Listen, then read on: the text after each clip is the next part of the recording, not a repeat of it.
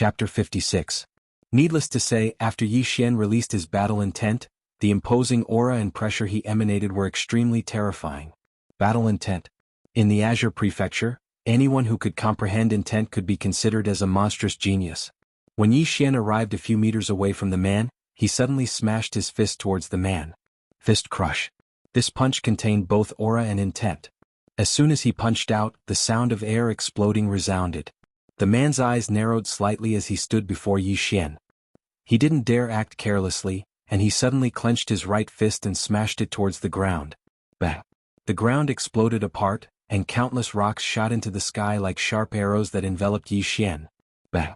Countless rocks were directly transformed into powder, and then Yi Xian appeared before the man and smashed his fist down. Simple, direct, and violent. The fist hadn't even arrived, but its aura caused the ground behind the man to crack apart. The man's pupils constricted slightly. He didn't take Yi Xian's punch head-on. Instead, he stomped his right foot on the ground and retreated by over 30 meters, increasing the distance between him and Yi Xian. Yi Xian didn't attack again, and he retreated to the ninth princess's side instead. He glanced coldly at the surroundings, and the battle intent within him surged out like tidewater. Who else? Everyone looked at Yi Xian with extremely solemn expressions. The man and woman in the distance had solemn expressions in their eyes as well. Especially the man.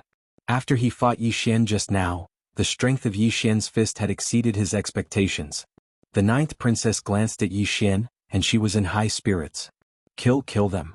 As she spoke, she drew her golden saber. Right at this moment, Yi Xian suddenly grabbed her arm and ran. He ran extremely quickly, and he was over 100 meters away in the blink of an eye. On the spot, everyone was dumbfounded. Ran away? Didn't they want to fight? Everyone looked at each other, and it took them a few breaths of time to recover from their shock. We've been fooled. Someone shouted in anger. Soon, a group of people went after Yi Xian and the ninth princess in the distance again. Among them, the man and woman were the fastest, taking the lead. Yi Xian pulled the ninth princess along as he ran. His speed was relatively fast. After all, he had a strong physique. While running, the ninth princess suddenly asked, "Aren't we going to fight?" Yi Xian rolled his eyes. "There are so many of them. We can't beat them." "So you're saying that you were just pretending to be powerful?" Yi Xian said with a straight face. "This is called a strategic retreat." The ninth princess smirked. "What a strategic retreat. But can you let go of my hand?" Hearing this, Yi Xian blushed and quickly let go of the ninth princess' arm. Both of them were extremely swift, and it didn't take long for them to escape from the exit. However, their expressions changed drastically the moment they stepped out of the exit. Then, a shadow appeared on the left of the ninth princess like a ghost, and a cold ray of light slashed towards the ninth princess' chest. The cold radiance was as fast as lightning. At this critical moment, Yi Xian was shocked.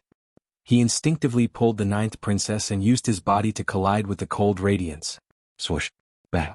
A figure was directly knocked away by Yi Xian's body. However, blood splattered from Yi Xian's chest.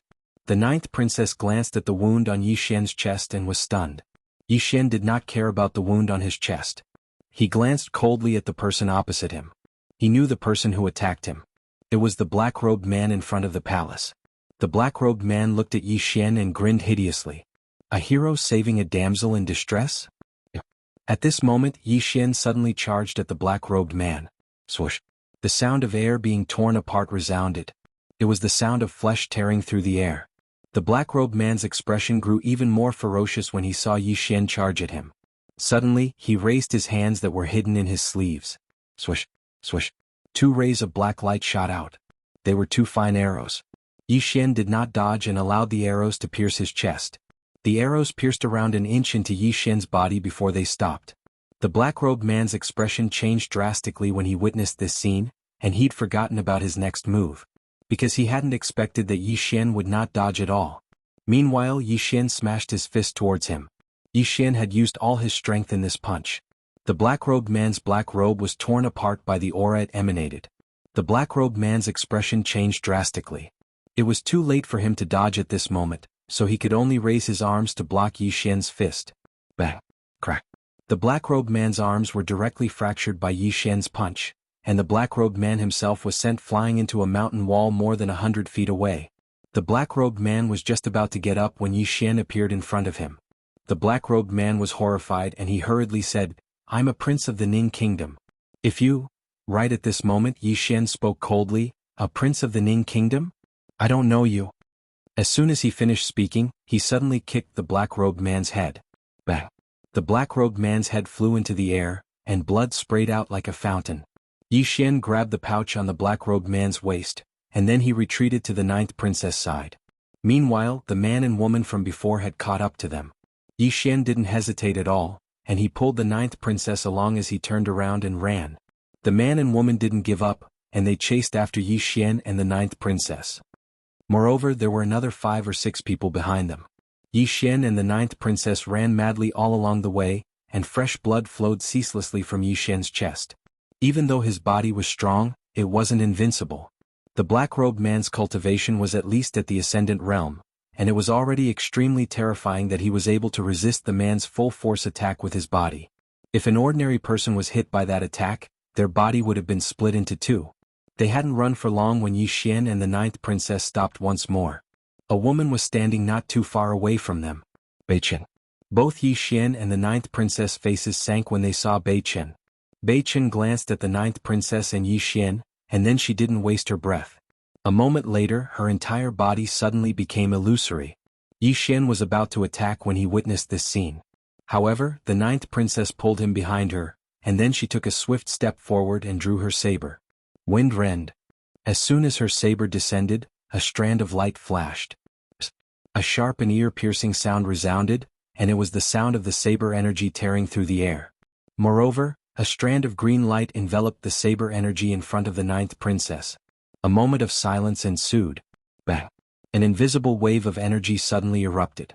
The ninth princess retreated to Yi Xian's side while Bei Chen stopped around 10 m away from Yi Xian and the ninth princess. Moreover, countless bottomless rifts had appeared on the ground between them. Bei Chen sized up the ninth princess. Everyone says that you're a genius commander, but I never imagined that your saber technique would be so sharp as well. How surprising.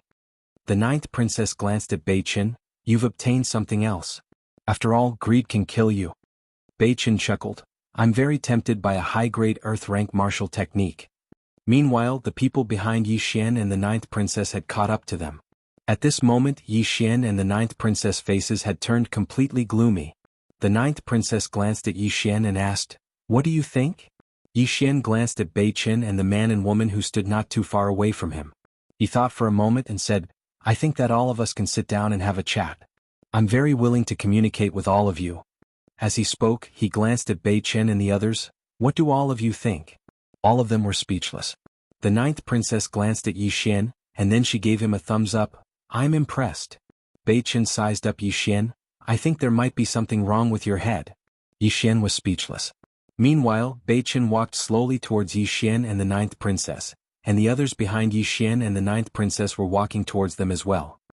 Obviously, Bei Chen, the man, the woman, and the others had come to an agreement to deal with the 2 of them first. Yi Xian's eyes narrowed slightly, and the divine firmament sword within him started to tremble. Right at this moment, the ninth princess suddenly soared into the sky. Everyone watched as she drew the golden saber from her waist, and then she held it with both hands. After that, strands of golden energy and saber intent swept out incessantly from within her. Bang! A strand of monstrous pressure appeared out of thin air. Even Yi Xian's expression changed when this pressure appeared because it was truly too strong, and it almost pressed him to the ground. Fortunately, after he released his battle intent, he felt much better. An earth-rank martial technique. Suddenly, Bei Chen's eyes narrowed slightly. "You're only at the Ascension realm, yet you actually dared to execute an earth-rank martial technique." As she spoke, she started to move backwards slowly. An earth-rank martial technique. The expressions of everyone in the surroundings changed when they heard this. Such a martial technique could be said to contain some of the might of the heavens and the earth. All of them started to move backwards. Right at this moment, the ninth princess suddenly flashed down from midair. In the next moment, numerous afterimages flashed through the surroundings. At the same time, countless rays of golden light erupted like scorching suns. Bei Chen's pupils constricted when the ninth princess descended to the ground. She pressed her palm forward lightly, and then a strand of terrifying green energy suddenly erupted from the center of her palm. However, the green energy had just come into contact with the golden rays of light and instantly exploded apart. Bei Chen's expression changed drastically when she witnessed this scene, and she retreated like a madman. At the same time, she attacked repeatedly to ceaselessly resist the golden rays of light that were descending towards her. On the other side, the man and woman were retreating repeatedly as well. While the others by their side were retreating as well, they weren't as swift as them. Moreover, two of them were even slashed into two at the waist by the golden rays of light. At this moment, the ground had even started to crack apart. For a time, the ninth princess was invincible. Yi Xian was flabbergasted by this scene. A few breaths of time passed before the ninth princess suddenly appeared in front of him, and Yi Xian spoke with slight excitement. Amazing! Truly amazing. Come. Another one. Kill them. The ninth princess glanced at Yi Xian, and then her body slumped down into Yi Xian's arms. She rested her head on Yi Xian's shoulder. I can't. Big brother, can we make a strategic retreat for now? Yi Xian was speechless. P.S. It's Li Dong, so remember to get some clothes. Chapter 57. Run. Yi Xian was not stupid. He knew that the ninth princess must have suffered a backlash when she used the earth-rank martial skill. Without thinking too much, Yi Xian grabbed the ninth princess by the waist and carried her on his back. Then he turned around and ran. Around 15 minutes later, the battlefield gradually returned to its original state of tranquility. Bei Chen looked at her right hand. There were a few bloody scratches on it. After a moment of silence, she suddenly tapped the ground with the tip of her foot and floated toward the place where Yi Xian and the ninth princess had disappeared. On the other side, the man, woman, and two other people also hurriedly chased after them. They could naturally see that the ninth princess had suffered a backlash after using the earth-rank martial skill. At this moment, she was at her weakest, so they naturally would not let go of this opportunity. A high-grade earth-rank martial skill. This martial skill could be used as a family heirloom for many families and factions. Not only that, but with this high-grade earth-rank martial skill, it could completely increase the strength of a faction by a large margin. At the same cultivation level, most of the time, it was a battle of martial skills and treasures. Apart from Bei Chen and the others, after Yi Xian and the ninth princess ran away, some other people heard the commotion and chased after them. Yi Xian carried the ninth princess on his back and ran wildly. He did not run in the direction of Two World City, but in the boundless mountain range. After some time, Yi Xian arrived at a natural waterfall with the ninth princess on his back. The waterfall was dozens of feet wide and the water was very rapid. After a moment of silence, Yi Xian put the ninth princess on the ground gently. Then he took off his shoes and ran in the other direction on the tip of his toes. About a while later he ran back. When he came back he also walked on the tip of his toes. Therefore there were no footprints behind him. He looked around, then carried the ninth princess and ran toward a natural pit at the edge of the waterfall. The pit was at the edge of the waterfall. If one looked from the front, it would be difficult to see the location of the pit because of the waterfall. Yi Xian carried the ninth princess and hid in the pit. The pit was not big and could fit two people. After about a quarter of an hour, Yi Xian heard the sound of wind breaking outside. Yi Xian felt a chill in his heart as he put on a vigilant expression. The Lingxiao sword in his body was already accumulating power, ready to strike at any moment.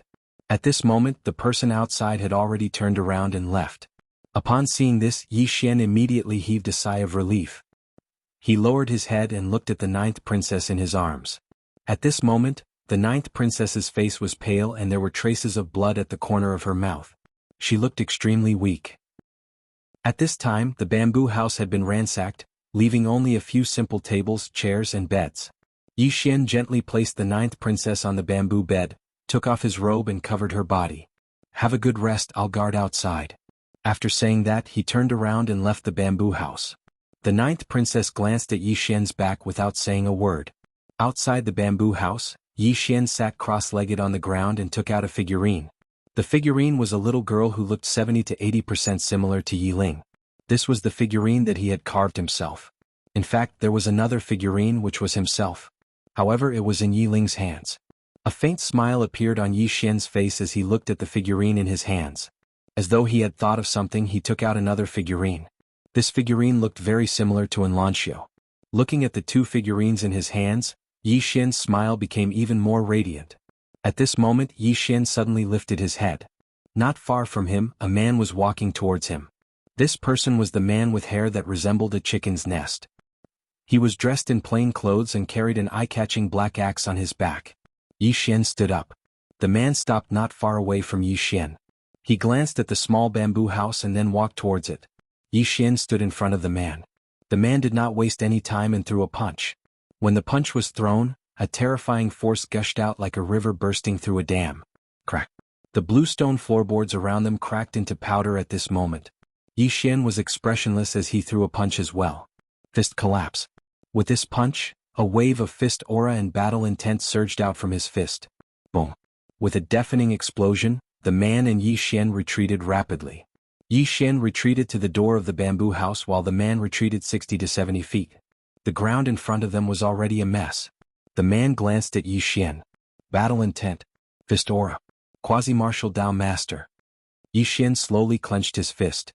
In an instant, a wave of fist aura enveloped the man not far away. I'm not confident that I can kill you, but I'm confident that I can cripple you.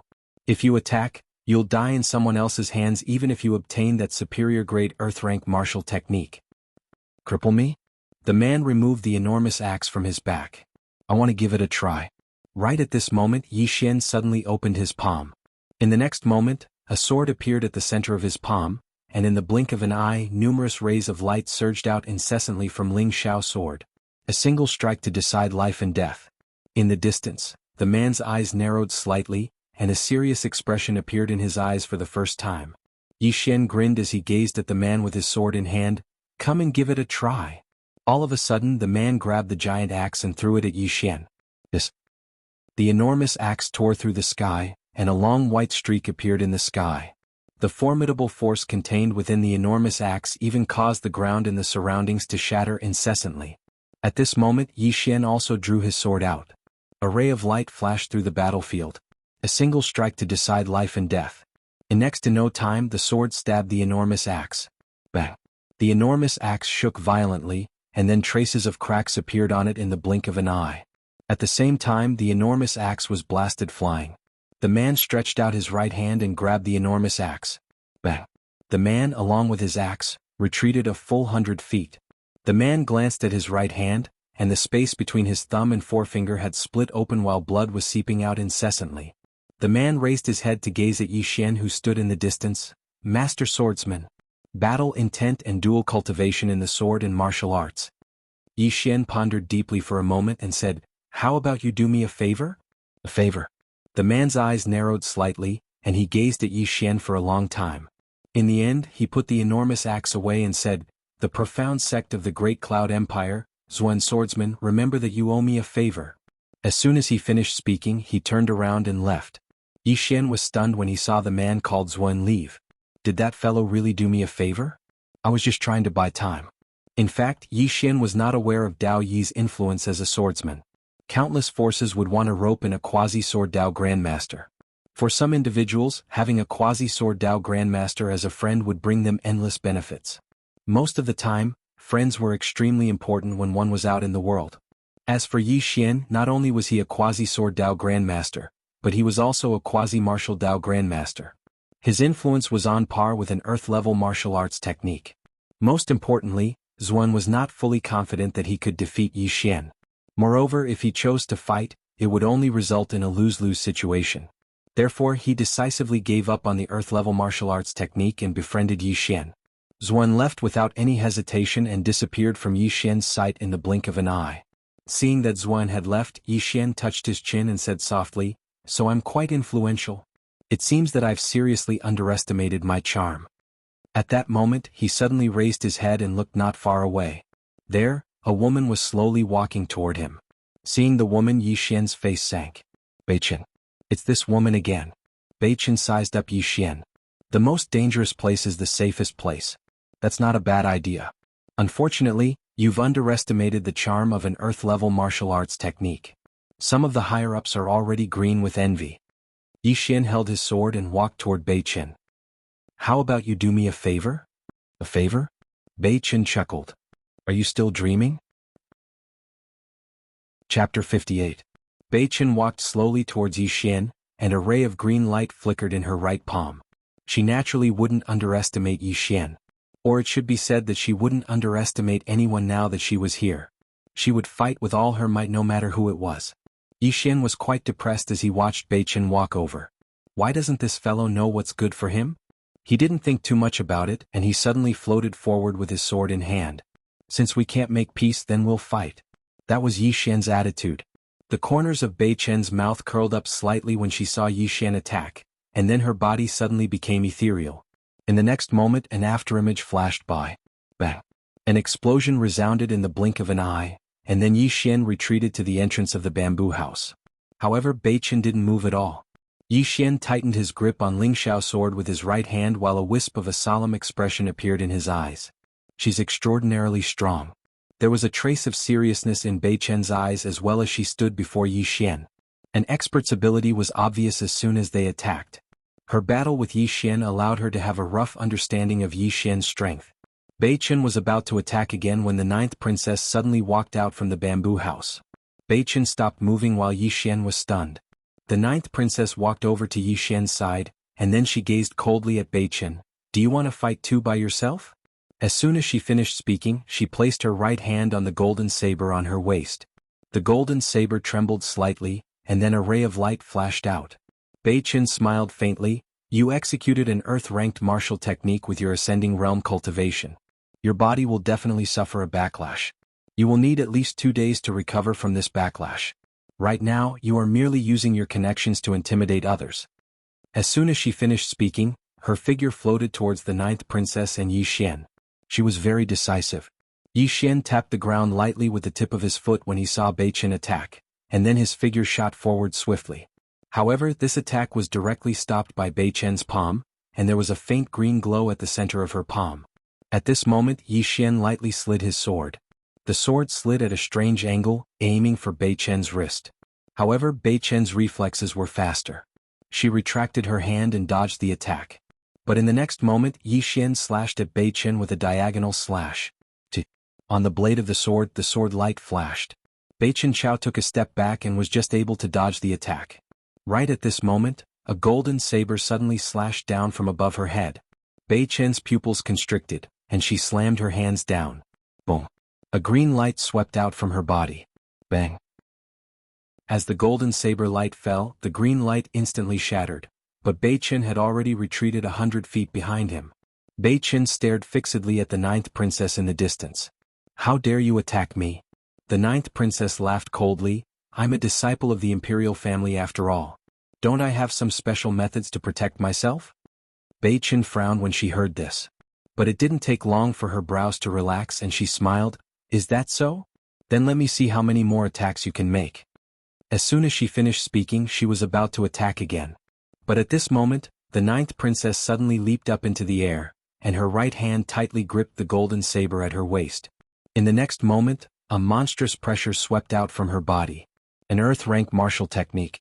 Bei Chen's pupils constricted when she saw this. A moment later, she turned around and flashed a few times before vanishing in front of Yi Xian and the ninth princess. Obviously, she didn't want to go head-on against the ninth princess's earth-rank martial technique. Although she wasn't very afraid, if she and the ninth princess were to fight and both of them were injured, then it would only benefit others. Many people were waiting to reap the benefits. The ninth princess stopped in midair when she saw Bei Chen retreat, and she landed firmly beside Yi Xian. Go in. Yi Xian nodded, and then he followed the ninth princess into the bamboo house. As soon as they entered the house, the ninth princess fell backwards. Yi Xian was shocked and he hurriedly supported her. At this moment, blood was flowing incessantly from the corner of the ninth princess's mouth. Yi Xian hurriedly carried the ninth princess to the bed. As he looked at the ninth princess who was still bleeding, Yi Xian said in a low voice, Is an earth-rank martial technique really more important than your life? The ninth princess shook her head. You don't understand. Yi Xian said in a low voice, I only know that you'll die if this goes on. The ninth princess looked at Yi Xian. Do you know what kind of situation the kingdom of Jiang is in right now? Yi Xian was silent. The ninth princess slowly closed her eyes. In the country there are many aristocratic families. These aristocratic families have their own camps, and their children only know about the family, not the country.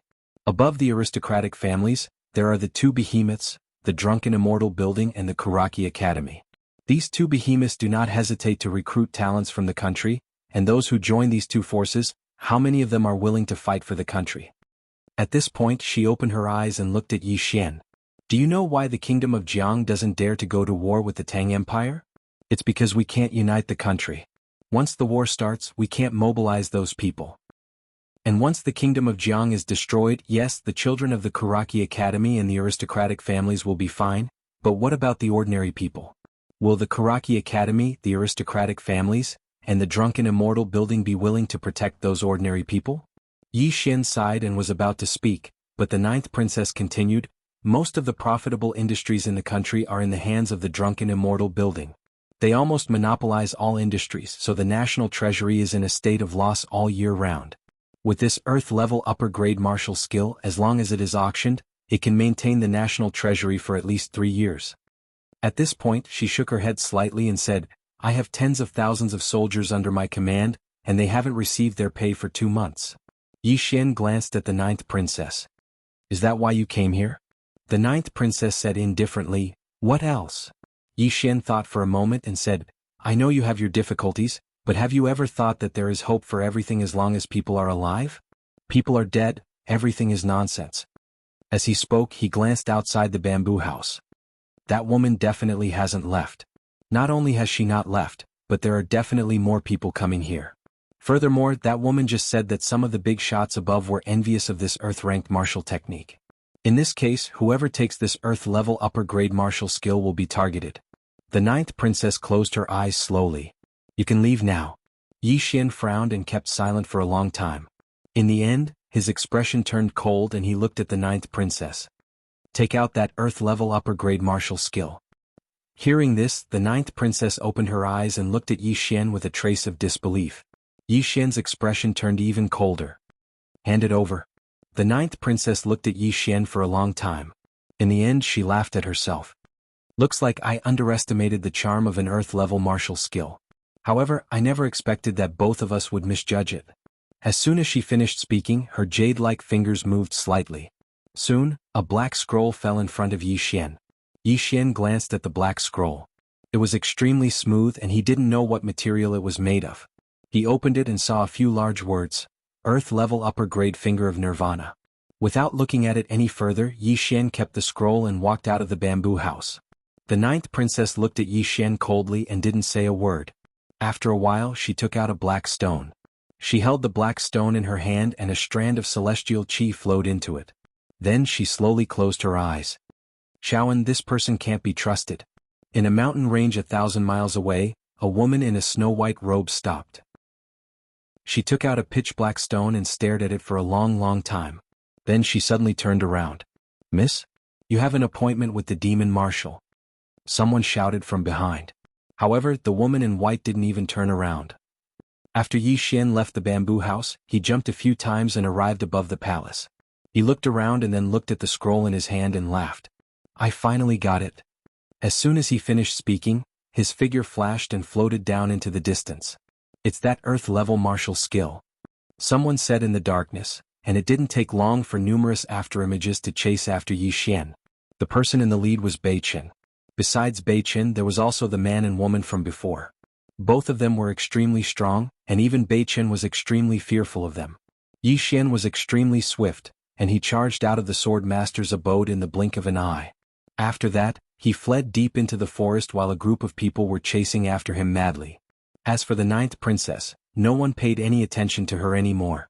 Everyone's gazes were on Yi Xian because the Earth-level martial skill was in Yi Xian's possession.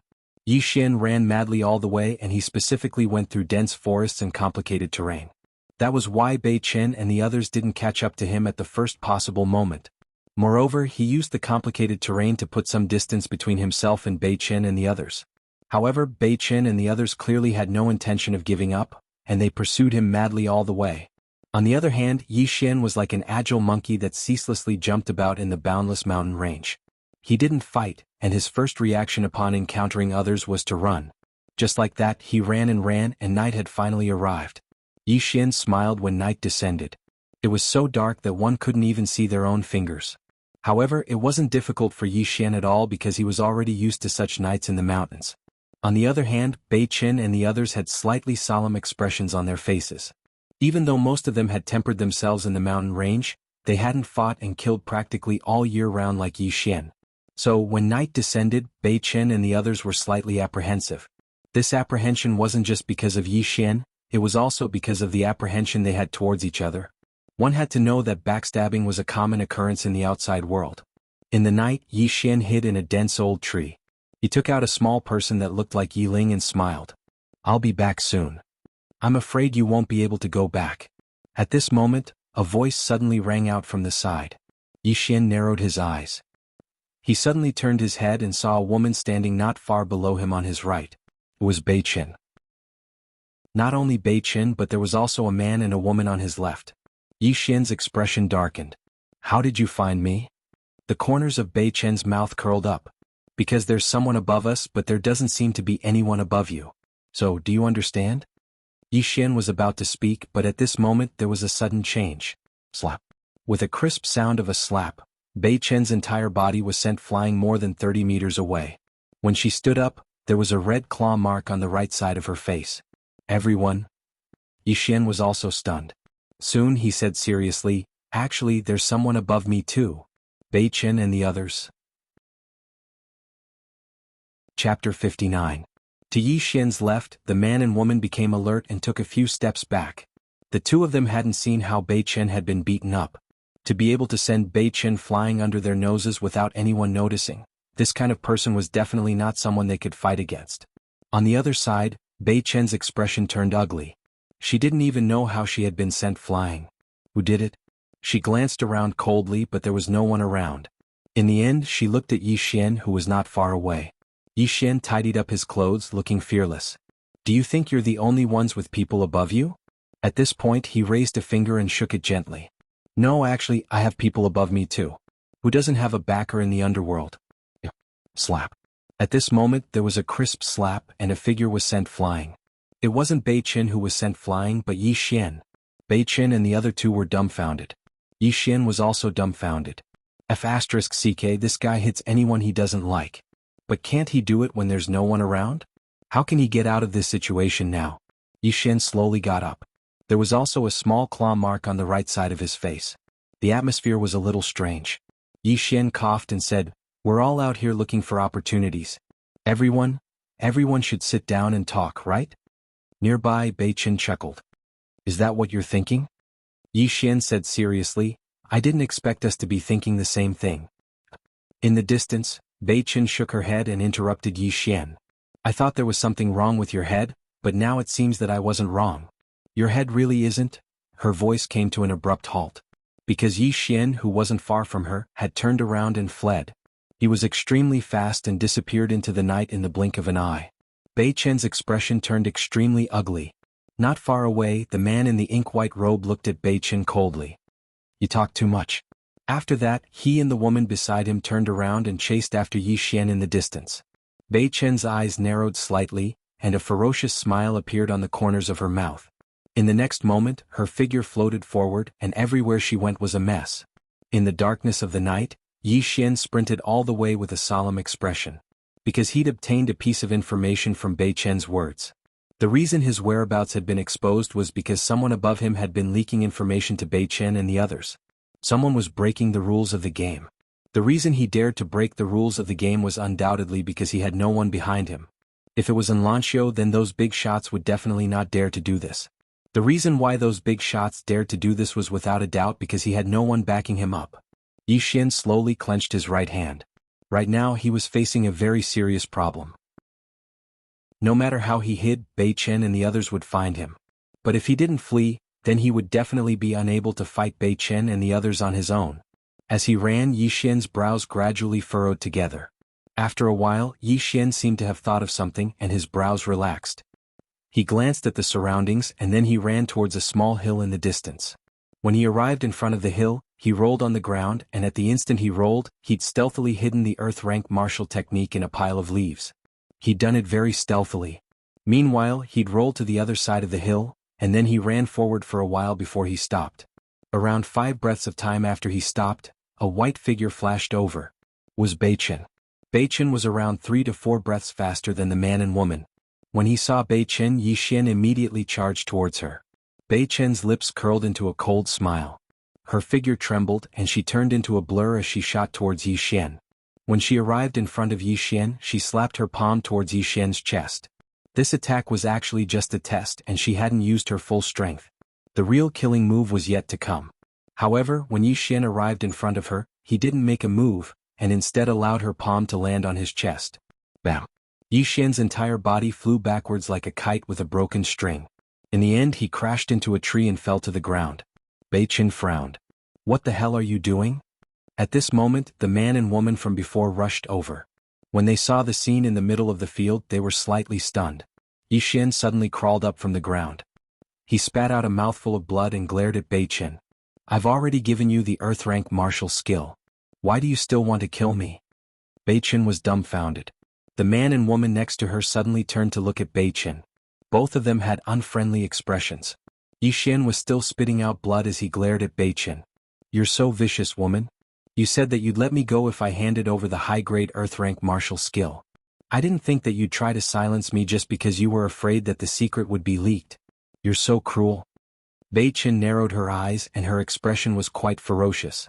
What kind of trick are you playing? As she spoke, she pointed at the man and woman not far away. Do you think they'll believe you? In the distance, the man and woman looked at each other.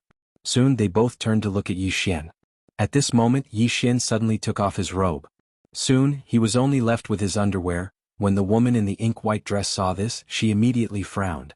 Yi Xian pointed at himself. Do you see this? I don't even have a single hair on me. As he spoke, he pointed at Bei Chen. What about you? Do you dare to show everyone the storage ring you're wearing? Do you dare? Hearing this, the man and woman next to her looked at Bei Chen. To be more precise, they looked at the ring on Bei Chen's finger.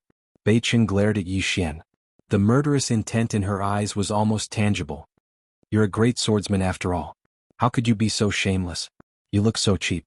Are you a lowly cultivator? As soon as she spoke, a terrifying aura suddenly swept out from her body. This aura directly pressed down on Yi Xian. Yi Xian's eyelids twitched. At this moment, the man and woman in the ink-white robes suddenly made their move. The two of them released their own auras, which instantly shattered Bei Chen's aura and pressure.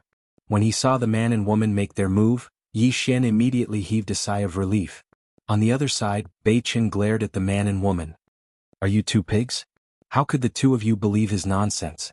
The man glanced at Yi Xian, who was still bleeding from the corner of his mouth. He's a swordsman after all. What he said shouldn't be false. As he spoke, he glanced at the storage ring on Bei Chen's hand. Can't you just let go of the storage ring and let us have a look at it? Hearing this, Bei Chen's expression instantly turned cold. Look at the storage ring? In the world of cultivators, that was a huge taboo. This request could be said to be extremely excessive. Bei Chen slowly clenched his right hand. When the man and woman saw Bei Chen clench his right hand, they immediately turned to face her. Both of them had vigilant expressions on their faces, and they were ready to attack at any moment. And at this moment, Yi Xian, who was not far away, suddenly said, She's waiting for reinforcements from the Kuraki Academy. I just saw her release the Kuraki Academy's distress signal, so there will definitely be students from the Kuraki Academy coming soon. She's just buying time now. Hearing this, the man and woman's expressions instantly turned cold. Find reinforcements by time. Both of them looked at Bei Chen, and a mysterious flow of air flowed around them. Bei Chen glared at Yi Xian. If looks could kill, then Yi Xian would have probably died over 100 times by now. Kill her. At this moment, Yi Xian suddenly charged at Bei Chen. When they saw Yi Xian attack, the man and woman hesitated for a moment before charging at Bei Chen as well. As for Yi Xian, he just collided with Bei Chen head-on when he was blasted flying again. After that, he didn't attack again. Instead, he rolled a few times to the side, and it didn't take long for him to return to the hill from before. He picked up the Earth rank martial technique that was buried in a pile of leaves, and then he rolled a few more times before vanishing into the distance in the blink of an eye. Meanwhile, the sounds of battle resounded from behind him. Yi Xian dashed madly towards Two World City. Not long after Yi Xian started running, Bei Chen fluttered backwards and put some distance between her and the man and woman. She glanced coldly at them and said, You two idiots. Ask the person behind you. The man and woman exchanged glances, and then they looked up into the sky. After around 10 minutes passed, their expressions turned extremely unsightly. They'd been tricked. The person behind them hadn't been paying attention to Yi Xian at all, so they hadn't been able to notify them immediately.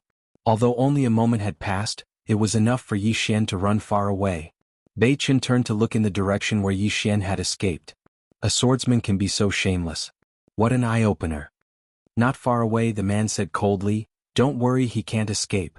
This Earth-rank upper-level martial technique will be taken by the Ning Kingdom. The Ning Kingdom.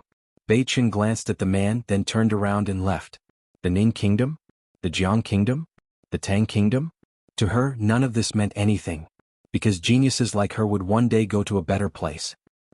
In front of the gates of Two World City, the ninth princess leaned against the city wall with her arms crossed. No one knew what she was thinking. Suddenly, she raised her head and looked into the distance. Not far away, a woman was walking towards her. The newcomer wore clothes as white as snow, spotless. It was Enlancio. Enlancio walked in front of the ninth princess. The ninth princess was about to speak when Enlancio turned to look at the vast mountain range in the distance. You've wronged him. The ninth princess frowned slightly. Enlancio said again, he's not that kind of person.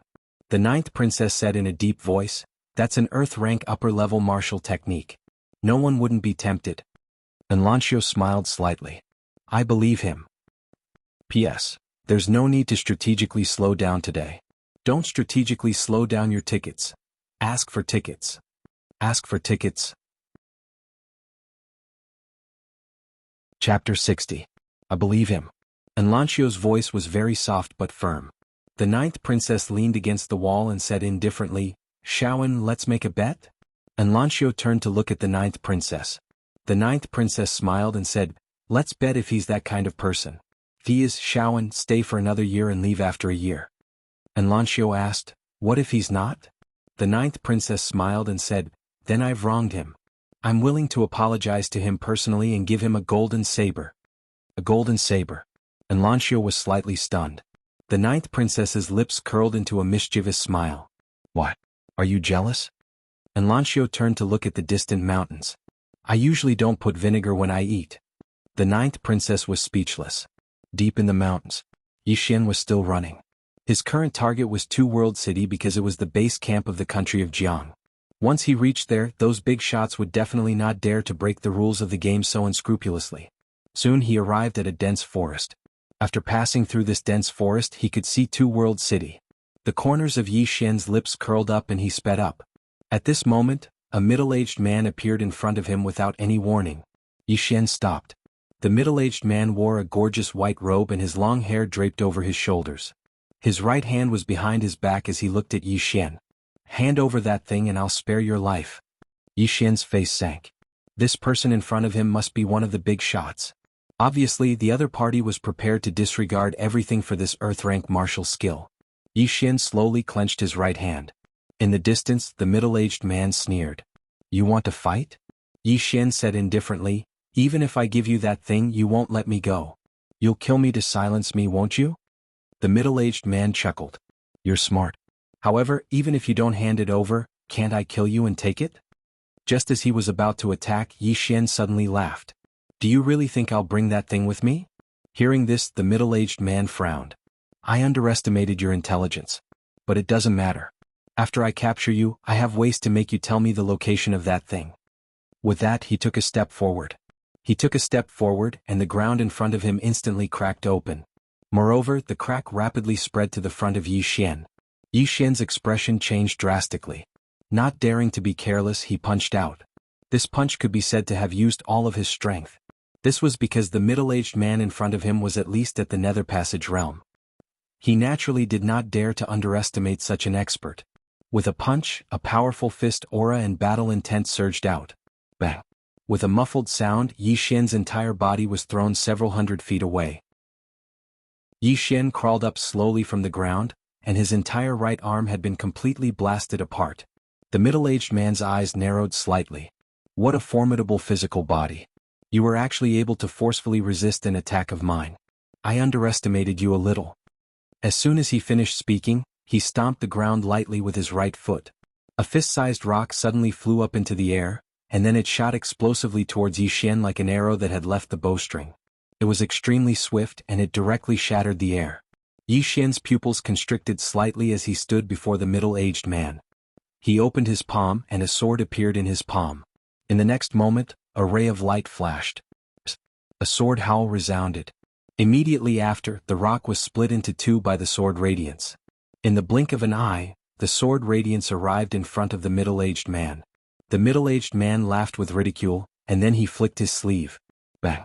The ray of light instantly exploded apart, and then Yi Xian's figure was blasted over 30 m away. The middle-aged man's eyes narrowed slightly. He really is a dual cultivator of the sword and martial arts. As he spoke, he glanced at the surroundings. Looks like there really isn't anyone behind you. Otherwise, it's impossible that you haven't attacked since the beginning. As soon as he finished speaking, he started walking slowly towards Yi Xian. The reason he hadn't attacked rashly was obviously because he was worried that Yi Xian didn't have anyone behind him. Normally, monstrous geniuses that were able to come to this place definitely had some sort of power behind them. But up until this moment, especially when Yi Xian was in a hopeless situation while there was no movement behind Yi Xian, this allowed him to confirm that it was very likely that Yi Xian was an independent cultivator. Since it was an independent cultivator, then he naturally didn't have any worries. Yi Xian stared fixedly at the middle-aged man from afar. The middle-aged man was growing closer and closer, and Yi Xian suddenly leaped forward when the middle-aged man was just a few meters away from him. Seeing that Yi Xian still wanted to attack, the middle-aged man's lips curled into a mocking smile. Yi Xian was only at the changing Qi realm, which was 2 whole realms lower than him. How could Yi Xian be his match? As he thought of this, he actually began to underestimate Yi Xian. However, this was normal. After all, the difference between their realms was just too great. At this moment, a sword suddenly appeared in Yi Xian's left hand. Yi Xian's hands came together, and the 2 swords directly merged into one. The moment the 2 swords merged into one, Yi Xian's arms split open and fresh blood flowed out. The 2 swords merged into one, and in an instant, it had risen to the level of a bright sword. At this moment, Yi Xian attacked. One sword to decide life and death. This sword had greatly exceeded the strength that Yi Xian should have at this moment. The moment Yi Xian attacked, the middle-aged man's pupils suddenly shrank to the size of a needle. How is this possible? The power of this sword had completely exceeded his expectations. There was no time to think. The middle-aged man's right hand lightly twisted, and then shook upwards. In his palm, a vortex of air instantly engulfed Yi Xian's sword. There was a moment of silence. Boom! The vortex of air suddenly shattered, and the middle-aged man was directly pushed back more than 200 feet. The moment he stopped, his entire right sleeve was instantly shredded. At this moment, his entire right arm had cracked into a spider web, and blood continuously flowed out from the tiny cracks. The middle-aged man looked at his arm, and then at Yi Xian not far away. For the first time, there was a trace of seriousness in his eyes. Bright sword. What a domineering sword technique. At this moment he was a little afraid. Because if the young man in front of him was of a higher realm, that sword just now could very well have taken his life. That sword was a little too terrifying, and even now he was a little fearful. In the distance, Yi Xian slowly closed his eyes. It still didn't work. The difference in realm was still too big. Even if he wanted to challenge someone 2 realms above him, it still wouldn't work. Unless he reached Ascension realm, then he might be able to fight him. But what now? Fight? He couldn't beat him. Escape? He definitely couldn't escape. Call for help? Oh. Yi Xian's thoughts raced, and soon his eyes lit up. He coldly looked at the middle-aged man in the distance. I advise you to retreat now, or else, you won't be able to leave even if you want to. The middle-aged man's mouth slightly curled. You want to tell me that there's someone behind you, right? Yi Xian sternly said. Of course, let me tell you, there's a very, very powerful god in my body. God? The middle-aged man chuckled. In your body? Young man, don't tell me you got a concussion from the beating? As he spoke, he slowly walked towards Yi Xian. If there really is a god, why don't you ask him to come out and let me have a look? His right hand, which was hidden behind his back, had a green light. Following the green light, his right hand began to slowly recover. He knew that Yi Xian was stalling for time, and he was also stalling for time. One must know that in this area, there were other strong people who were not weaker than him. He had to ensure that he was in good condition. Otherwise, if others knew that he was injured, even he couldn't guarantee that he would be safe. Yi Xian slowly retreated. You're too weak. The god isn't interested in you. The middle-aged man sneered. Not interested in me? What a joke. I think the god you're talking about is afraid and doesn't dare to come out? At this moment. Pa. With a resounding slap, the middle-aged man was sent flying. Seeing this scene, Yi Xian's eyelid twitched and he turned to run. Behind Yi Xian, the middle-aged man climbed up. On his right cheek there was a small red claw mark. The middle-aged man touched his cheek with a dumbfounded expression. Who hit him? He looked around but didn't see anyone. Gradually, the middle-aged man's expression became solemn. He carefully looked around. "Which expert is here?" No one answered. Meanwhile, Yi Xian had already run out of the dense forest. The middle-aged man was still on the spot, looking around cautiously. After Yi Xian ran out of the dense forest, he saw Two World City. He sped up, and blood continuously flowed from the corner of his mouth. Not only that, but his arms were also constantly bleeding. Apart from that, the wound on his chest that had almost healed split open. As blood flowed out, the clothes on his chest quickly turned blood red. Heavily injured. In the battle with the middle-aged man, he was already heavily injured.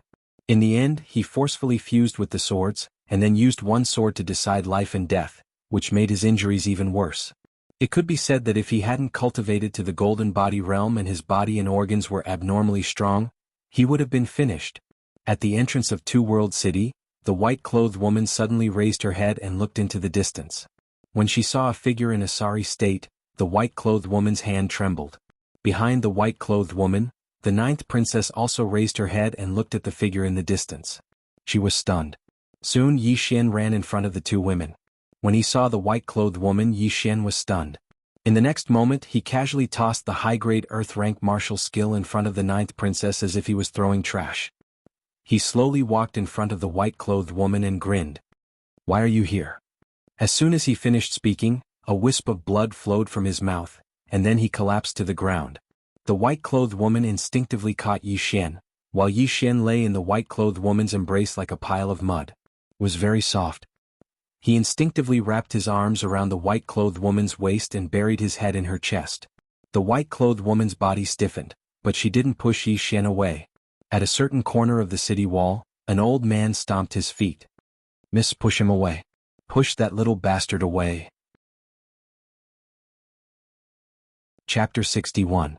The old man's expression was extremely unsightly when he witnessed this scene, or it should be said that his expression was extremely gloomy. When had the young miss been so intimate with a man? Right at this moment, three figures flashed over from not too far away from the woman and Yi Xian. The person in the lead was Bei Qin, and the other man and woman were standing behind Bei Qin. And Lanxiu glanced at them, and then she handed Yi Xian over to the ninth princess before she turned around and gazed towards the side. Meanwhile, the old man appeared in front of Lanxiu. "Young miss, I found out that some of them didn't abide by the rules of the game." And Lanxiu nodded slightly. "I understand." As soon as she finished speaking, she walked slowly towards Bei Chen's group. The old man hesitated for a moment and seemed to want to say something, but he didn't in the end, because he sensed that his young miss seemed to be angry. Bei Chen's expression instantly changed when she saw Lanxiu. The other man and woman didn't know Lanxiu, but she did. After all, was there anyone in the kingdom of Jiang who didn't know Lanxiu? Bei Chen had extreme fear on her face. Many people weren't aware that Lanxiu had been invited by the dean of Kuraki Academy, and the dean had personally invited her to join Kuraki Academy. Her answer was that if anyone below the age of 30 could defeat her, then she would join Kuraki Academy. At that time, two people had represented Kuraki Academy against Lanxiu, and one of them was her. However, the outcome was that Lanxiu hadn't joined Kuraki Academy. Bei Chen knew that he had no chance of obtaining that high-grade earth-rank martial technique when he saw Lanxiu. Bei Chen had the intention to retreat. Right at this moment, Lanxiu suddenly vanished on the spot.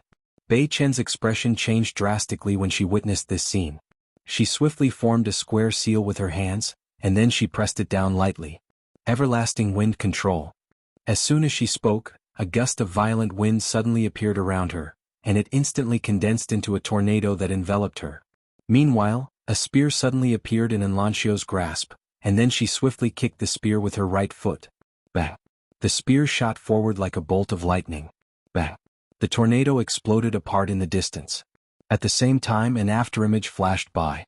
Bang! With a muffled sound, a figure was sent flying hundreds of feet away. It was none other than Bei Chen.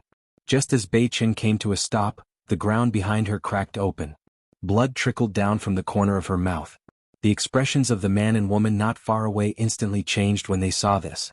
They were well aware of Bei Chen's strength, but he had been defeated in one move by the white-clothed lady? Both of them looked at Lanxiu with eyes filled with curiosity and fear. Lanxiu didn't stop there. After forcing Bei Chen back, her figure flickered and she vanished on the spot. At the instant she vanished, a silver spear appeared in front of Bei Chen. The spear was like a dragon, and the power contained within it was peerlessly domineering. Bei Chen's pupils constricted slightly, and a ferocious smile arose on the corners of her mouth. In the next moment she formed another seal with her hands. Bestial Soul Seal. Boom. A powerful aura swept out from her body. At the same time, an illusory beast shadow appeared behind her.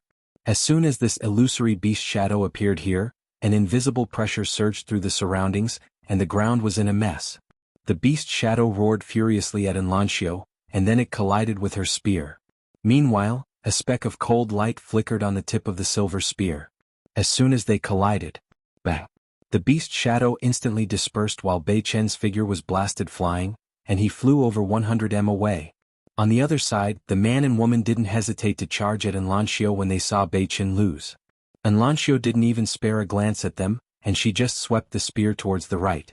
This sweep was extremely powerful, and it carried the aura of sweeping through an army. Bang!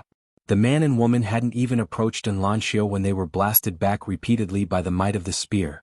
On the other hand, Enlancio's figure shook, and she instantly appeared in front of Bei Chen. Bang!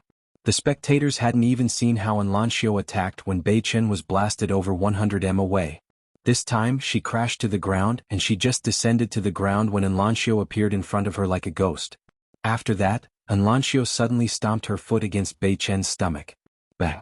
Bei Chen's figure arched as her figure scraped against the ground as she flew over 30 m away, and she only stopped after smashing apart a huge rock. Enlancio was about to attack again when a white-haired old man suddenly appeared in front of her. He was one of the 3 vice-deans of Kuraki Academy, Mo Song. Enlancio didn't stop there, and she smashed her spear down from above. Mo Song's eyes narrowed slightly as he flicked his sleeve, and then a formidable imposing aura swept out. Bang! That imposing aura was instantly blasted apart, and then Mo Song took a few steps back while Enlancio remained on the spot. There was astonishment in Mo Song's eyes when he witnessed this scene. Enlancio was just about to continue when Mo Song hurriedly said, "Country scholarin, it wasn't a student of my Kuraki Academy that injured him. It was the Marquis of the Ning Kingdom, Wu Yunshan." Enlancio stopped, and then Mo Song pointed at a man and a woman nearby. "They're from the Ning Kingdom as well." Enlancio turned around to look at the man and woman, and then their expressions changed. At this moment they'd clearly recognized Enlancio as well. Enlancio, the genius of the Jiang Kingdom. Enlancio gazed at them while she slowly tightened her grip on her spear. Meanwhile, a weak voice resounded from behind her. "Missen." Enlancio immediately turned around and walked over to the 9th princess. At this moment Yi Xian had regained consciousness, but he was extremely weak. Yi Xian grinned, "There's no need to fight." Enlancio fell silent. Yi Xian smiled, "I suffered a huge loss today, but I'll get it back in the future." He didn't want to rely on Enlancio for everything. It made him feel like a pretty boy, and he didn't like such a feeling. Enlancio glanced at Yi Xian and nodded, "All right." Mo Song instantly heaved a sigh of relief when he saw this. If Enlancio really refused to let him off, then he really wouldn't know what to do. On the other hand, the expressions of the man and woman eased up slightly. Obviously they didn't want to fight Enlancio. Mo Song glanced at Yi Xian, and then he turned around and left with Bei Chen. The man and woman didn't dare stay any longer, and they turned around and left as well. Yi Xian wanted to say something, but the 9th princess suddenly said, "Don't speak. Don't you think there's not enough blood?" Enlancio was just about to approach Yi Xian when Elder Ling suddenly walked over to her side. "Young miss, do you really want him to die?" The 9th princess and Yi Xian looked at Elder Ling when they heard this. Enlancio gazed at Elder Ling. Elder Ling smiled bitterly, "Young miss, you're the most outstanding person in our clan in the last 1,000 years. Countless powers and sects want to unite our clan through marriage. What do you think they would do if they found out that you're so close to that young man? They wouldn't dare to act against you, but I can guarantee that he might vanish from this world without anyone noticing one day. They have the strength to do that." When he spoke up to here, he paused slightly and continued, "Besides that, the patriarch should be aware of his expectations for you. Young miss, you can like others, but you can't like mediocre people. Yes, Yi Xian's natural talent isn't bad indeed, but he really doesn't have the qualifications to be with young miss unless he's able to become the Sword Emperor or Sword Master before the age of 30. But that's impossible. Young miss, the closer you get to him, the faster he'll die. I'm sure young miss is aware of that." His voice wasn't loud, but it wasn't soft either. So, the 9th princess and Yi Xian heard it clearly. Obviously he'd said it on purpose for Yi Xian to hear. And Lanxiu fell silent. Elder Ling said in a low voice, "Young miss, you really can't get close to him. The world you're in is completely different from his, and he doesn't have the qualifications to enter your world." And Lanxiu paid no attention to Elder Ling, and she looked at Yi Xian instead. "What do you think?" Yi Xian looked at Lanxiu. "Do you take me to be your friend?" And Lanxiu nodded. Yi Xian grinned. "Then leave the rest to me." And Lanxiu smiled when she heard this. Yi Xian was instantly stunned by this scene. And Lanxiu walked over to Yi Xian, and then she withdrew a white handkerchief and lightly wiped the blood off the corners of Yi Xian's mouth. After that, she said in a light voice, "I hope you're still a graceful young man when we meet in the future." As soon as she finished speaking, she put away the handkerchief, turned around and left. "Can I look for you in the future?" Yi Xian suddenly asked from behind her. And Lanxiu stopped. "I'll be waiting for you in the Central Plains." As she finished speaking, she swiftly vanished into the distance. Elder Ling looked deeply at Yi Xian. "Why did you come to look for young miss?" Yi Xian grinned. "To talk about life, to talk about ideals." Elder Ling's face was ashen from anger, and he glanced coldly at Yi Xian. "Don't come looking for humiliation." As he finished speaking, he turned around and hurriedly followed after her. Yi Xian just looked into the distance, and he still didn't withdraw his gaze even after Lanxiu had completely vanished into the distance. At this moment, the ninth princess who was by Yi Xian's side suddenly said, "What are you still looking at?" "They've all left." Yi Xian withdrew his gaze and he lightly moved his body. He seemed to have moved his wounds and it hurt so much that he gasped. The ninth princess glanced at Yi Xian. "Well, now you know pain?" Yi Xian placed a hand on the ninth princess' shoulder, and his entire body leaned against her. The ninth princess frowned slightly, and just as she was about to push Yi Xian away, she was stunned when she saw the wound on Yi Xian's chest. That wound was the one that Yi Xian had suffered while trying to save her. At this moment, blood was still flowing out from that wound. Yi Xian took a deep breath. "Big sister, can't you help me to the hospital?" Duke Jiu returned to his senses and he said indifferently, "What hospital? I saw that you've already forgotten that you're injured when you were looking at Shaoan. So, looking at a beauty can actually heal injuries." Although she said this, she still slowly supported Yi Xian as they walked into the city. My back hurts and my legs hurt too. Can you carry me?" "No, I can't walk anymore." "Do you believe that I won't beat you to death?" "Go. Actually, I can still walk a few steps." Chapter 62. With the help of the ninth princess, Yi Xian walked into Two World City. In the city, a group of soldiers immediately gathered around them. However, they were struck dumb when they saw the ninth princess supporting Yi Xian with her arm. Although the ninth princess was forthright, she had never been so intimate with a man in the military camp. At this moment, the ninth princess suddenly glanced at the group of soldiers. "What are you looking at? Get out of here." Hearing this, the group of soldiers immediately retreated in fear. At this moment, Yi Xian's entire body collapsed. This time he was really exhausted. The ninth princess shook her head slightly and carried Yi Xian to her tent. The tent was very simple. There was only a bed, a table and a sand table. There was nothing else. After the ninth princess placed Yi Xian on her bed, she said, "Let Xiao Yi do it." Soon, a lady in a green dress walked in with a medical box in her hand. This person was the ninth princess's personal doctor. The ninth princess retreated to the side and looked at Yi Xian. She said in a deep voice, "Treat him no matter what medicine you use." The lady in the green dress called Xiao Yi nodded slightly and walked to Yi Xian's side. She gently placed her hand on Yi Xian's pulse. After a while she frowned. "He's seriously injured." Hearing this, the ninth princess frowned. "Save him." Xiao Yi nodded. "Don't worry, Your Highness. Although his injuries are serious, they are not fatal. He just needs to recuperate. However, this recuperation may require many precious medicinal herbs." "This," the ninth princess said calmly, "the old man has given me many things. Take them out for him to use." Xiao Yi glanced at the ninth princess. "There's not much left. Those are for Your Highness in case you need them. Let him use them," the ninth princess added. Her voice was firm and unquestionable. Xiao Yi did not say anything else and nodded slightly. The ninth princess glanced at Yi Xian, who was lying on the bed, before leaving the tent. Outside, the ninth princess opened her right hand, and the superior grade earth-ranked martial technique appeared in her palm. Actually, there was another reason why this high-grade earth-rank martial skill was so precious. and that was because the martial skill within the scroll was preserved using a special method. Simply put, it was utterly impossible to copy and it was unique. On the other hand, if this high-grade earth-rank martial technique were to be auctioned, then it would absolutely cause countless powers to fight madly for it. However, when that young man returned, he casually threw it to her as though he was throwing rubbish. At this moment, she naturally understood the true reason why the young man wanted this high-grade earth-rank martial technique in the bamboo house. He wanted to draw away those pursuers by himself, and he didn't intend to take possession of this high-grade earth-rank martial technique. She had indeed wronged him. The ninth princess turned her head and looked at Yi Xian in the tent with a complicated expression.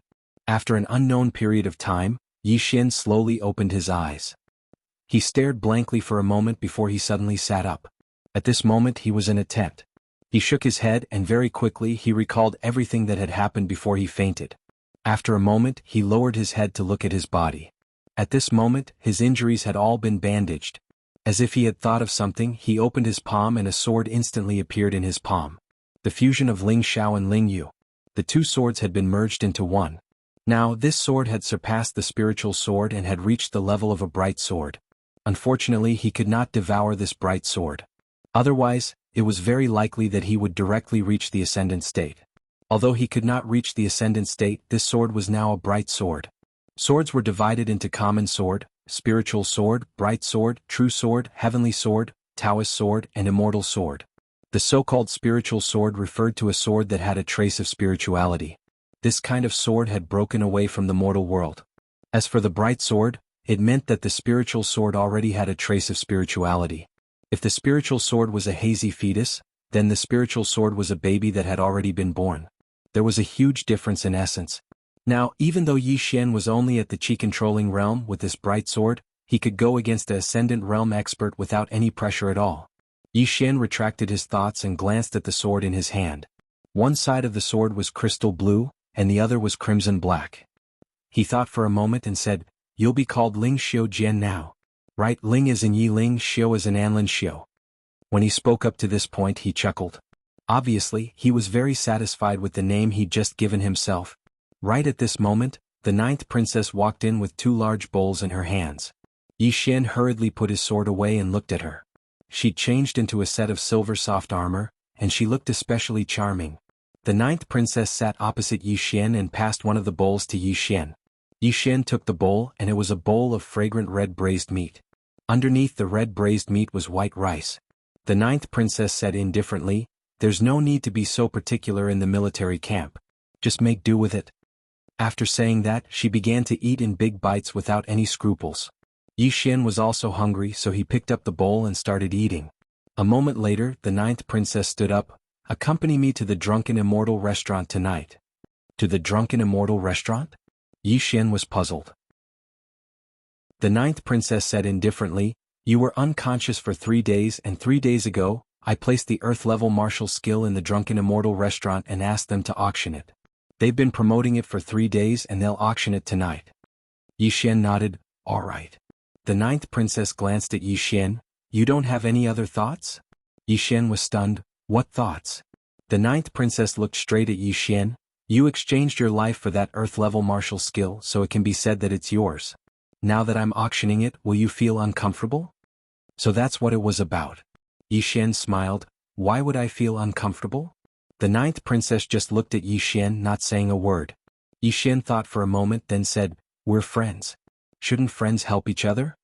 The ninth princess looked at Yi Xian for a long time. Finally, she turned around and was about to leave, but the moment she turned around, the golden saber on her waist suddenly fell in front of Yi Xian. Yi Xian was stunned, then subconsciously picked it up, then he handed the golden saber to the ninth princess. The ninth princess turned her head and looked at him coldly. "You've touched it, I don't want it anymore." With that she turned around and left the tent. In the same place Yi Xian was dumbfounded. What the hell? After a while Yi Xian came back to his senses. He looked at the golden saber in his hand and was stunned. Because this golden saber turned out to be a spiritual weapon. Moreover, it was a supreme-grade spiritual weapon, even better than the Lingxiao sword from before. Yi Xian hurriedly chased after her and soon he caught up with the ninth princess. Your golden saber is supreme grade, you really don't want it?" The ninth princess turned her head and looked at Yi Xian coldly. I finally know why you've been single for so many years." With that, she turned around and quickly disappeared into the distance. Yi Xian. Pfft. At this moment, laughter came from behind Yi Xian. Yi Xian turned around and behind him was a woman in a green dress. It was Xiao Yi who had treated him. "You are?" Yi Xian asked. When Xiao Yi treated him, he was already unconscious, so he did not know the woman in front of him. Xiao Yi smiled slightly. "When you were unconscious, I was the one who bandaged your wounds." Hearing this, Yi Xian hurriedly cupped his fists. "Thank you very much." Xiao Yi glanced at the golden saber in Yi Xian's hand, and then said, "Are you going to return this saber to Her Highness?" Yi Xian nodded. "This saber is very precious and she uses a saber. Without this saber her strength will drop a lot." Xiao Yi suddenly covered her mouth and laughed. "You really relied on your strength to be single." With that, she turned around and left with the medicine box. Yi Xian. A moment later Yi Xian returned to the tent, and then he took out 2 superior-grade spirit stones and began to absorb them. Although there were external items to heal, spirit chi was the best medicine. Just like that, 4 hours later night fell. The 9th princess arrived at Yi Xian's tent. No, it should be said that she returned to her own tent. At this moment, the 9th princess wasn't wearing silver armor. Instead, she was wearing a tight-fitting silver-white dress. The dress was very simple and there were almost no unnecessary patterns, but it revealed a different feeling. Moreover, her hair was tied up with a white ribbon and hung behind her head, which made her seem even more heroic.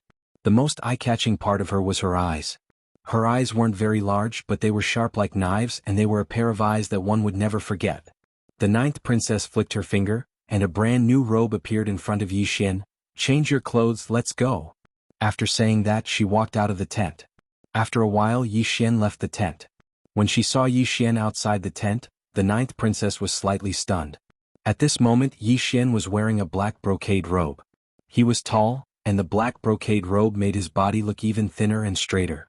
His facial features were well defined and he was definitely handsome, especially his eyes, which were calm and had a hint of determination. Coupled with his long black hair, it could be said that Yi Xian was really handsome. The 9th princess sized up Yi Xian and then nodded. "You can obviously rely on your looks to make a living, but you insist on cultivating so hard. You can do it." Yi Xian. The 9th princess turned and walked into the distance.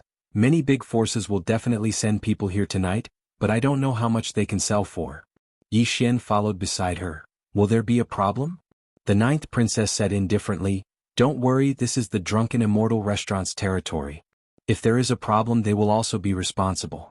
However, as long as it's not Kuraki College, there won't be a problem, and Kuraki College will definitely not become enemies with the Drunken Immortal Restaurant for an upper earth level martial skill." Yi Xian nodded, and as if thinking of something he asked again, "Previously when I walked around your camp, I didn't see that woman called Ayu. Is she not in your camp?" "Ayu?" Naturally he still remembered this woman. The 9th princess pondered for a moment and then said, "Fine, you're not an outsider. Ayu was picked up by an old woman not long after you left." As she said that, she glanced at Yi Xian. "Don't worry, it's definitely a great blessing for her." Hearing this, Yi Xian nodded. "That's good." At this moment, a man in black suddenly appeared beside the 9th princess. The man in black wanted to approach the 9th princess, but the 9th princess said indifferently, "Just say it." The man in black glanced at Yi Xian and then nodded. "Your Highness, the Tang Kingdom and the Ning Kingdom have also sent people to participate in this auction." Hearing this, the 9th princess's expression suddenly turned cold, and her eyes were as sharp as a knife. After a moment she looked at Yi Xian and chuckled, "Get ready, we're going to go all out tonight." Yi Xian. "P.S. I have a small request. I want to see your treasured tickets. Brothers, one ticket can't go to Thailand, can't book a young model, can't go to Singapore, but if you give it to me I might be able to go." Asking for tickets. Chapter 63. Yi Xian could not help but glance at the 9th princess in front of him. He had killed countless people. In Green City, if he did not kill, others would kill him. However, his intuition told him that the people he had killed were not even worth mentioning compared to the 9th princess in front of him. However, this was normal. After all, she was the commander of an army. When she killed, she would not kill 1 or 2 people but a group of them. At this moment, the 9th princess seemed to have thought of something and suddenly shook her head. "No, you can't get involved in these battles." After saying that, she walked into the distance. Yi Xian followed her. "If you need help, the ninth princess interrupted Yi Xian. The Jiang country, the Ning country and some other messy forces. They are targeting me.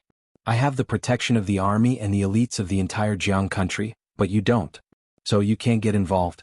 Well, it's decided. Yi Xian was speechless.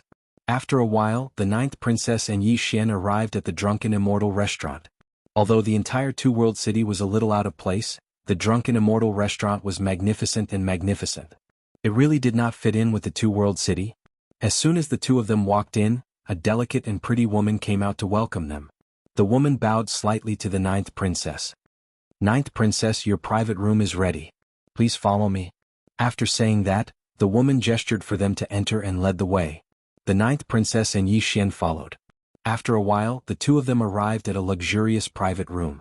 The private room was decorated luxuriously and the floor was covered with a thick layer of animal skin. In front of the two of them was a crystal table. Behind the table was a transparent crystal wall. The woman bowed slightly to the ninth princess. Your Highness, there is still 1 hour before the auction officially starts. Please wait for a moment. After saying that, the woman left. Soon, 2 women brought some tea, fruits and snacks into the private room. The ninth princess glanced at the 2 women. You may leave. The 2 women bowed slightly and left. Only the ninth princess and Yi Xian were left in the private room. Yi Xian looked at the ninth princess. Ninth princess, we, Jiang Jiao.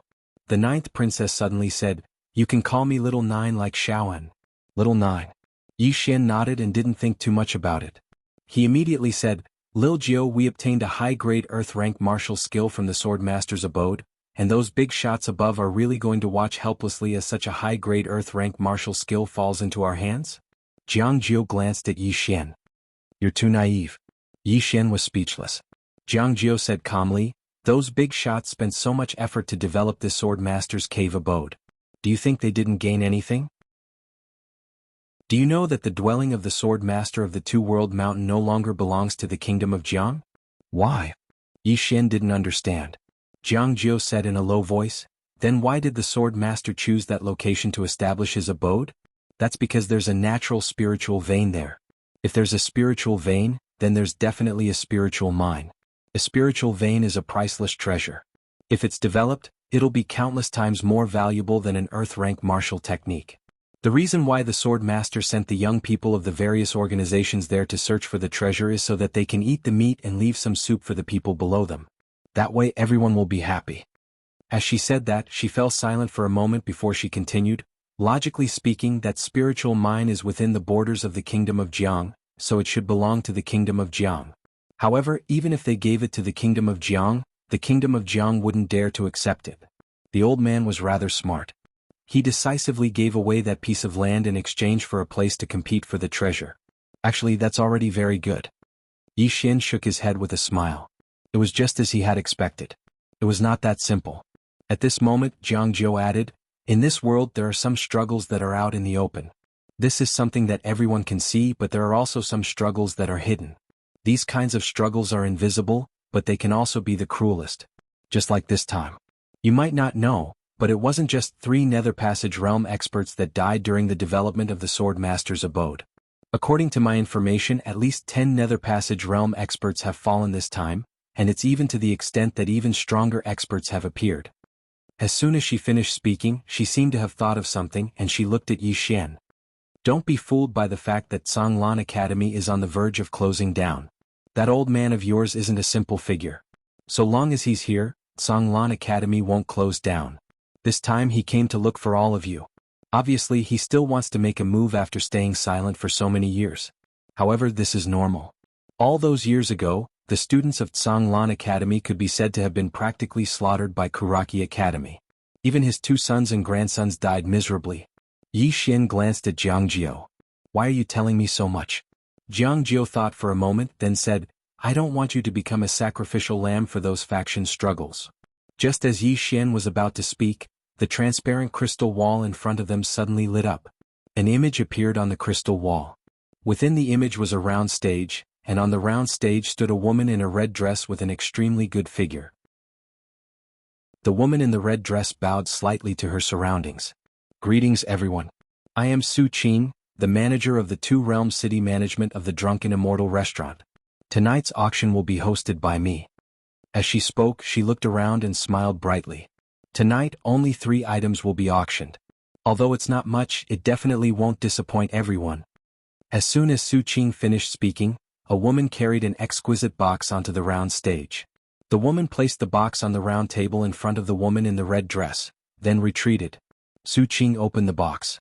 Inside the box there was a thumb-sized green elixir. Within the room, Jiang Jiu's expression instantly changed slightly when he saw this elixir. A space-breaking elixir. Yi Xian gazed at the crystal wall before him. On the round stage, Su Qing grinned. A space-breaking elixir.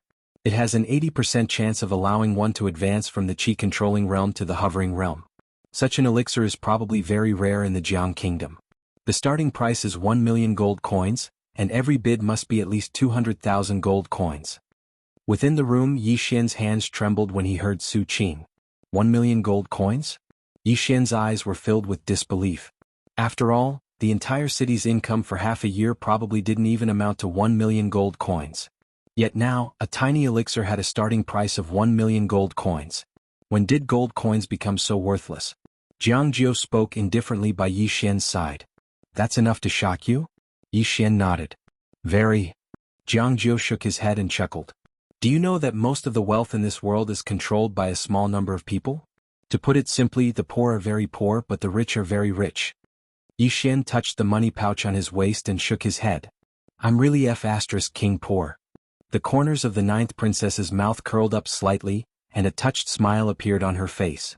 Before long, the elixir was bought for 3,600,000 gold coins. 3,600,000 gold coins. Yi Xian smiled bitterly. It's really poverty that limits my imagination. At this moment, a woman carried a box onto the round stage.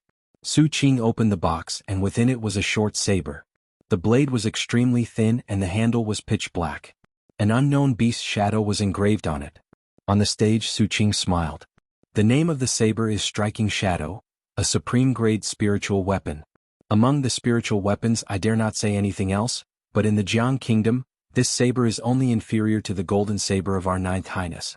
The starting price is 2 million gold coins, and every bid must be at least 300,000 gold coins. 2 million gold coins. In the private room, Yi Xian was stunned, and then he turned to look at Jiang Jiu. Jiang Jiu raised the teacup in front of him and lightly sipped it, but he didn't say anything. Yi Xian looked at the golden saber hidden on his waist, and then he smiled bitterly. It's too precious. Jiang Jiu still didn't say anything. Yi Xian hesitated for a moment and then he said, Thank you. Jiang Jiu turned to look at Yi Xian. If you want to return it to me, I'll definitely beat you until you can't take care of yourself. Yi Xian grinned and he felt quite happy in his heart. Jiang Jiu shook his head. You idiot.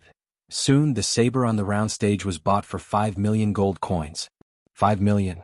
When he heard this price, Yi Xian felt his heartbeat speed up. 5 million.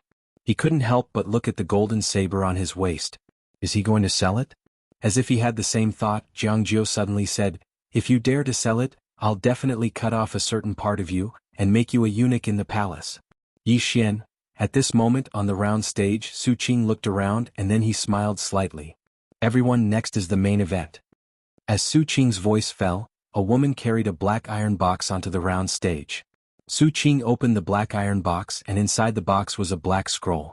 Su Qing smiled and said, High-grade Earth-class martial technique, Finger of Nirvana. A genuine high-grade Earth-class martial technique. If a levitation realm expert learns it, they can easily fight a nether passage realm expert. If a nether passage realm expert learns it, they won't be invincible among those of the same level, but there will be few who can match them. And if an expert above the nether passage realm learns it, with this martial technique, their strength will increase by at least 40%. After saying this, she looked around. I'll cut to the chase. The starting price of this martial technique is 15 million gold coins, and each increment must be no less than 2 million gold coins. 20 million. As soon as Su Qing's voice fell, someone immediately made a bid. In the private room, when Yi Xian heard this price, he was completely dumbfounded. 20 million. Holy shit, 20 million? No, someone had already made a bid of 30 million. Jiang Jiu glanced at the excited Yi Xian beside him and said softly, Now you know how terrifying the value of the thing you've thrown at me is, right? Yi Xian turned to look at Jiang Jiu, and then he grinned, and then waved the golden saber in his hand. No matter how precious, It's not as precious as the friendship between us, isn't it? He wasn't lying. In his heart, whether it was friendship or kinship, it couldn't be measured with money. Sentimental. Jiang Jiu retracted his gaze, but the corner of his mouth curled up slightly. At this moment, the bid had already reached 46 million. And at this moment, an extremely discordant voice suddenly rang out in every corner of the Drunken Immortal restaurant. 1 gold coin, I want this martial technique. Inside the private room, several shadows suddenly appeared behind Jiang Jiu and Yi Xian like ghosts, and these people's expressions were incomparably vigilant. Jiang Jiu frowned slightly. There really is someone who dares to cause trouble for the Drunken Immortal restaurant. At this moment, a voice that hadn't been heard for a long time suddenly rang out in Yi Xian's mind. Run! Run! Yi Xian was stunned, and in the next moment he grabbed Jiang Jiu's hand, turned around and ran. Chapter 64. Run. It was none other than the mysterious woman who hadn't made an appearance in a very long time. Yi Xian naturally didn't doubt her words at all. When they saw Yi Xian pull Jiang Jiu along and run, Jiang Jiu's guards were first stunned, but it didn't take long for them to instinctively obstruct Yi Xian's path. Yi Xian gazed at Jiang Jiu, and Jiang Jiu glanced at him and said, "Retreat." As soon as he finished speaking, their group swiftly retreated from the Immortal Indulgence Inn. Right at the instant they retreated from the Immortal Indulgence Inn, a strand of formidable force suddenly rained down from the top of the inn. Bang! The Immortal Indulgence Inn instantly exploded apart while numerous afterimages flew out from within it. Besides that, some shrill cries resounded as well. Yi Xian, Jiang Jiu, and the others retreated repeatedly when they witnessed this scene. Both of their eyes were extremely solemn. Right at this moment, a black-robed figure suddenly flashed out from the ruins of the Immortal Indulgence Inn, and the high-grade earth-rank martial technique from before was in the black-robed figure's hand. The black-robed figure was about to leave when a furious shout suddenly resounded from afar. "How dare you!" As soon as this voice resounded, a strand of invisible pressure suddenly descended from the sky and pressed down upon the black-robed figure. Meanwhile, the black-robed figure opened his right palm, and then a bolt of lightning suddenly flashed out from the center of his palm. Bang! A world-shaking rumble instantly resounded through the sky. At the same time, the bolt of lightning instantly illuminated the night sky to the point it seemed like it was daytime. The divine combination realm. Meanwhile, an old man appeared in front of the black-robed figure, and he stared fixedly at the black-robed figure. "Who exactly are you? Why have you come to my Immortal Indulgence Inn?" "The Immortal Indulgence Inn? The black-robed figure suddenly started laughing. "Is it very great?" His voice was strange and hoarse, and he'd obviously concealed it. The old man was about to speak when the black-robed figure suddenly raised his right hand and pressed it down. Bang! A bolt of lightning blasted down from the top of the old man's head. The old man's expression changed drastically. He shook his hands towards the sky, and then a strand of formidable force surged out from the center of his palm. However, this force had only just come into contact with the bolt of lightning when it exploded into pieces. In the next moment, bang! The old man directly smashed into the ground. In the sky, the black-robed man did not attack again. Instead, his figure shook as he shot towards the distant horizon. In the blink of an eye, the black-robed man disappeared into the distant night. Down below, the old man crawled out of the ruins. He stared at the distant horizon and crushed a thumb-sized stone with his right hand. The stone trembled slightly and turned into a ray of black light that disappeared into the sky. Obviously, he was calling for help. Not long after, the sound of fighting suddenly came from the distant horizon. Obviously, the powerhouses of the Drunken Immortal Inn had arrived. At this moment, a woman slowly walked up to Yi Xian and the 9th princess. This person was Su Qing, who had auctioned the item earlier. Su Qing bowed slightly to the 9th princess and said, "Your Highness, I'm sorry. The Drunken Immortal Inn will recover the item. Please give the Drunken Immortal Inn some time." The 9th princess looked at the sky and nodded. "I'll come to the Drunken Immortal restaurant in 5 days. After that, she turned around and left with Yi Xian. After walking for a while, the mysterious woman's voice suddenly rang in Yi Xian's mind. "Go after them." "Go after them?" Yi Xian was stunned. "Hurry up." The mysterious woman's voice rang again. That person just now had the aura of a Dao Law. The aura of a Dao Law. Yi Xian's heart skipped a beat. "Senior, why didn't you say so earlier? I should have chased after them earlier." The mysterious woman said calmly, "That person just ran away and you're already chasing after them. Do you have a death wish? Yi Xian was speechless. What's wrong? Jiang Jiu, who was beside Yi Xian, asked. Yi Xian collected his thoughts and looked at Jiang Jiu. I have something urgent to do. You go back first. After that he turned around and ran. Jiang Jiu frowned slightly. After a moment of silence, she looked at an old man beside her. Follow him. Don't let anything happen to him. The old man nodded. His figure trembled and he disappeared on the spot. However, not long after, the old man returned to Jiang Jiu's side with a rather ugly expression. Your Highness. I lost him. Jiang Jiu's eyes narrowed slightly. How is that possible? The old man spoke in a low voice. I don't know. His aura is completely gone. It's like he vanished from the world. Jiang Jiu gazed into the distance when she heard this. After a short moment she spoke softly. That fellow is quite mysterious. Outside Two World City, Yi Xian was dashing madly all the way, and it didn't take long for him to enter the boundless depths of the mountains. As soon as he entered the mountains, he heard the sounds of battle resounding from deep within. Stop. The mysterious woman's voice resounded abruptly. Yi Xian hurriedly stopped. Senior? The mysterious woman said, wait for them to finish fighting. Yi Xian found a place to sit down cross-legged, and then he spoke in a low voice. Senior, what exactly are Dao laws? The mysterious woman said, you'll find out in the future. Yi Xian nodded and then he said, Senior, that fellow on the second level has woken up. The mysterious woman said, I know. Yi Xian hurriedly said, can you beat it up? Slap. Yi Xian was blasted flying. He flew over 100 m away and he even smashed through 2 trees along the way. When he crawled up from the ground, there was a red handprint on the right side of his face. Meanwhile, the mysterious woman spoke abruptly, you deserve a beating. Yi Xian was speechless. The mysterious woman continued, forget about that fellow on the second level for now. The important matter at hand is to quickly obtain a Dao law. This pagoda was heavily damaged all those years ago, so I'm afraid it'll be a huge problem if it doesn't have a Dao law. Yi Xian rubbed his right cheek and nodded, I know. But that fellow on the second level. Don't worry, it wouldn't dare to kill you. The mysterious woman said, you're the master of the pagoda now.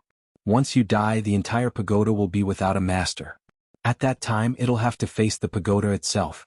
Even though the pagoda doesn't have a Dao law, its instinctive resistance isn't something it can resist. However, the pagoda won't act rashly with you here. So, they won't let you die before it comes out. Yi Xian was quite speechless. The pagoda isn't a threat at all with me here. What the hell? Bang. Right at this moment, a shocking explosion resounded from the mountain range in the distance, and then countless bolts of lightning dashed through the horizon like silver snakes. Yi Xian's eyelids twitched when he witnessed this scene. Senior, that fellow is too strong. Would my life be in danger if I chase after it like this? The mysterious woman spoke indifferently, fortune comes from danger. Yi Xian was speechless. Numerous explosions were still resounding in the distance. Moreover, Yi Xian noticed that the ground and the trees in the surroundings had actually started to tremble. What sort of expert is this? Yi Xian's expression was extremely solemn. Right at this moment, the distant sky suddenly calmed down. The mysterious woman's voice resounded. Chase after it. Yi Xian didn't hesitate and immediately chased after it. The further he went, the more shocked he was. Because many trees along the way had turned pitch black. Moreover, the ground had even cracked open as if it had experienced an earthquake. Yi Xian felt slightly guilty when he witnessed this scene. There was no doubt that the black-robed man's strength was absolutely not something he could go against right now. The mysterious woman spoke abruptly, I'm here. Why are you panicking? Yi Xian hurriedly said with a serious expression. With Senior's words, I wouldn't panic even if I had to challenge the entire drunken immortal in on my own. As soon as he finished speaking, he sped up. In next to no time he arrived at a small hill. On the other side of the hill, a small hill had been shattered, and there were bolts of lightning dashing through the ground from time to time. Yi Xian spoke in a low voice, that black-robed man is already so strong, so why does he still want to seize that earth-rank martial technique? The mysterious woman said, that martial technique from before is only able to bring forth its true might in the hands of that black-robed man. Moreover, if he possesses that martial technique, then that black-robed man's strength would at least increase by 30 to 40%. When she spoke up to here, she paused for a moment and then she continued, go to the right. There's a waterfall over 1 kilometer to the right. Yi Xian flashed towards the right repeatedly when he heard this. and it didn't take long for him to arrive before a waterfall. Yi Xian was instantly stunned when he laid eyes on the waterfall. It was exactly that waterfall that he and Jiang Jiu had been hiding at not too long ago. Yi Xian arrived at the small hole near the waterfall. Sure enough, there was a person lying there, and it was exactly that black-robed man. Yi Xian spoke in a low voice, "Senior, are the Tao laws in this fellow's possession?" The mysterious woman replied, "No." Yi Xian was speechless. The mysterious woman continued, "He has the aura of a Tao law on him. In other words, he's definitely approached the Tao laws from somewhere." Yi Xian spoke in a low voice, "This fellow seems to be unconscious right now. I'll ask him when he wakes up? That's not realistic. I'll probably be beaten to death if he wakes up." The mysterious woman suddenly said, "This fellow isn't unconscious." Yi Xian was speechless. Right at this moment, a terrifying wave of pressure suddenly enveloped Yi Xian, and Yi Xian felt like a mountain was pressing down on him. He wasn't able to move at all. Yi Xian hurriedly said in his heart, "Senior, quickly make a move." However, the mysterious woman didn't speak. Yi Xian's face instantly turned pale. "Senior, don't screw me over." The mysterious woman still didn't speak. Right at this moment, the black-robed person suddenly appeared in front of Yi Xian. At this moment, the black-robed person had already taken off her mask, and a large part of her black robe was also torn. Thus, Yi Xian could clearly see the black-robed person's face. When he saw the black-robed person's face, Yi Xian was instantly stunned. A woman. The black-robed person before him was actually a woman. Moreover, it was a peerlessly beautiful woman. Her eyes were very large, calm and cold, and her face was flushed and delicate. She was like a sparkling and translucent piece of jade that would cause one's imagination to run wild. When her facial features were put together, there was an indescribable beauty to her. Most importantly, the pair of huge breasts in front of her. They were too huge, but they didn't lose their balance because her figure was exquisite to begin with. This was a woman that could make a man's blood boil with just a glance. However, at this moment Yi Xian's blood did not boil, only his entire body was ice cold. The woman stared at Yi Xian. "Who are you?" Yi Xian thought for a moment and then he said, "Just pretend that I've never been here, alright?" The woman looked at Yi Xian for a long time. Gradually, her expression became extremely solemn because Yi Xian was right in front of her, but she couldn't sense Yi Xian's aura. Obviously, this was because of the mysterious woman. At this moment, the woman suddenly turned her head to look outside the waterfall. Soon an old man landed on a tree in the distance. The woman's expression changed slightly. In the next moment she directly flashed in front of Yi Xian, and then she stuck close to Yi Xian just like that. Yi Xian's body instantly froze on the spot. Outside, the old man glanced at the surroundings. He glanced at the waterfall and swept his divine sense around it. In the blink of an eye, he turned around and disappeared into the distance. At the small pit, the woman looked at Yi Xian who was very close to her. "Carry me to the kingdom of Ning." Her voice revealed a trace of unquestionable killing intent. Yi Xian fell silent, but he was wailing in his heart. "Senior, save me." The mysterious woman did not respond. Chapter 65. Deep in the night, faint moonlight poured down, and the ground was covered in silver. Yi Xian sat on the ground in a small pit behind the waterfall, and the black-robed woman was in front of him. Both of them were very close to each other, and because the pit was very small, Yi Xian was able to clearly smell the fragrance coming from the woman's body. However, at this moment he didn't have a shred of affection in his heart. All he wanted to do now was flee. Unfortunately, he didn't have a chance to flee at all. Even though the woman before him seemed to have suffered a very serious injury, she was absolutely not someone he could go against right now. All he could do now was wait and look for an opportunity. As for the mysterious woman, he didn't hold any hope in her. Meanwhile, the black-robed woman suddenly stood up. "Carry me on your back." Yi Xian looked at the woman's feet, and only now did he notice that there was a pool of blood beneath her feet. Without a doubt, her legs were probably heavily injured. When he witnessed this scene, some thoughts arose in Yi Xian's mind. "Want to run?" The black-robed woman suddenly smiled and said, "Why don't you give it a try?" Yi Xian glanced at the black-robed woman. In the end he didn't choose to flee. Because the difference in their cultivations was truly too great. Such a difference in cultivation wasn't something that could be made up for by external forces. Yi Xian's back was facing the black-robed woman, and the black-robed woman didn't care about anything and directly lay on Yi Xian's back. Big. This was what Yi Xian felt at this moment. Earlier, he'd only seen the magnificence of a certain part of the woman, but now that he felt it for himself, he noticed that it might be even bigger than what he'd seen. The second feeling was soft. Extremely, extremely soft. At this moment Yi Xian thought of a phrase, soft and fragrant. Yi Xian didn't dare think too much about it, and he leaped out of the waterfall and dashed in the direction the black-robed woman pointed. On Yi Xian's back, the black-robed woman glanced at Yi Xian.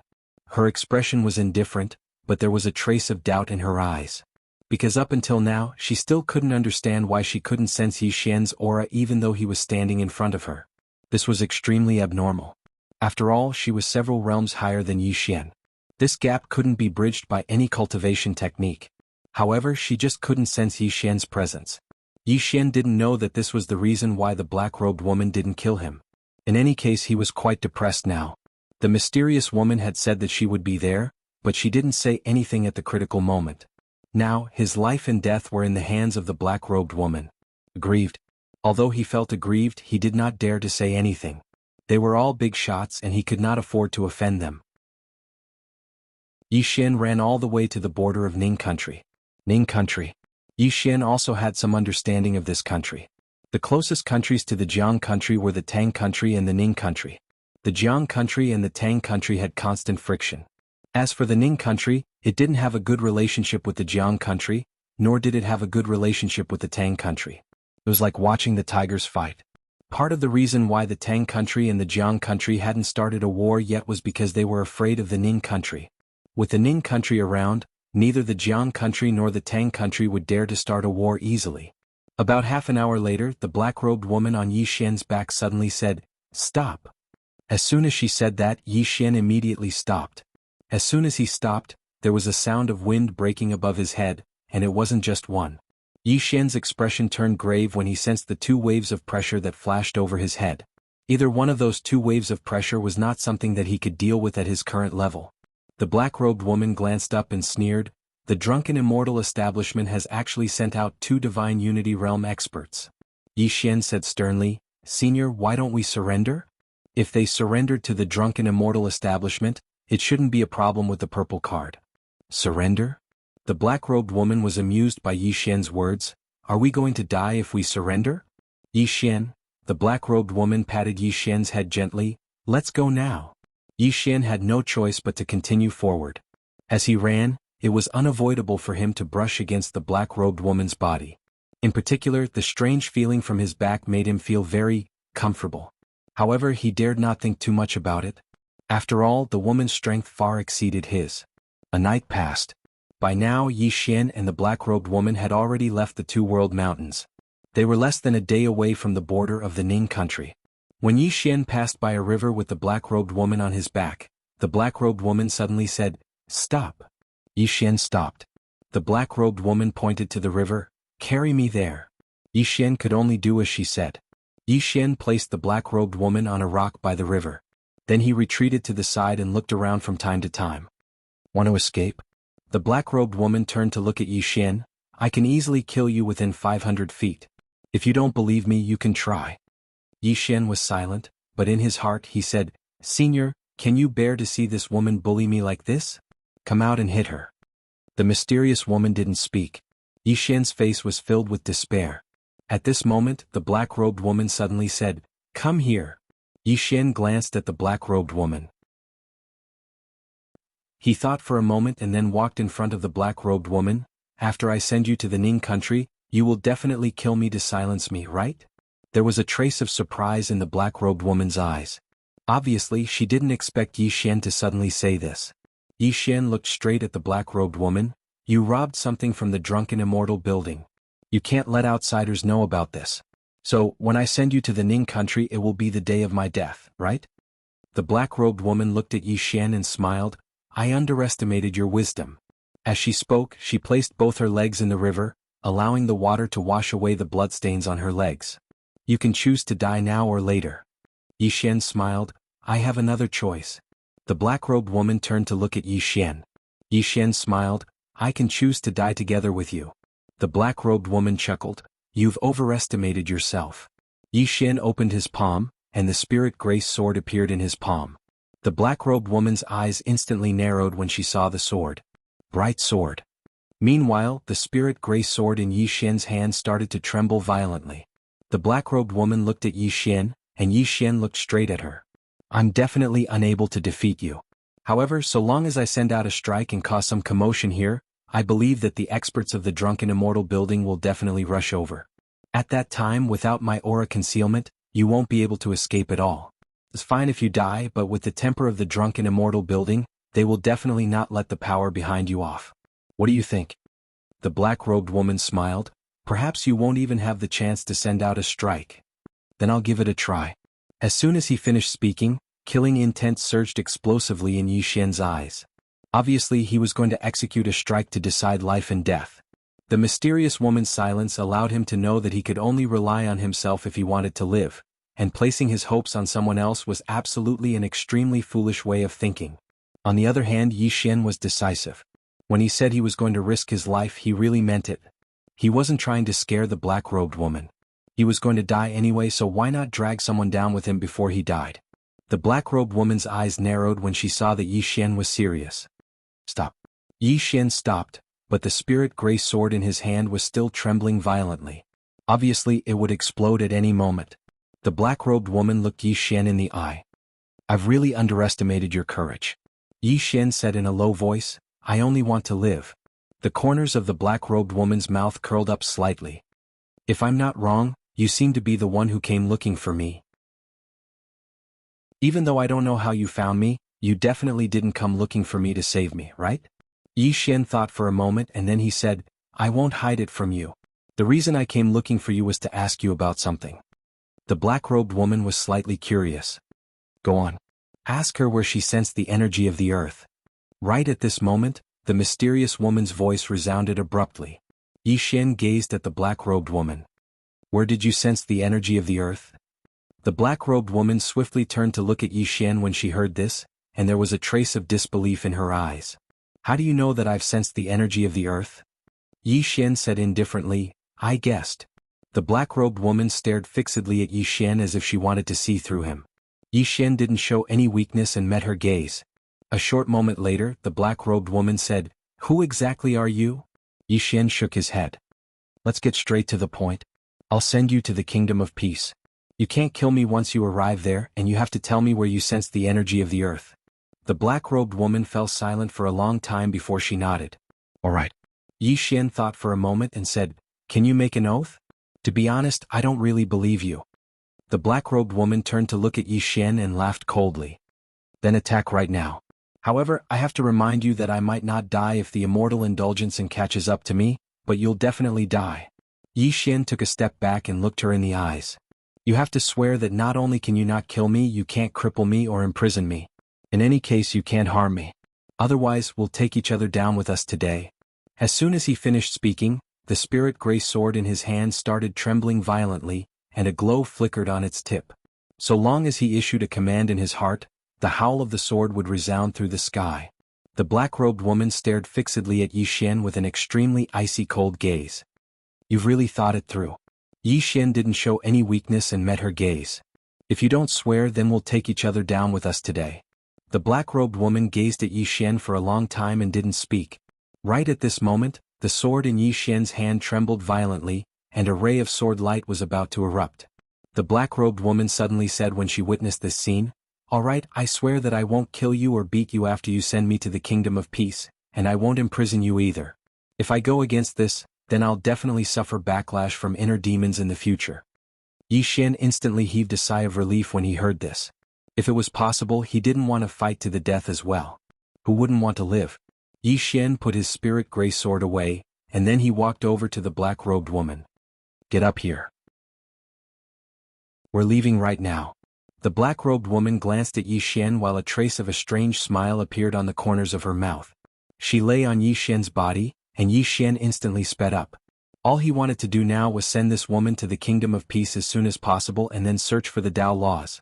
Because the mysterious woman was helping them conceal their auras, Yi Xian and the black-robed woman weren't pursued by the experts of the Immortal Indulgence Inn, and they finally arrived at the border of the Kingdom of Peace on the second night. Within a dense forest, Yi Xian put the black-robed woman down, and then he moved back a certain distance. We're here. The black-robed woman gazed at Yi Xian and didn't speak. Yi Xian was shocked in his heart. You wouldn't be going against your oath, right? Why would I? The corners of the black-robed woman's mouth curled up slightly. I don't want to have inner demons in the future, but... Hearing these two words, Yi Xian secretly cursed in his heart. He turned around and ran, but the black-robed woman appeared in front of him like a ghost and grabbed his throat. Yi Xian stared at the black-robed woman. The black-robed woman's mouth curled up slightly. Don't worry, I won't kill you, nor will I cripple you, nor will I imprison you, but... As she spoke, she took out a pink pill and flicked her finger. The pill directly fell into Yi Xian's throat. The black-robed woman retreated a certain distance, and her mouth curled up into a faint and strange smile. Yi Xian stared at the black-robed woman. What did you give me to eat? The black-robed woman's mouth curled up slightly. You'll know soon enough. At this moment, Yi Xian's face instantly turned red. At the same time, his whole body became incomparably hot, as if a ball of fire was burning within his body. In the distance, the black-robed woman chuckled. Her smile was very charming and alluring. This is the Ning country's famous golden spear pill. It is said that it can make a man not fall for a night. You're very lucky. Saying this, she pretended to be surprised. I almost forgot. This is deep in the mountains. Where did this woman come from? Although there are no people here, there are many wild beasts here, hee. As she spoke, she turned and walked into the distance. After walking for a while, she seemed to think of something. She turned around and said, I didn't kill you, nor did I cripple you, nor did I imprison you. As she spoke, her body floated and she was about to fly away. At this moment, the world prison pagoda within Yi Xian's body trembled slightly. In the blink of an eye, 2 rays of sword light suddenly shot out from Yi Xian's body. In the distance, the black-robed woman seemed to have sensed something, and she immediately turned around. Her expression changed drastically when she saw those 2 strands of sword light, and she swiftly slapped her right hand forward. This slap caused countless bolts of lightning to surge out like a net. However, the 2 rays of sword light directly tore this net apart. In the next moment, the 2 rays of sword light pinned the black-robed woman to one of the trees. The 2 rays of sword light stared fixedly at her and directly sealed the meridians within her body, causing her to be unable to use the profound qi within her body at all. At this moment, Yi Xian pounced directly in front of the black-robed woman. At this moment, Yi Xian's eyes were blood red, and his entire body was boiling hot. He seemed like a wild beast in heat. When she saw Yi Xian in such a state, the black-robed woman's expression instantly changed. She stared fixedly at Yi Xian and said fiercely, If you dare to touch this queen will exterminate your entire family. However, Yi Xian didn't care at all, and he directly started to tear at her madly. When she saw this, a trace of panic finally appeared in the black-robed woman's eyes. Don't act recklessly or this queen. Just at this moment, Yi Xian suddenly covered her mouth with one hand and roared, If you have anything to say it later. As soon as he spoke, he directly hugged the black-robed woman with both hands. P.S. May I ask weekly how many readers silently read and silently vote? Come out of the book review and comment section and let this egg have a look. If you don't want to say anything, you can also vote. Chapter 66. Vent. At this moment, Yi Xian just wanted to vent crazily. In the night. The sky was a blanket, the ground was a bed, a beautiful woman was in his arms. The tree trembled, her hair tilted, and she flew up into the sky. Another round and another round, each louder than the last. You is shy, quietly put her head away. After an unknown period of time, the sky had already turned white. Under the small tree it was quiet. At this moment, Yi Xian was lying on the ground, and on the tree in front of him was the woman in the black robe. No, the woman was no longer in the black robe, and the woman's body was exposed to the air without reservation. The woman looked exhausted. At this moment, Yi Xian on the ground moved slightly and then he sat up. His head was about to explode. This was what Yi Xian felt at this moment. He shook his head violently and after a while he felt a little better. As if he thought of something, he suddenly looked up at the woman in front of him.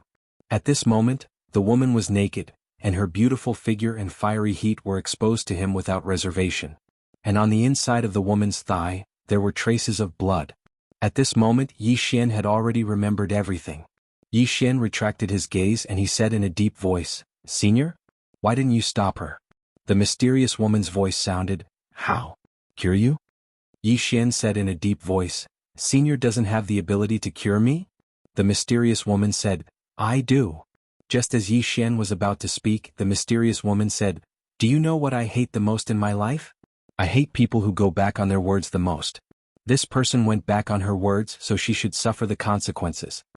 Yi Xian smiled bitterly. "Senior, but the mysterious woman suddenly said, "You're the one who benefited, what else are you not satisfied with?" Yi Xian, at this moment the mysterious woman said, "Kill her, let's go." "Kill her?" Yi Xian was stunned. The mysterious woman said indifferently, "What else? With this woman's strength, if you don't kill her, wouldn't it be as easy as crushing an ant for her to kill you in the future? Don't count on me. I've already exhausted a great deal of energy the last time we fought. This time my condition has worsened. I can at most last for a day. After a day I'll fall into a deep sleep. We must obtain that Tao Law within a day." Yi Xian's expression turned solemn. "Senior, are you all right? If you find Tao Laws I will feel a bit better," the mysterious woman said. Yi Xian nodded. He hesitated for a moment before looking at the woman before him. At this moment the woman was staring at him. Her expression was extremely calm, and there wasn't the slightest ripple in her eyes. Yi Xian thought for a moment, then walked in front of the woman. He looked straight into her eyes. "I'm your first man, and you're my first woman. Neither of us is losing out." As he spoke, he picked up the clothes on the ground and put them on for the woman. As he was putting on the clothes for the woman, he felt his body become restless again. It should be said that he was a little impulsive. It was because of the medicine. It was because of the medicine. Yi Xian took a deep breath. He thought to himself that the medicine in his body was definitely still there. Yes, it must be because of the medicine. "The medicine in your body has already disappeared," the mysterious woman suddenly said. Yi Xian was speechless. A moment later, Yi Xian forcefully suppressed the restlessness in his heart and helped the woman put on her clothes. However, the woman's clothes had already been torn by him earlier. Therefore, the woman's body could be said to be exposed at this moment. Yi Xian took off his robe and covered the woman's body before turning to leave. "You'll regret it if you don't kill me," the woman suddenly said. Her voice was cold and emotionless. Yi Xian stopped in his tracks. "Even if you kill me, I'll still be your man." He. As he spoke, he broke into a run. Not long after, Yi Xian disappeared from the woman's sight. Not long after Yi Xian disappeared, the two rays of sword light on the woman's body suddenly disappeared. After regaining her freedom, the woman's expression instantly became ferocious. Boom! Countless bolts of lightning suddenly swept out from her body. In an instant, the forest within a radius of several dozen feet was directly leveled to the ground. The woman soared into the sky and looked around. However, at this moment she did not find Yi Xian's aura at all. That youth seemed to have disappeared from the world. The woman's expression was somewhat frightening. A moment later, her figure trembled and she disappeared into the horizon. Not long after, she arrived at a capital city. This capital city was the imperial capital of the Ning country. As soon as the woman arrived at the city, countless soldiers in front of the city knelt in unison. "Greetings, Your Majesty." The woman's figure trembled and she directly entered the city. Soon she arrived at the imperial palace. Everywhere she passed, all the soldiers knelt. After entering the imperial palace, the woman directly went to the main hall. She sat on the dragon throne and picked up a brush in her lily-white hand. A moment later, a person appeared on the paper in front of her. This person was Yi Xian. The woman glanced at the person in the painting and said coldly, "Have the Golden Guards go to the Jiang country to find this person. I want all information about this person in 3 days." A voice sounded from a corner. "Do you want him dead or alive?" The woman's eyes gradually turned cold. Somewhere deep in the mountains, Yi Xian madly ran all the way. Yi Xian suddenly asked, "Senior? Do you think that I'm soft-hearted?" The mysterious woman said, "If you kill her, I'll look down on you." Yi Xian was slightly startled. "What? Didn't you tell me to kill her?" The mysterious woman said, "If you kill her, it means that you're afraid of her. The most taboo for a swordsman is fear. If you don't kill her, it means that you're not afraid of her. In other words, you believe that you can become stronger than her in the future. This is a good point." Yi Xian hesitated for a moment and then said, "That, senior? Actually, I didn't think that much." The mysterious woman. Seeing that the mysterious woman did not speak, Yi Xian cursed inwardly and hurriedly said, "Of course, senior is right. As a man, how can I be afraid of a woman? In the future, I want to become stronger. I want to become a sword immortal. I want that woman to know that sleeping with me is the proudest thing in her life." Stop. The mysterious woman suddenly said, "If you continue, I'm afraid that I won't be able to stop myself from killing you." Yi Xian. A day later, Yi Xian returned to the Two-World Mountain. "Senior, I don't remember that woman saying where she felt the power of earth. Just do as I say." Yi Xian nodded and quickened his pace. When night fell, Yi Xian returned to the Sword Master's cave according to the mysterious woman's directions. He walked all the way down and soon arrived at the entrance of the underground palace. At this moment, the mysterious woman suddenly said, "You don't have to go in, go to the right." Yi Xian turned around and saw that there was a mountain wall on the right. There was no path at all. The mysterious woman said, "Hit." Yi Xian nodded, walked up to the mountain wall and threw a punch. Boom. The mountain wall crumbled, but there was still a mountain wall behind it. "Keep hitting," the mysterious woman said again. Yi Xian nodded and continued. Just like this, after almost 7 minutes, a Xiao Dao appeared in front of Yi Xian. It was a completely different world. Yi Xian was stunned. The mysterious woman said, "Go down." Yi Xian nodded and slowly walked down. The more he walked, the more shocked he became. This was simply an underground world. Just like this, he walked for almost an hour, but he still hadn't reached the end. An hour later, Yi Xian found that the surroundings were getting hotter and hotter. "Keep going." The mysterious woman's voice sounded again. Yi Xian nodded and continued to walk down. Another hour passed. At the moment, his face was flushed from the heat. Yi Xian stopped. "Senior, it's too hot." The mysterious woman fell silent for a moment before she said, "Use the sword glow to protect yourself." Yi Xian nodded and withdrew the spirit elegant sword. He emanated a sword glow to protect himself, and with the sword glow blocking the heat, he instantly felt much better. "Keep going." The mysterious woman's voice sounded again. Yi Xian nodded and quickened his pace. The lower he went, the hotter the surrounding temperature became. However, he forcefully endured it. Dao Law. He hadn't forgotten what the mysterious woman had said. With a Dao Law, his strength would be able to improve greatly. Of course, the most important thing was that with a Dao Law, he could make that fellow on the second level worry a little. Otherwise, that fellow would run out and slap him from time to time, and it would be extremely uncomfortable. Just like this, after walking for around 2 hours, Yi Xian stopped. Because there was an expanse of magma before him. There was really no path. Yi Xian was about to speak when he suddenly looked towards the center of the nearby magma. There was an earthen yellow object floating at the center. Yi Xian took a closer look. Soon he was dumbfounded. The earthen yellow object actually had the word, "Earth," in it. The word just floated at the center of the magma, and the magma transformed into nothingness every time it came into contact with it. "Senior?" Yi Xian asked, "Could this be that?" "Dao Law." The mysterious woman's voice resounded, "The Grand Dao Law. If you're able to subdue it, then you just have to step on the ground to obtain an endless supply of earth energy when you fight others in the future. Besides that, it's equivalent to being able to control the first level of the pagoda. At that time, you'll be able to store everything on the first level and even use the first level to suppress your enemies." Yi Xian instantly felt quite excited when he heard this. "Senior, how do I subdue it?" The mysterious woman said, "Don't get happy too early. Even though this Dao Law has been heavily injured, it will instinctively resist. So, it might be slightly difficult and painful for you to subdue it." Yi Xian nodded, "A little pain is fine. I can endure it." "That's good." The mysterious woman said, "Now, calm down and listen to my instructions. Slowly sense the pagoda and then summon it." Yi Xian slowly closed his eyes. 10 breaths later, he suddenly opened his eyes. An illusory Xiaota appeared between his eyebrows. Boom. In an instant, all the magma underground turned into nothingness.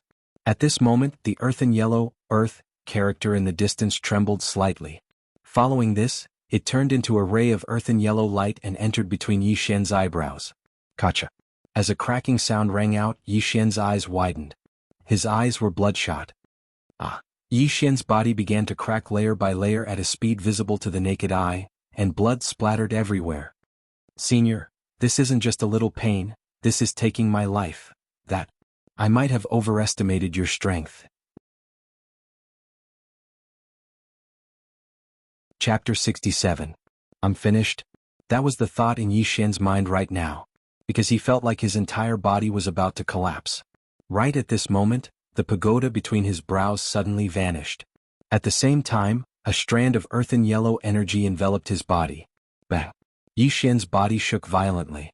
In the blink of an eye, countless strands of earthen yellow energy converged incessantly from all directions, and then they moved along his legs and converged into his body.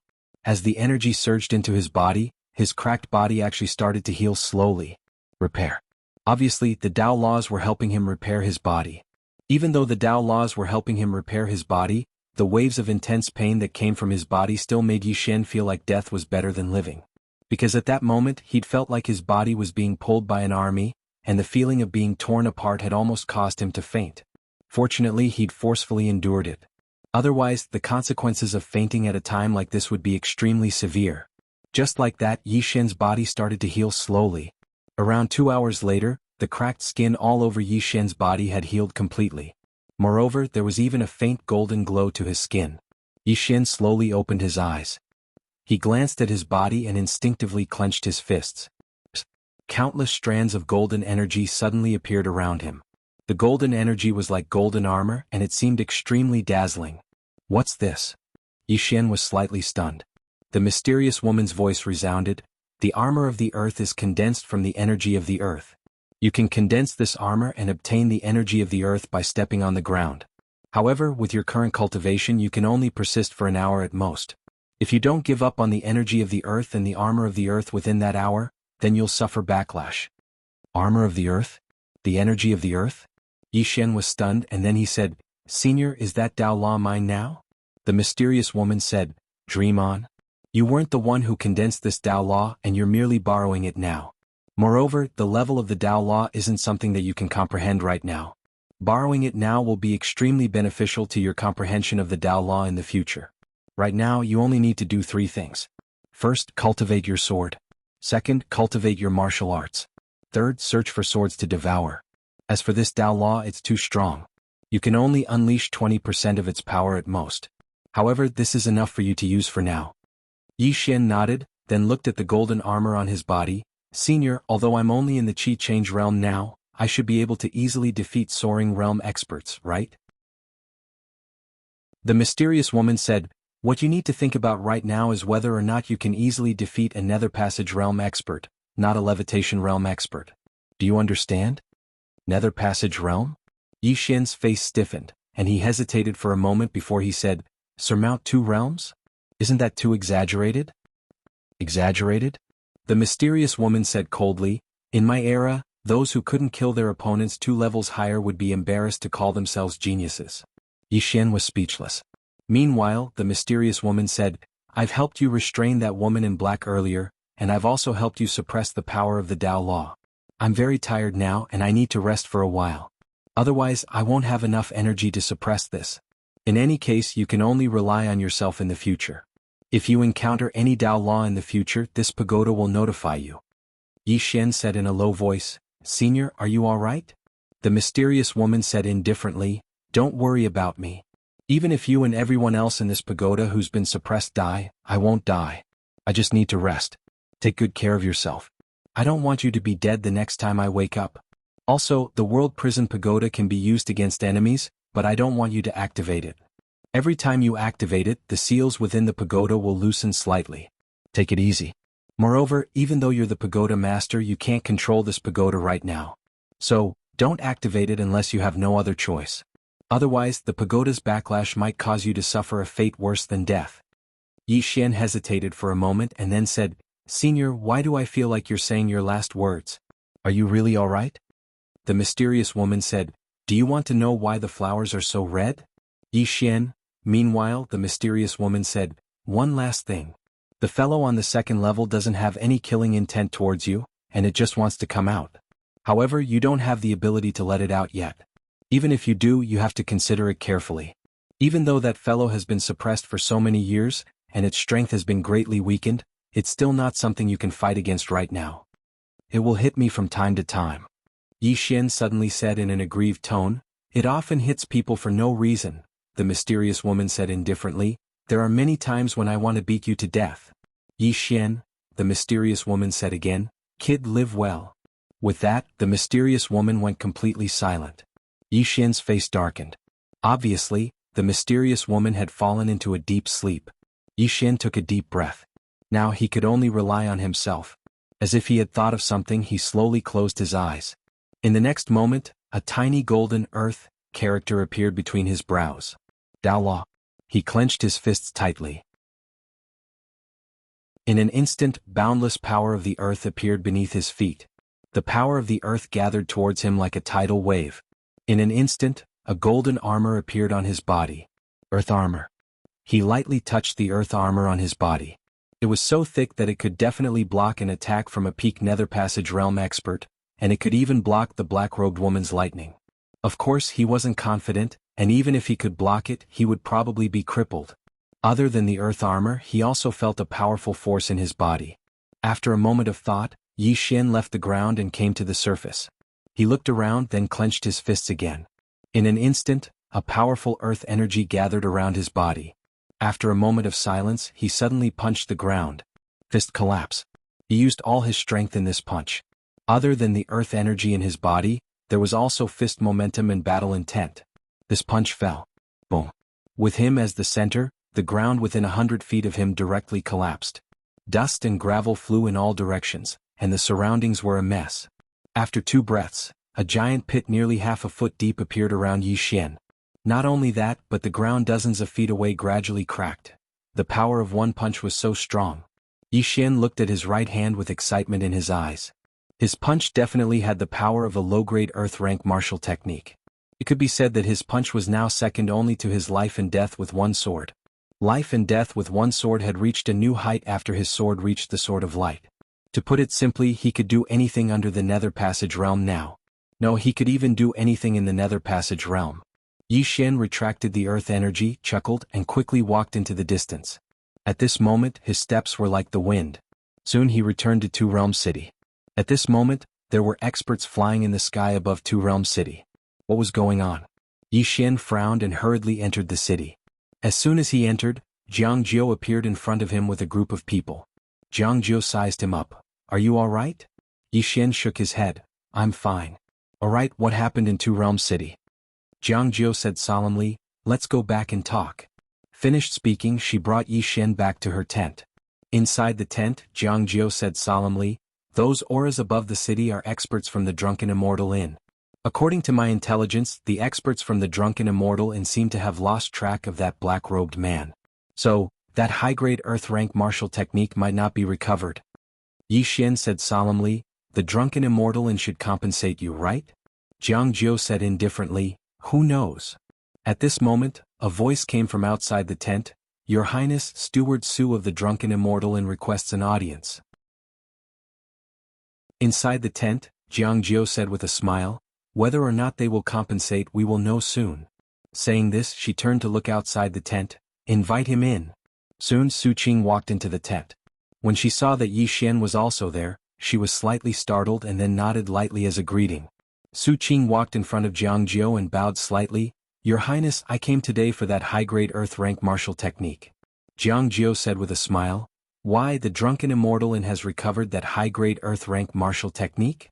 Su Qing's expression was rather unnatural and she shook her head. "I'm sorry we weren't able to recover it.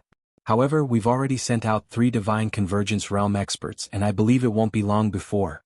"What if we can't recover it?" Jiang Jiu suddenly interrupted Su Qing. Su Qing said in a low voice, "My Drunken Immortal Inn will definitely be able to recover it. Ninth Princess, please believe us." Jiang Jiu shook his head and interrupted Su Qing. "Steward Su, what if we can't recover it?" Su Qing went silent for a moment and then she said, "If we can't recover it, then my Drunken Immortal Inn will compensate your Highness." Jiang Jiu smiled when he heard this. "How much?" Su Qing went silent for a moment and then she said, 10 million gold coins. As soon as these words were spoken, the nearby Yi Xian was stunned. On the other hand, Jiang Jiu's expression instantly turned cold. 10 million gold coins? "Steward Su, are you joking with me?" Su Qing's expression was indifferent. "Your Highness, that's the price given to me by the higher-ups. Of course, it's slightly unfair to your Highness. So, the higher-ups said that my Drunken Immortal Inn will take good care of the 9th Princess while you're in Twin World City." Jiang Jiu stood up and walked over to Su Qing. "That high-grade earth-rank martial technique is worth 50 million gold coins, yet you're only willing to compensate me 10 million? Do you think my Jiang country's imperial family is easy to bully?"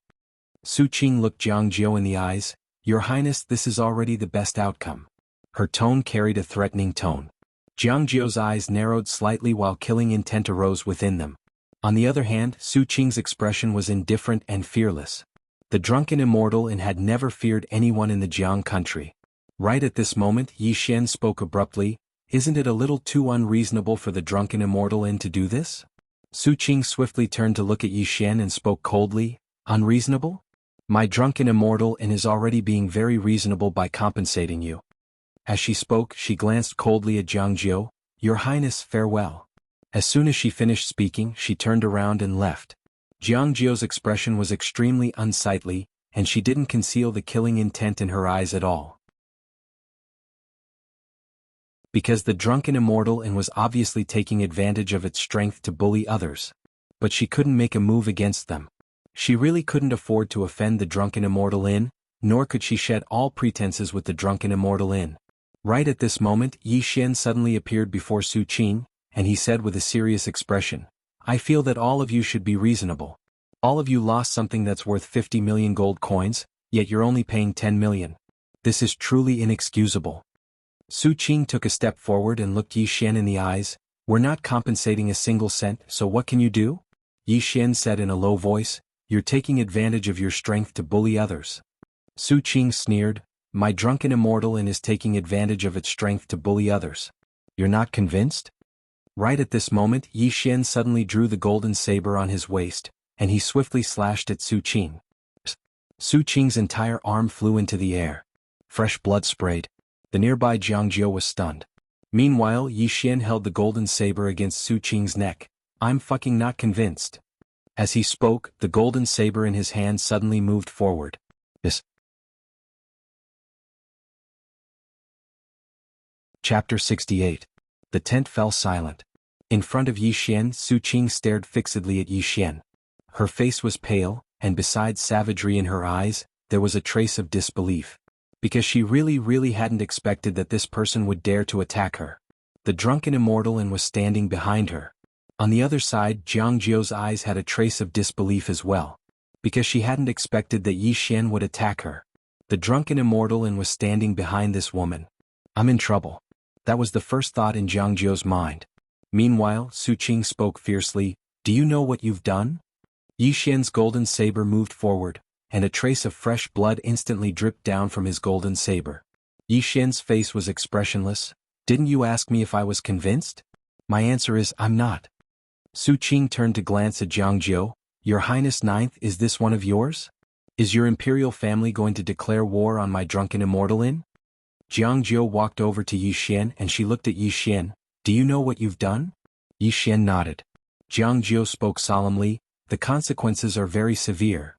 Yi Xian spoke softly, "I can't bear to see her use her power to bully you." Jiang Jiu just stared at Yi Xian. "But do you know? I might have to pay a huge price to settle this matter. I might not even be able to settle it." Yi Xian spoke solemnly, "I'll settle it." Jiang Jiu suddenly spoke angrily, "You'll settle it? How will you settle it? If the drunken immortal and wants to kill you, it'll be as easy as crushing an ant." Su Qing sneered and was about to speak when Jiang Jiu suddenly slapped her palm against Su Qing's throat. Crack. Blood sprayed from Su Qing's mouth and she fell to the ground. As she fell, Su Qing's eyes were filled with disbelief. Yi Xian was stunned as well. He hadn't expected that Jiang Jiu would suddenly kill Su Qing. Right at this moment, Jiang Jiu suddenly said, "Remember, this person was killed by me, it has nothing to do with you. In a while, immediately leave Two Realm City and return to Canglan Academy. Take it as if you never came to Two Realm City." With that, she turned around and walked out of the tent. Yi Xian suddenly said, "What are you going to do?" Jiang Jiu turned to glare at him. "Don't worry about what I do. Leave Two Realm City now, understand?" With that, she turned and left the tent. Inside the tent, Yi Xian glanced at Su Qing's corpse on the ground and sighed. "Am I King going against the drunken immortal brothel?" Outside the tent, Jiang Jiu had only taken a few steps out of the tent when an invisible pressure appeared above the camp. Very quickly, a black-robed elder appeared not far from Jiang Jiu. At the same time, an old man and 3 men in black appeared behind Jiang Jiu. Jiang Jiu glanced at the black-robed old man. "You should be the newly appointed 9th floor master of the Drunken Immortal Inn, right?" The previous floor master of the Drunken Immortal Inn had suddenly disappeared, and then the Drunken Immortal Inn had changed to a new floor master. She had also heard of this news. The black-robed old man said indifferently, "It is indeed the old man." With that, he glanced at the tent behind Jiang Jiu. "Steward Su's soul tablet has shattered. I think she should have. I killed her," Jiang Jiu suddenly said. Hearing this, the black-robed old man's eyes instantly narrowed. A cold light flashed in his eyes. Jiang Jiu walked in front of the black-robed old man.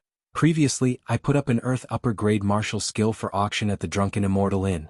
That Earth upper-grade martial skill was snatched away, and Steward Su came to me and told me that the Drunken Immortal Inn did not want to compensate a single cent. She even said that the Drunken Immortal Inn wanted to take advantage of their power to bully others, so I killed her." The black-robed old man stared at Jiang Jiu. "Your Highness, no matter the reason, you killed someone from my Drunken Immortal Inn." Jiang Jiu nodded, "Yes. However, this matter has nothing to do with the Jiang Kingdom's imperial family. I believe that you don't want to drag the entire imperial family down with you, right?" The black-robed old man spoke indifferently. "Allow me to be frank, old man. My Drunken Immortal Inn is not afraid of your imperial family." Jiang Jiu smiled. "Then do you intend to start an all-out war with my imperial family? To be honest, you don't have the ability to make such a decision." The black-robed old man gazed at Jiang Jiu for a long time before he said, "Your Highness, if you don't give me a satisfactory explanation, then from today onward, the Drunken Immortal Inn will no longer sell anything to the imperial family. Your imperial family won't be able to buy any of the food, weapons, armor, and so on that you require. Besides that, the high-ranking generals under the 9th Prince's command should be careful. Don't lose their heads as soon as they leave the inn." Jiang Jiu gazed at the black-robed old man, and the black-robed old man gazed back at her. Both their eyes were icy cold. Meanwhile, Jiang Jiu suddenly said, "This matter has nothing to do with the imperial family. I'll return to the Drunken Immortal Inn with you and listen to its orders." "Your Highness, you can't." An old man behind Jiang Jiu spoke abruptly, "Your Highness, you absolutely can't do that.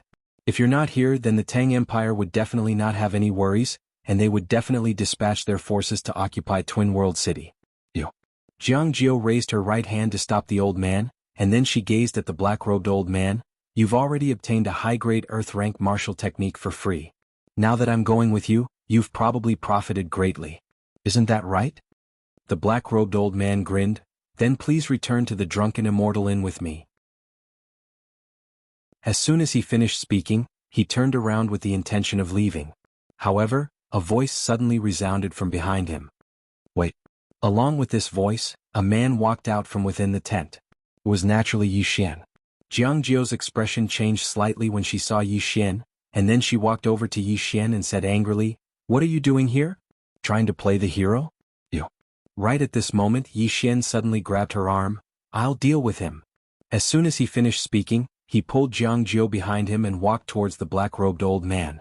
Jiang Jiu was stunned. Yi Xian walked over to stand before the black-robed old man. The black-robed old man gazed at Yi Xian with an expressionless face. Yi Xian spoke in a low voice, "I have 2 requests. Firstly, you apologize to little Jiu. Secondly, the Drunken Immortal Inn must compensate us 50 million gold coins." A wisp of ridicule arose on the corners of the old man's mouth. "Who do you think you are?" You. Right at this moment, Yi Xian suddenly withdrew a violet card and passed it to the black-robed old man. When he saw this violet card, the black-robed old man's expression instantly changed. A violet card. In the Drunken Immortal Inn, this was an existence that was only inferior to a black card.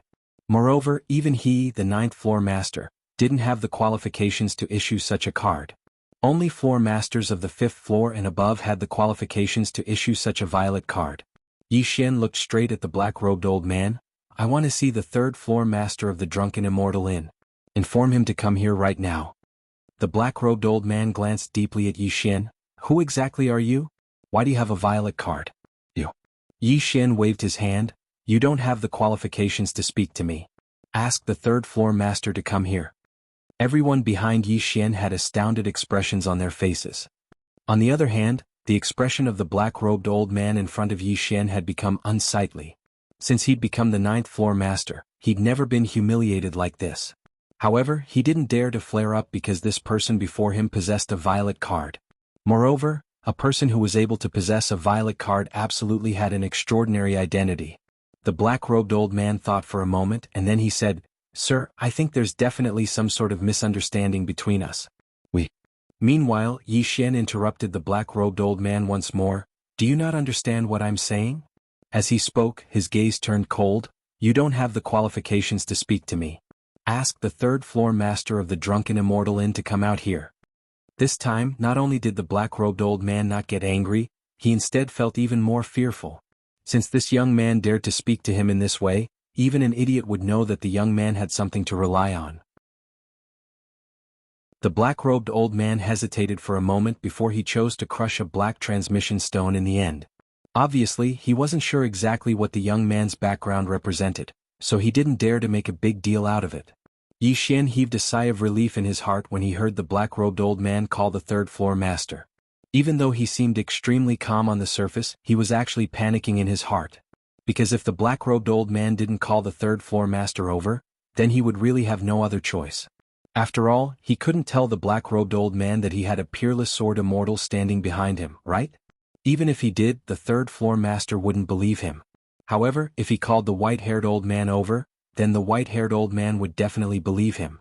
It wasn't long before a white-haired old man suddenly appeared here. It was the third-floor master of the Drunken Immortal Inn. Yi Xian heaved another sigh of relief when he saw the old man. He suddenly felt that the old man was actually quite amiable. On the other hand, the white-haired old man was slightly stunned when he saw Yi Xian, and then he walked over to Yi Xian and smiled. Young brother, long time no see. The black-robed old man was stunned when he witnessed this scene. Moreover, Jiang Jiao and the others who stood behind Yi Xian were stunned as well. He's so amiable? Yi Xian didn't act carelessly, and he immediately bowed slightly to the white-haired old man. Greetings, senior. There was a wisp of praise in the white-haired old man's eyes when he saw Yi Xian bow, and he smiled. Is your master well? Yi Xian smiled. He's fine. When he spoke up to hear, his expression suddenly turned serious, and then he bowed slightly to the white-haired old man.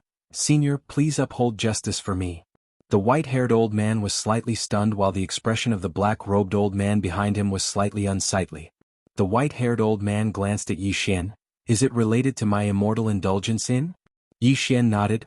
I asked the 9th princess to auction a high-grade earth-rank martial technique at the Immortal Indulgence Inn.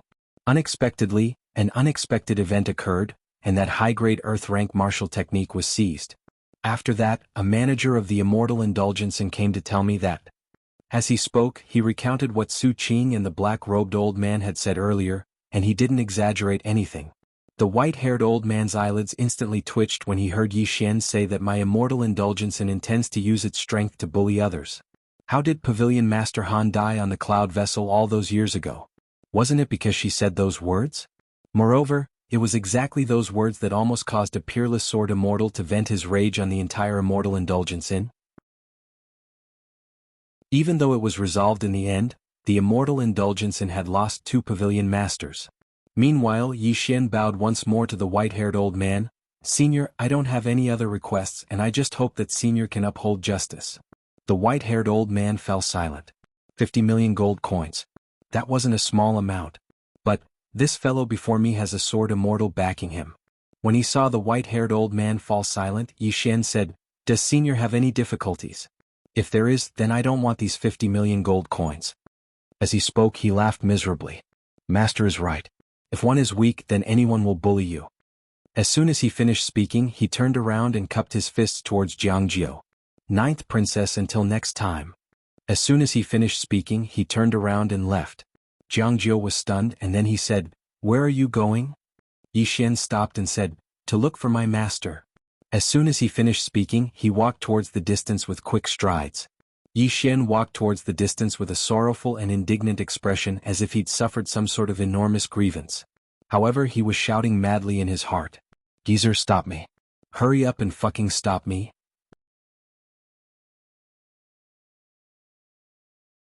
Chapter 69. At this moment, Yi Xian was undoubtedly panicking in his heart. Look for master? What the hell? Just like that, he walked into the distance. Moreover, he walked faster and faster. Cold sweat gradually appeared on his forehead. Right at this moment, the nearby white-haired old man suddenly said, Young friend, wait a moment. This voice was simply like the sound of nature to Yi Xian. If the old man didn't stop him, then he would really have no choice but to leave. Yi Xian stopped and turned around to look at the white-haired old man. The white-haired old man smiled. Young friend, why bother your master for such a trivial matter? As soon as he finished speaking, he turned around to look at the black-robed old man. Go transfer 50 million gold coins over. Everyone here was stunned when they heard the white-haired old man. Especially the black-robed old man. He was stunned for a moment before he said, "Third pavilion master, the 50 million? The white-haired old man frowned slightly. Go quickly.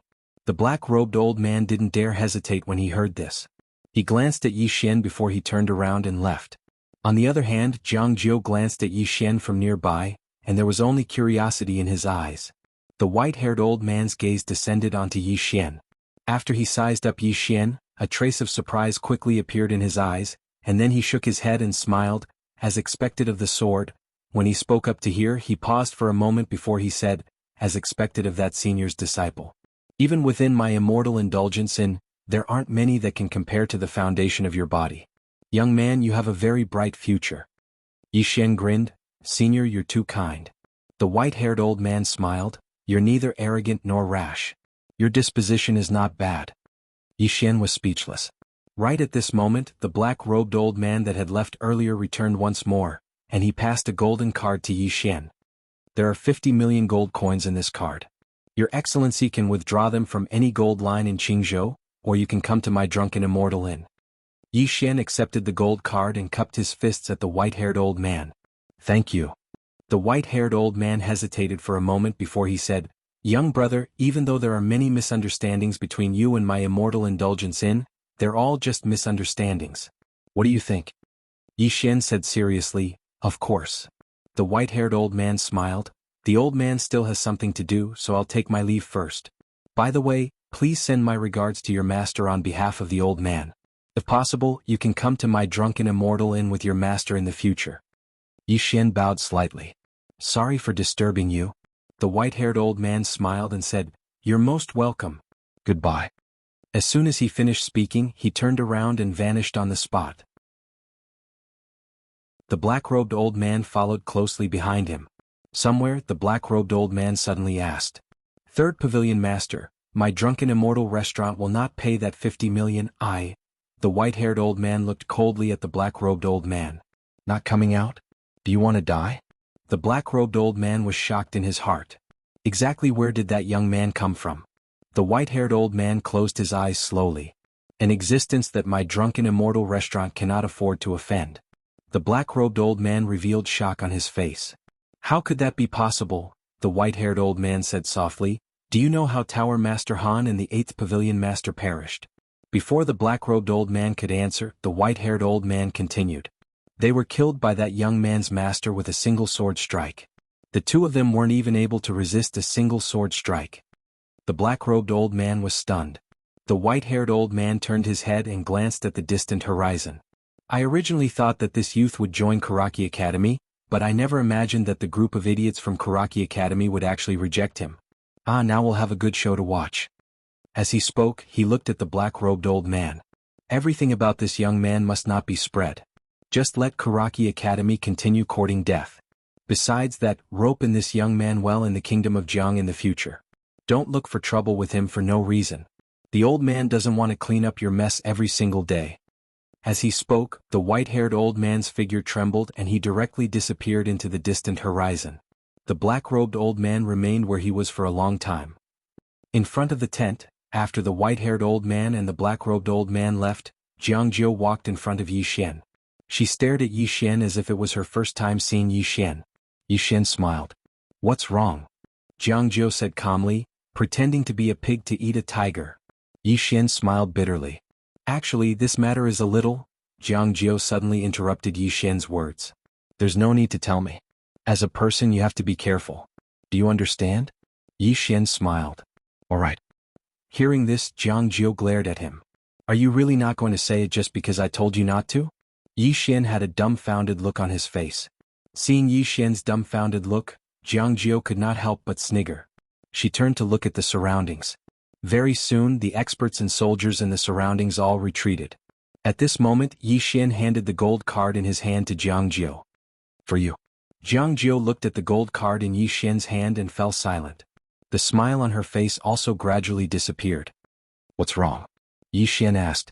Jiang Jiu raised his head to look at Yi Xian. This is 50 million gold coins. Yi Xian grinned. I know.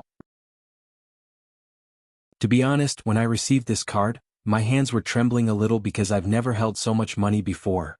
Jiang Jiu looked straight at Yi Xian. You didn't have to give it to me. Yi Xian stuffed the gold card into Jiang Jiu's hand. Since when did you become so wishy-washy? Jiang Jiu grinned. All right. As she said this, she kept the gold card. As if she thought of something, she turned to look to the side. Very soon, an old man appeared beside her. The old man handed an ice blue box to Yi Xian. Young Master Yi, this is the fire spirit. His Highness sent this old man to the imperial capital to look for His Highness a few days ago. This fire spirit, the imperial family only has one. His Highness requested this fire spirit from His Highness, but, all right. At this moment, Jiang Jiu suddenly said, What's the point of saying all this? As she said this, she looked at Yi Xian. I know your sister's body is sick. This fire spirit should be of help to her. Also, I've already requested Imperial Father to send the best medical grandmaster in the country of Jiang to Tsanglan Academy. I just don't know the result. Yi Xian stowed the blue box away before looking at Jiang Jiu. He said seriously, Thank you. Jiang Jiu glanced at the gold card in his hand and shook his head with a sigh. You idiot. You've suffered greatly, yet you still want to thank me. You really are an idiot. Yi Xian, boom. At this moment, a deafening rumble suddenly rang out from the two-world mountains. Afterwards, a white mushroom cloud appeared in the sky above the two-world mountains. Yi Xian and Jiang Jiu turned to look in the direction of the two-world mountains. Jiang Jiu immediately frowned. They've already destroyed the restrictions on the spiritual vein. Looks like war is about to begin. Why? Yi Xian was confused. Jiang Jiu said softly, Now that the restrictions on the spiritual vein have been destroyed, the spiritual qi will definitely leak out, and the two-world city will benefit the most from it. At that time, this place will become a blessed land of feng shui. Many organizations and clans will definitely be willing to come here, and this place won't just be an important place for the military. The Tang Empire definitely won't let this place go. As she said this, she turned to look at Yi Xian. Let's return to the imperial capital. Yi Xian thought about it before nodding. He did not understand the affairs of the two armies, nor could he provide any help. Moreover, he had been out for quite some time now. It was time for him to return. At this moment, Jiang Jiu said, Be careful when you return. What do you mean? Yi Xian was confused. Jiang Jiu said in a deep voice, According to what I know, Sangmu Academy is investigating you thoroughly. This academy is extremely overbearing, no worse than the drunken immortal establishment. After they find out some details about you, they might stab you in the back. Yi Xian frowned slightly. Are they that unconfident? Jiang Jiu shook her head. It's not that they are unconfident, but to ensure that nothing goes wrong. In the past, there were quite a few geniuses from Tsanglan Academy who disappeared without a trace. In short, be careful. Yi Xian thought about it before nodding. Understood. Then I'll take my leave. See you in the future. As he said this, he turned and left. Jiang Jiu looked at Yi Xian just like that. Until Yi Xian completely disappeared at the end of the horizon, she shook her head and smiled. What an idiot! 4 hours later, Yi Xian boarded the cloud ship to the imperial capital. Because he had a purple card, Yi Xian stayed in a special private room and it was free. Inside the prison pagoda. On the deck of the cloud ship, Yi Xian looked at Yi Ling's little wooden figurine in his hand, a faint smile on his face. After being out for so many days, the one he was most worried about was undoubtedly Yi Ling. He hadn't been away from Yi Ling for so long. As if he'd thought of something, he took out Enlanxio's little wooden figurine. As he looked at the little wooden figurine in his hand, the smile on his face grew wider. But in next to no time, his smile gradually vanished, and all that was left was seriousness. Enlanxio. He raised his head and looked towards the end of the horizon. After coming into contact with Enlanxio a few times, he naturally knew that Enlanxio's background wasn't simple. Even the drunken immortal abode and Sangmu Academy didn't dare to rashly offend someone, so how could her background be ordinary? After a short moment, a wisp of a smile suddenly appeared on the corners of Yi Xian's mouth. I'll come look for you. At that time, I'll beat to death anyone who dares to stop me. Right at this moment, a black shadow suddenly appeared in the sky above the cloud ship. In the next moment, a terrifying pressure accompanied by an illusory giant hand suddenly descended from the sky like a bolt of lightning. The formidable pressure had just appeared, and the cloud ship directly cracked apart. Countless cries of shock resounded incessantly. At the instant he saw the illusory giant hand descend from the deck of the cloud ship, Yi Xian's pupils constricted, and he didn't hesitate in the slightest to jump off the cloud ship. The cloud ship was at least a few hundred meters above the ground. However, he had no choice but to jump at this moment. If he didn't jump, then once that hand descended, then he would die without a doubt. If he jumped, then he might still have a chance to survive. Yi Xian had just jumped off the cloud ship when the entire cloud ship behind him exploded into pieces. On the other hand, Yi Xian fell incessantly towards the bottom of the cloud ship, and his speed grew faster and faster. At the speed he was falling at, he would probably become a pile of mush by the time he reached the ground. Not to mention him, even a Nether Passage Realm demon beast would be smashed into pieces if it fell from above.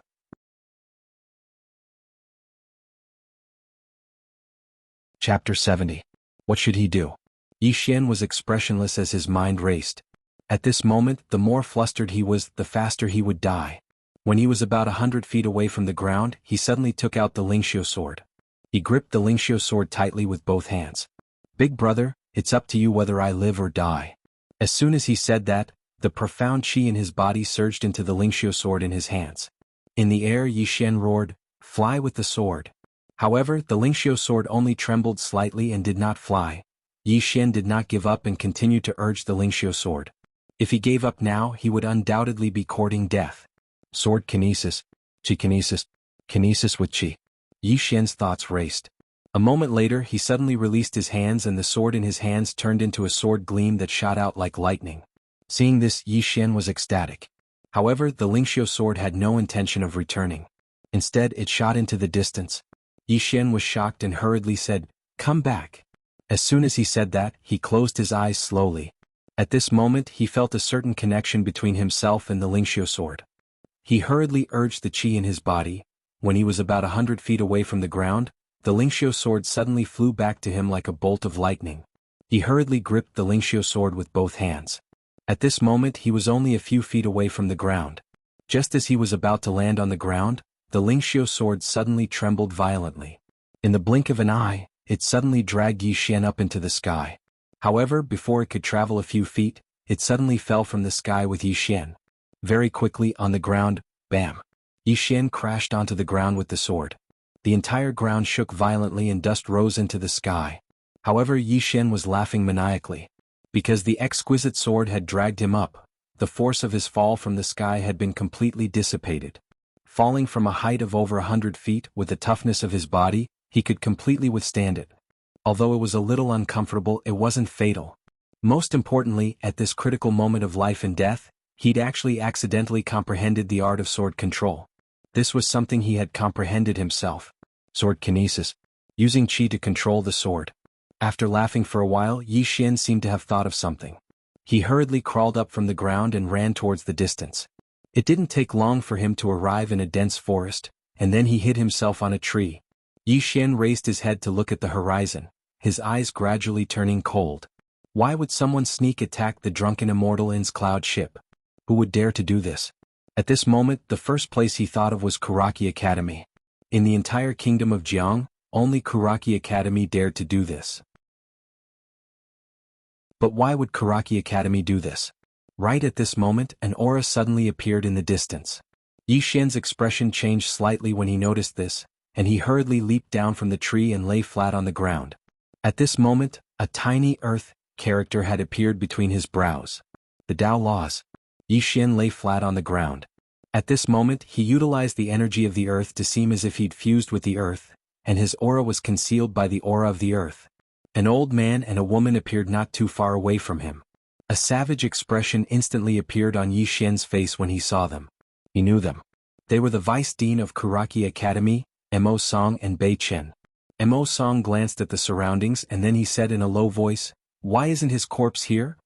Bei Chen said solemnly, "Master, there's no need for you to do this at all. I'm confident in killing him in the future battles." Mo Song shook his head. "You don't know. According to our investigations, he's not simple at all. Not only is he a quasi-martial grandmaster, but he's also a great swordsman. Moreover, rumor has it that he killed a manager of the Drunken Immortal Inn on the Cloud ship. However, the Drunken Immortal Inn didn't pursue the matter. He was already able to fight against you while at Chi-controlling realm in the Two World Mountains, but the strength he displayed in the imperial capital couldn't compare to you at all. In such a short period of time, his strength has grown to such a level. When he reached there, he looked at Bei Chen and said softly, "It's not that I don't believe you, but our Kuraki Academy must win this battle. We can't afford to make any mistakes. We must maintain the reputation of Kuraki Academy for 1,000 years." Bei Chen fell silent and said nothing. Mo Song continued, "Don't overthink it. The Academy has absolute confidence in you and Fenju. It's just that this Yi Xian really is a little mysterious. He might really be the legendary sword physique. If we allow him to continue developing, he'll definitely become a great enemy of our Kuraki Academy in the future.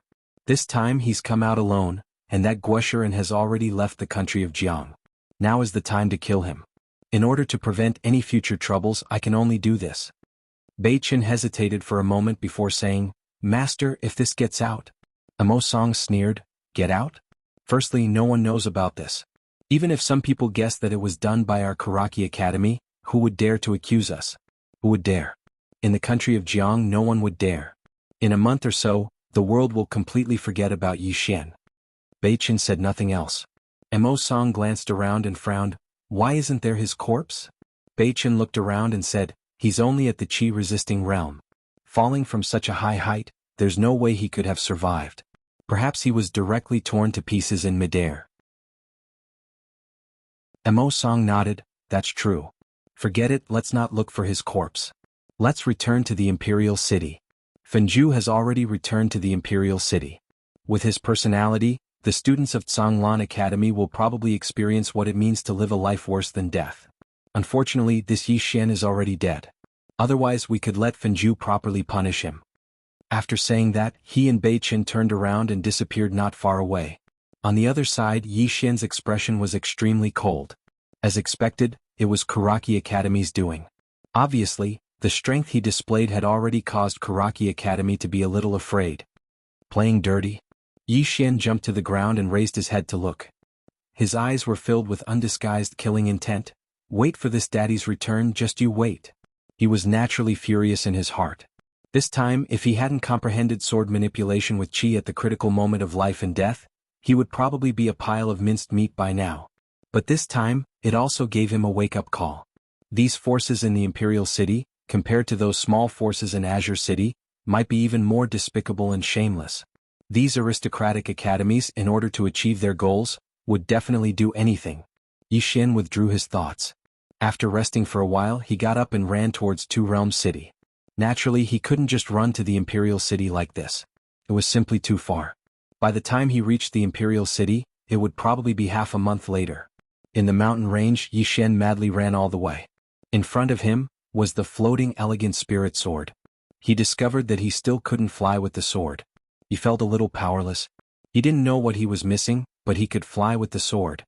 In the future he could already fly with the sword. To him this was another killing move and a very powerful one at that. As for the sword, he could only put it aside for now. Two Realms City.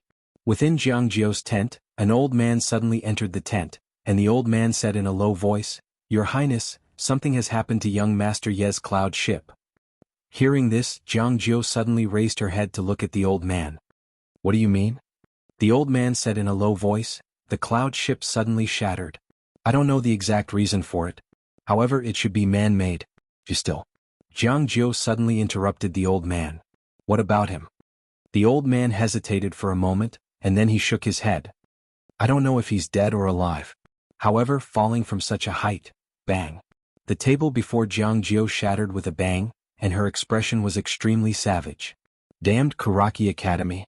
Damn it." The old man glanced at Jiang Jiu. "Your Highness?" Jiang Jiu suddenly raised her head to look at him. "Send out a group of 100 cavalrymen. You must find him definitely." The old man nodded and then he turned around and left. Within the tent, Jiang Jiu took out that golden card. Looking at the golden card in her hand, her expression was incomparably cold. "If you die, I will definitely make Kuraki Academy pay the price in the future. I definitely will." After saying this, she got up and walked out of the tent. She raised her head to look at the distant horizon. "No, you can't die. You have to live well for me." She clenched her right hand tightly, and her nails had already pierced into her palm. At night, Yi Xian quietly returned to Two Realms City. At this time he had already put on a black robe, and his appearance was completely concealed. He did not go to find Jiangjiu. For the sake of safety, the current him did not want to expose himself. He once again went to the Drunken Immortal restaurant, and then secretly bought a cloud ship ticket. An hour later, a cloud ship slowly rose from within Two Realms City. Soon after, it disappeared into the distant night. On the cloud ship in an ordinary private room. After Yi Xian locked the door from the inside, he entered the prison pagoda. Practicing the sword. This time he wasn't practicing sword techniques, but using qi to control the sword. Within the first level of the prison pagoda, a sword was ceaselessly flickering as it flew about. However, its flight was very messy, and it would sometimes fall or stop halfway through its flight. Obviously, he was still not very familiar with this method of controlling the sword. However, this was not a problem to him. If he was not familiar with it, he would become familiar with it with more practice. A day and a half later, the cloud ship was getting closer and closer to the imperial capital. On the other hand, Yi Xian still did not leave the pagoda, and he was still cultivating madly. His natural talent and comprehension were both good, and he had gradually grasped a bit of the knocking door, and the spirit elegant sword was flying more and more smoothly. 4 hours later, the cloud ship was getting closer and closer to the imperial capital, and the outline of the imperial capital could already be seen from the cloud ship. The imperial capital. Canglan Academy in front of Canglan Hall. Yi Ling sat on the stone steps, and she held a small figure in her hand. This small figure was Yi Xian. As she looked, Yi Ling sighed softly. She raised her head and looked down the mountain in the distance. Brother, I miss you so much. Every day she would come here and sit for 2 hours waiting for Yi Xian. Right at this moment, Jianji suddenly came to Yi Ling's side. Yi Ling raised her head and looked at Jianji. Sister Ji, are you hungry again? Jianji shook her head. She sat beside Yi Ling and glanced at the wooden figure in Yi Ling's hand. Your brother? Yi Ling nodded her little head. My brother carved it. It's very handsome, right? Jianji was about to speak, when she suddenly raised her head and looked not far away. There, a man and 10 people were slowly walking over. This man and 10 people were all students of Kuraki Academy. And when Jianji saw the man in the lead, her expression instantly changed. Fenju. The man in front of her was one of the 2 great monsters of Kuraki Academy, Fenju. Fenju glanced at Jianji. Where is Yi Xian? Jianji slowly stood up. He's not here. Fenju narrowed his eyes. I'm not in the imperial capital, and your Canglan Academy's people killed my Kuraki Academy students. Who gave you the guts? As his voice fell, he suddenly disappeared from where he stood. The ground in front of Jianji directly split open. Jianji pulled out his blade and slashed. Bang! Following an explosion, Jianji's entire body was directly knocked back into the Great Hall. Fenju was about to continue, but at this time, a Kuraki Academy student behind him suddenly pointed at the nearby Yi Ling. Senior Fenju, this person is that Yi Xian's little sister. His little sister is here, so he must be hiding. Hearing this, Fenju turned his head to look at Yi Ling. Yi Ling hurriedly turned around and ran. But at this time, Fenju suddenly appeared in front of Yi Ling. He grabbed Yi Ling's hair and forcibly lifted Yi Ling up. Yi Ling was in so much pain that tears immediately flowed down. Inside the Great Hall, Jianji suddenly leaped up and slashed towards Fenju. This slash directly tore through the air. But very quickly, Jianji suddenly stopped and retreated back to where she stood. Because in front of her, Fenju lifted Yi Ling up and blocked in front of her. Jianji stared at Fenju. Despicable. Despicable? Fenju sneered, don't think that I'm afraid of you. I just don't want to kill you. Remember, make Yi Xian scram to Kuraki Academy within 2 hours to die. Otherwise there will be one more corpse on Song Mountain's Xiaodao. After saying that, he carried Yi Ling and turned to leave. Behind Fenju, Jianji suddenly said coldly, using a little girl as a threat, aren't you afraid that Kuraki Academy will become the laughingstock of the world? Laughingstock? Fenju turned his head and coldly looked at Jianji. In this Jiang country, who dares to laugh at my Kuraki Academy? Jianji's eyes did not conceal the killing intent in the slightest. As a man, don't you feel that using this kind of method is too despicable? The corner of Fenju's mouth curled into a hint of ridicule. As a man, I naturally do things unscrupulously. I won't waste words with you. Remember, within 2 hours, if that Yi Xian who killed my Kuraki Academy students doesn't come to Song Mountain's Xiaodao, then let him collect his sister's corpse. He killed my Kuraki Academy students. If he doesn't pay with his life, then I'll kill his sister. After saying that, he turned around and left with Yiling. Inside the hall, Jianji hurriedly crushed a sound transmission stone. Not long after Fenju and the others brought Yiling away, a figure suddenly ran up the mountain from the foot of the mountain. The person who came was precisely Yi Xian. Yi Xian madly ran all the way and laughed, "Ling, our old brother is back."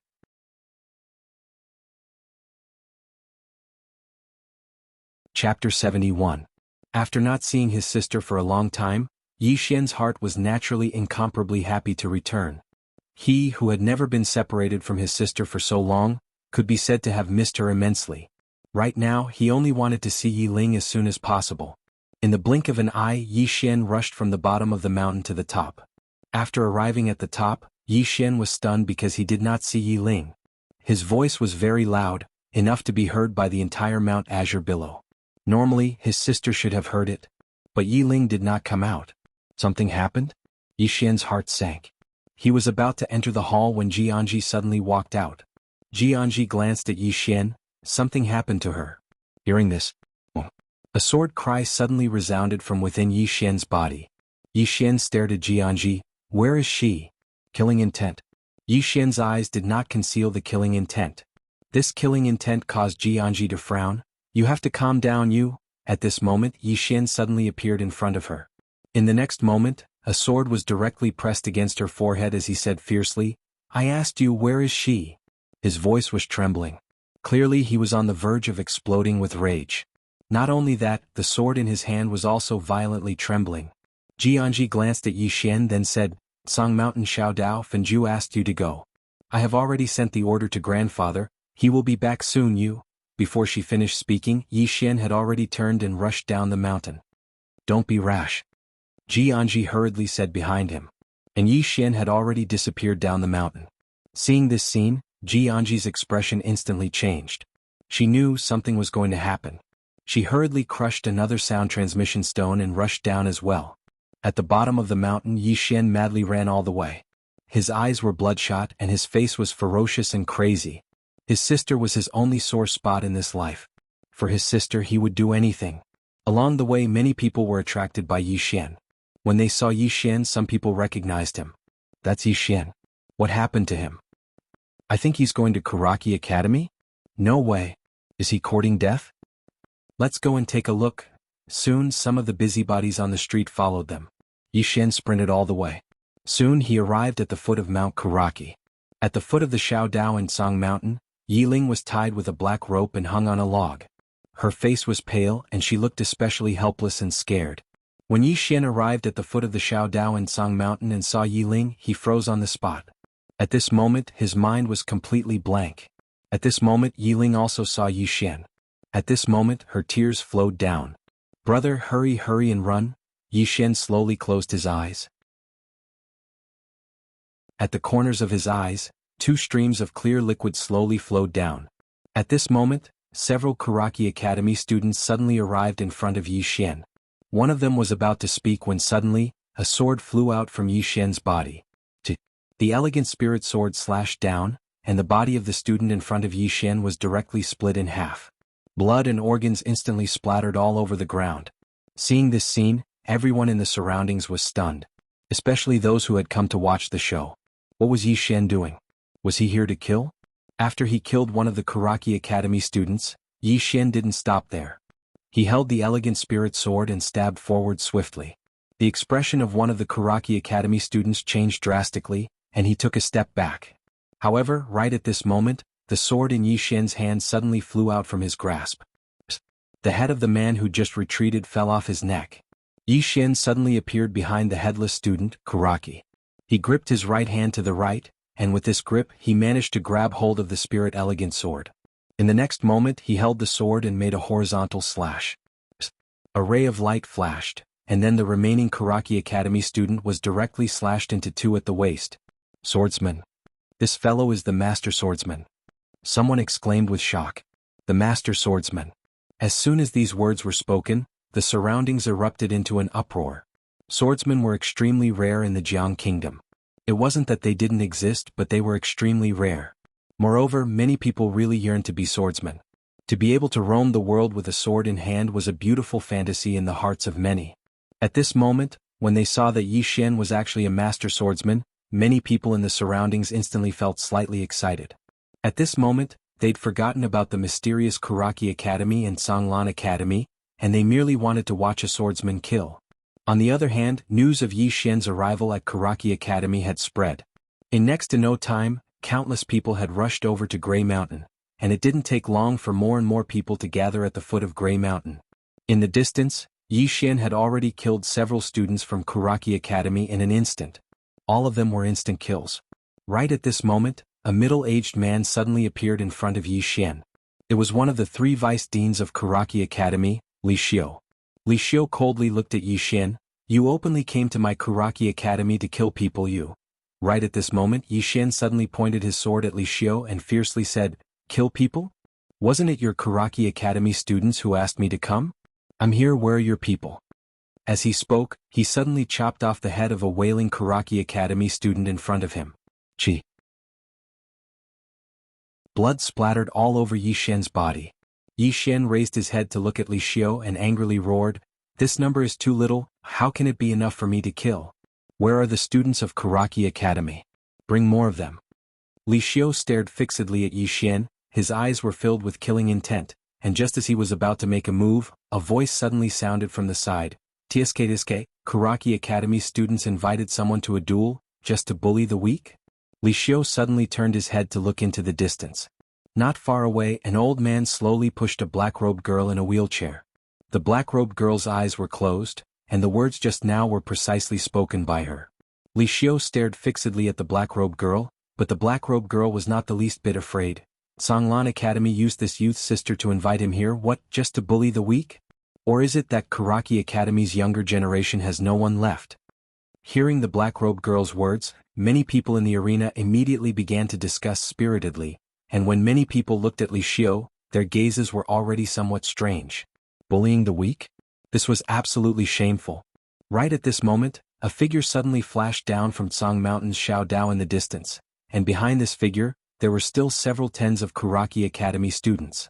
Very quickly, the figure in the lead arrived not far in front of Yi Xian. This person was precisely Fenju. And behind Fenju, there was also a large group of Kuraki Academy students. Fenju glanced at Yi Xian, then turned to look at the nearby Li Xiu. "Vice Dean, why do you need to take action against this person? It's enough for me to come." Li Xiu slightly nodded. "Don't underestimate the enemy." The corner of Fenju's mouth slightly raised and he turned to look at Yi Xian. "I didn't think that you would really come to save your sister. It seems like you still have some guts, you." Right at this moment, Yi Xian suddenly disappeared from where he stood. Seeing this scene, Fenju's expression slightly changed. His response was also extremely fast, and when Yi Xian's sword arrived in front of him, his body flashed, and at the same time his right hand slashed horizontally towards Yi Xian's waist. A wind blade flashed out from his palm, and this wind blade was directly aimed at the fatal position of Yi Xian's abdomen. Yi Xian held his sword and slashed downwards with a reverse grip. Boom! That wind blade was directly shattered by this one slash. And at this time, Fenju suddenly appeared in front of Yi Xian, and in an instant, countless wind blades slashed towards Yi Xian from all directions.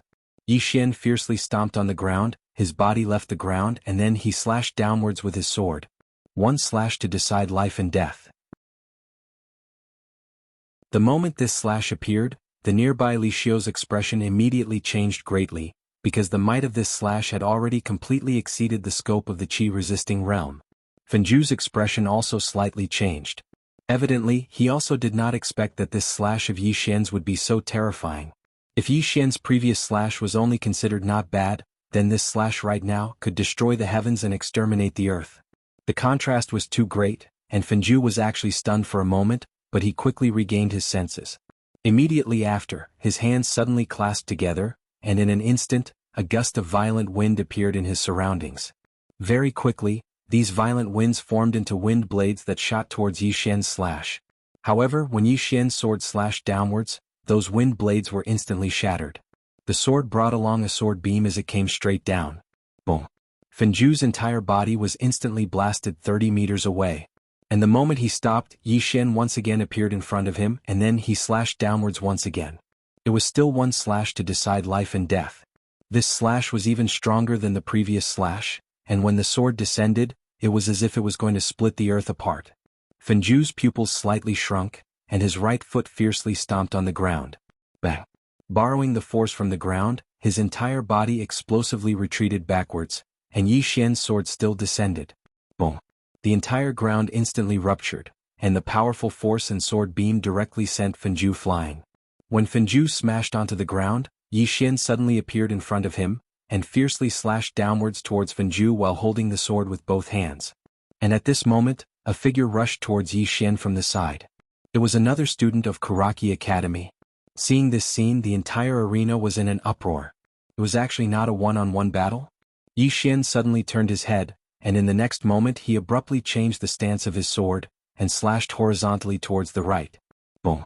That student who had just rushed in front of him was instantly sent flying by this slash, and the moment that student was sent flying, the sword in Yi Xian's hand suddenly flew out and slashed out. In the distance, that student's head was instantly sent flying. Fresh blood splattered everywhere, and that head rolled several meters away. Yi Xian beckoned with his right hand, and the spirit elegant sword flew back into his hand, while Fenju, who was in front of him, had already retreated several meters away. At this moment, Fenju's eyes had a serious expression. Not only Fenju, but all of the Karaki Academy students present also had a serious expression in their eyes. Obviously, Yi Xian's strength had already greatly exceeded their expectations. And Yi Xian did not stop as he directly charged towards Fenju and the group of people in the distance. Everyone present was dumbfounded. Was he going to fight a group by himself? Fenju's expression turned sinister. "I'll do it myself." As his voice fell, he suddenly bent his finger and lightly touched the center of his brows. In the next moment, an aura suddenly swept out from his body. Boom! A formless pressure appeared out of nowhere in the arena. Nether Passage Realm. In the arena, someone cried out in surprise. He must have used some kind of secret technique. Fenju slowly walked towards Yi Xian, and the aura emitted from his body became more and more terrifying. And at this moment, no one noticed that under Yi Xian's feet, a powerful energy was quietly gathering. Very quickly, the two of them got closer and closer. At this moment, Fenju suddenly punched out. When the fist was punched out, the energy contained within was like a volcanic eruption, and the powerful energy forcefully forced Yi Xian to a stop. And at this moment, an earth energy suddenly gathered from the bottom of Yi Xian's feet to his entire body, and in the blink of an eye, Yi Xian's sword slashed down. Boom! The energy released by Fenju instantly shattered, and immediately after, his entire body flew backwards. Just as he landed on the ground, Yi Xian appeared in front of him, and at the same time, Yi Xian's sword slashed down in a straight line. Yi Xian. Right at this moment, Li Xiu's voice suddenly sounded in Yi Xian's mind. "If you kill him, my Karaki Academy will make sure that you and your sister die a horrible death. You." Suddenly Yi Xian fiercely slashed down with his sword. That Fenju's body was directly split in the middle. Yi Xian did not stop there and instead wielded his sword swiftly. In an instant, that Fenju's corpse was directly turned into countless small pieces, and these small pieces of corpse formed a large Karaki character. Yi Xian raised his head to look at the group of Karaki Academy students in the distance, and roared like a wild beast. "What, all of you have become impotent? Mother f*** curse, come in f*** me. P.S. Pleading for tickets. Maybe you guys are a little annoyed seeing me pleading for tickets every day, but there's no other way. Life is forced upon me. In order to live, face and whatnot, I can only temporarily forego it."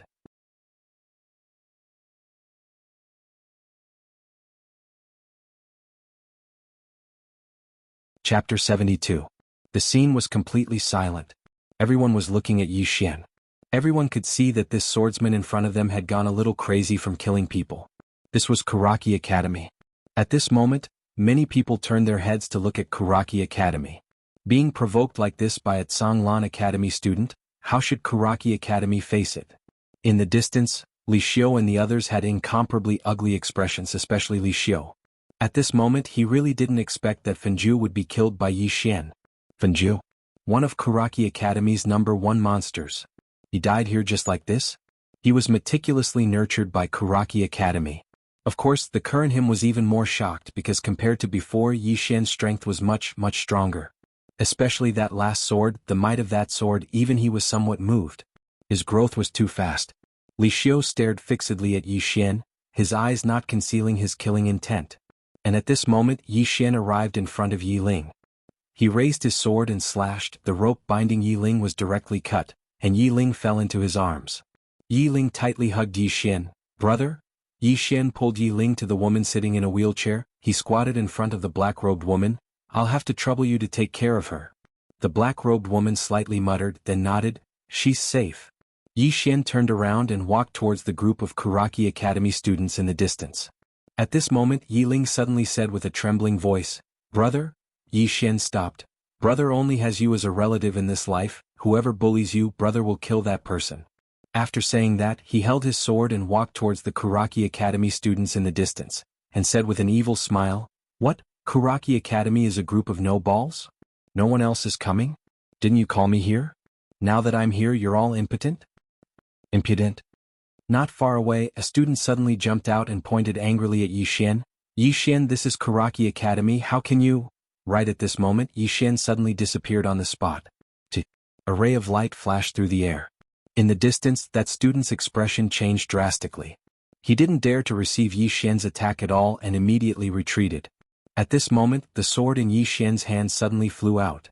The next moment, the exquisite sword had already arrived in front of that student. At this moment, a powerful force suddenly blasted onto Yi Xian's spirit elegant sword.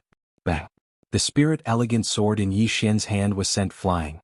Everyone in the surroundings gazed simultaneously at Li Xiu who stood nearby. Because it was Li Xiu who'd launched the attack. The expressions of the spectators instantly became strange when they saw Li Xiu attack. Yi Xian stretched out his hand to hold the spirit elegant sword, and then he raised his head to look at Li Xiu. Li Xiu was just about to speak when Yi Xian suddenly spoke fiercely, Cut the fucking crap. I just want to fucking kill right now. As soon as he finished speaking, he suddenly stomped the ground and leaped into the air above Li Xiu. A single slash to decide life and death. This sword strike had just appeared when numerous sharp sounds of air exploding resounded. Everyone in the surroundings was stunned when they saw Yi Xian actually attack Li Xiu. Has Yi Xian gone mad from killing? That's Li Xiu, the Vice Dean of Kuraki Academy. Moreover, he's an expert at the peak of the Nether Passage realm. At this moment, Li Xiu's expression had become ferocious. He suddenly stretched out his right hand and then he slapped it upwards. A powerful force surged out from the center of his palm. Bang! Yi Xian was blasted back to the spot along with his sword, whereas Li Xiu was forcefully blasted over 3m back as well. The expressions of everyone in the surroundings changed when they witnessed this scene. Yi Xian was actually able to blast Li Xiu back? On the other hand, Li Xiu himself had an astounded expression.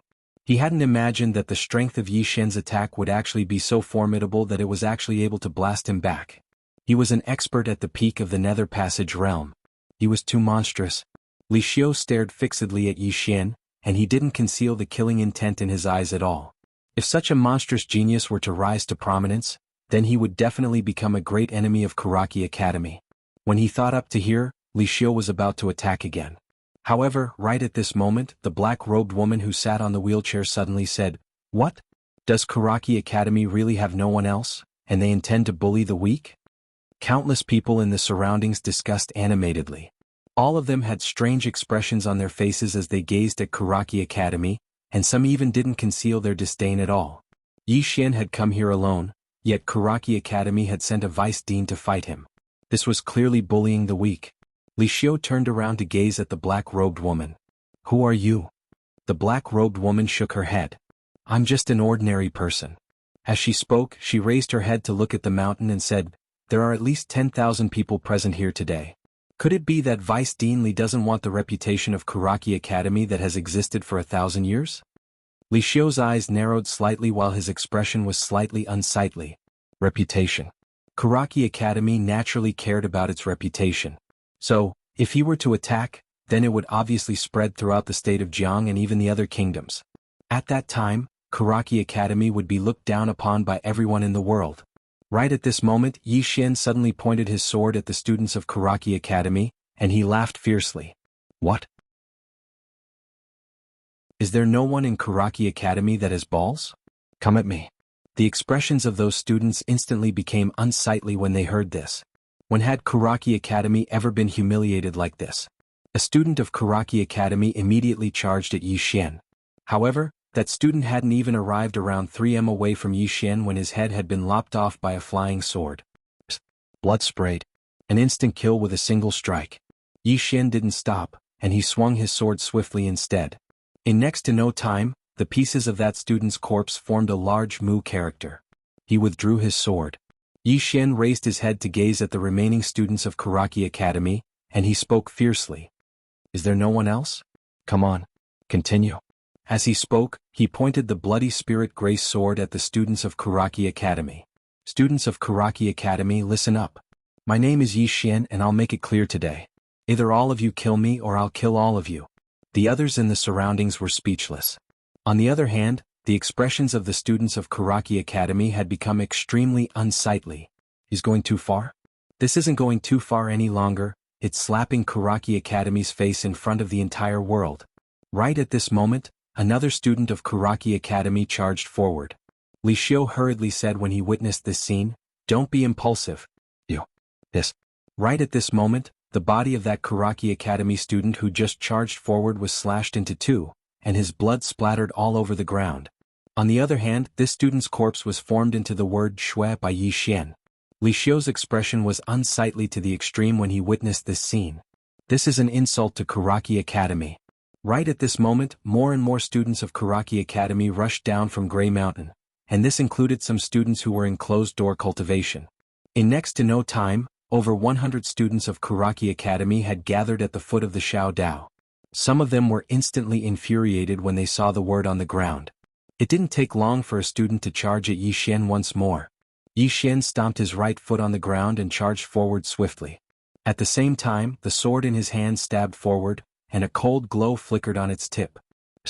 His sword pierced through the center of that student's forehead. At the same time, the spear in that student's hand stabbed towards Yi Xian's stomach. However, the spear wasn't able to pierce through Yi Xian's skin. Yi Xian held his sword and sliced lightly. That student's head instantly split apart, and fresh blood sprayed out like a fountain. Yi Xian swung his sword swiftly, and it only took an instant for the bloody words Karaki Academy to appear on the ground. Some of the students of Karaki Academy instantly revealed ferocious expressions when they witnessed this scene, and they were about to charge at Yi Xian again. Meanwhile, Li Xiu suddenly stopped all the students and he shouted furiously, "No one is allowed to act arbitrarily without my orders." At this moment he naturally discerned Yi Xian's strength. Yi Xian's strength wasn't something that these ordinary students of Karaki Academy could go against. So, continuing forward would only be giving their lives away. Right at this moment an old man appeared here. It was the other vice dean of Karaki Academy, Kumu. He was the one who'd said that Yi Xian was trash that Karaki Academy didn't want. Yet at this moment Yi Xian was standing in front of him once more, and Yi Xian had even killed the most monstrous genius of Karaki Academy, Fenju. He'd killed Fenju with such ease. Kumu glanced coldly at Yi Xian, and then he turned around to gaze at the spectators. "My Karaki Academy has private matters to attend to today. All of you who aren't involved should quickly leave." An uproar arose in the surroundings when they heard this. He intended to drive them away. Right at this moment, a group of experts from Karaki Academy suddenly appeared before the spectators. Some amongst the spectators were displeased and immediately stepped forward. "What? Is Karaki Academy afraid?" Kumu suddenly raised his hand and waved it. Bang! The man who'd just spoken was instantly blasted into pieces by a strong gale. The expressions of the spectators instantly changed drastically when they witnessed this scene, and it didn't take long for countless of them to flee backwards. At this moment, they finally realized that they were standing before Karaki Academy, one of the two strongest powers in Jiang country. Even the imperial family of Jiang country had to lower their heads before Karaki Academy. It didn't take long for all the spectators to retreat completely. However, the black-robed woman in the wheelchair and the old man behind her didn't retreat. Kumu's gaze descended onto the woman in the wheelchair. "I presume you have something to rely on. Can you let the old man take a look?" The woman grinned. "How could I possibly have anything to rely on when Karaki Academy acts like this?" As she spoke, she took Yiling's hand. "Let's go." Yiling shook her head. "Go with her." Yi Xian suddenly said, "Be a good girl. Big brother will be back soon." Yiling gazed at Yi Xian while tears instantly flowed down her face. "You lied to me." Yi Xian spoke softly. "Big brother has never lied to you. Be a good girl and leave with big sister. Big brother will be back soon." Yiling wiped the tears off her face. "But I want to accompany you." Yi Xian's body trembled slightly and he spoke softly, "Big brother can't fight while you're here. Be a good girl and go back with big sister. Big brother will be back soon. I'll do as I say." Yi Ling gazed at Yi Xian for a very long time while tears flowed down her face incessantly. Right at this moment, the black-robed woman suddenly bent her finger and placed it on the back of Yi Xian's neck, and Yi Ling directly went limp in her arms. The black-robed woman turned to face Yi Xian. "Take care." As soon as she finished speaking, the black-robed woman and the old man turned around and left with Yi Ling. Yi Xian was the only one left in the field. Yi Xian raised his head to look at the nearby Kumu, and Kumu suddenly vanished on the spot. Bang! Without any warning, Yi Xian's entire body was blasted over 30 m away before smashing heavily onto the ground. He'd just gotten up when he spat out a few mouthfuls of blood essence. Kumu walked slowly towards Yi Xian. "Aren't you very good at fighting? Why don't you fight me?" As soon as he finished speaking, he vanished on the spot once more. Only the sound of the wind could be heard, but he was nowhere to be seen. Bang! Yi Xian, who'd just gotten up, was blasted over 30 m away once more.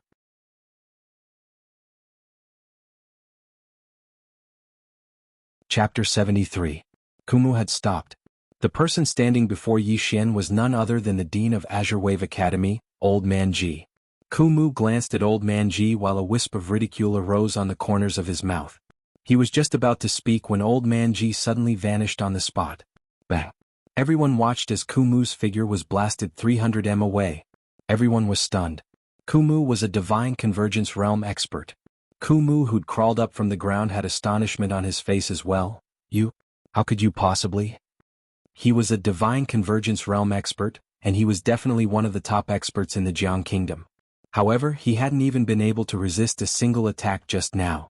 Right at this moment, Old Man Ji suddenly took a step forward, and he'd arrived in front of Kumu with just this step. He was only a single step away from Kumu. Distance shrink. Kumu's expression changed drastically when he witnessed this scene, and he spoke with astonishment. "You're not at the divine convergence realm."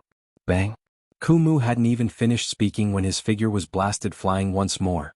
Old Man Ji took a huge gulp from the wine gourd on his waist, and then he punched the air in the distance. Bang! The entire expanse of space trembled slightly.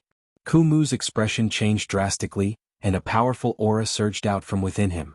However, this aura had only just appeared when it was instantly dispersed. In the next moment, a bloody hole had appeared on his chest, and then his figure smashed against a nearby mountain wall. All the students of Karaki Academy were stunned. On the ground, Kumu stared at Old Man Ji in the distance. He hid so deeply. Old Man Ji paid no attention to Kumu, who was about to die, and he turned around to look at Yi Xian instead.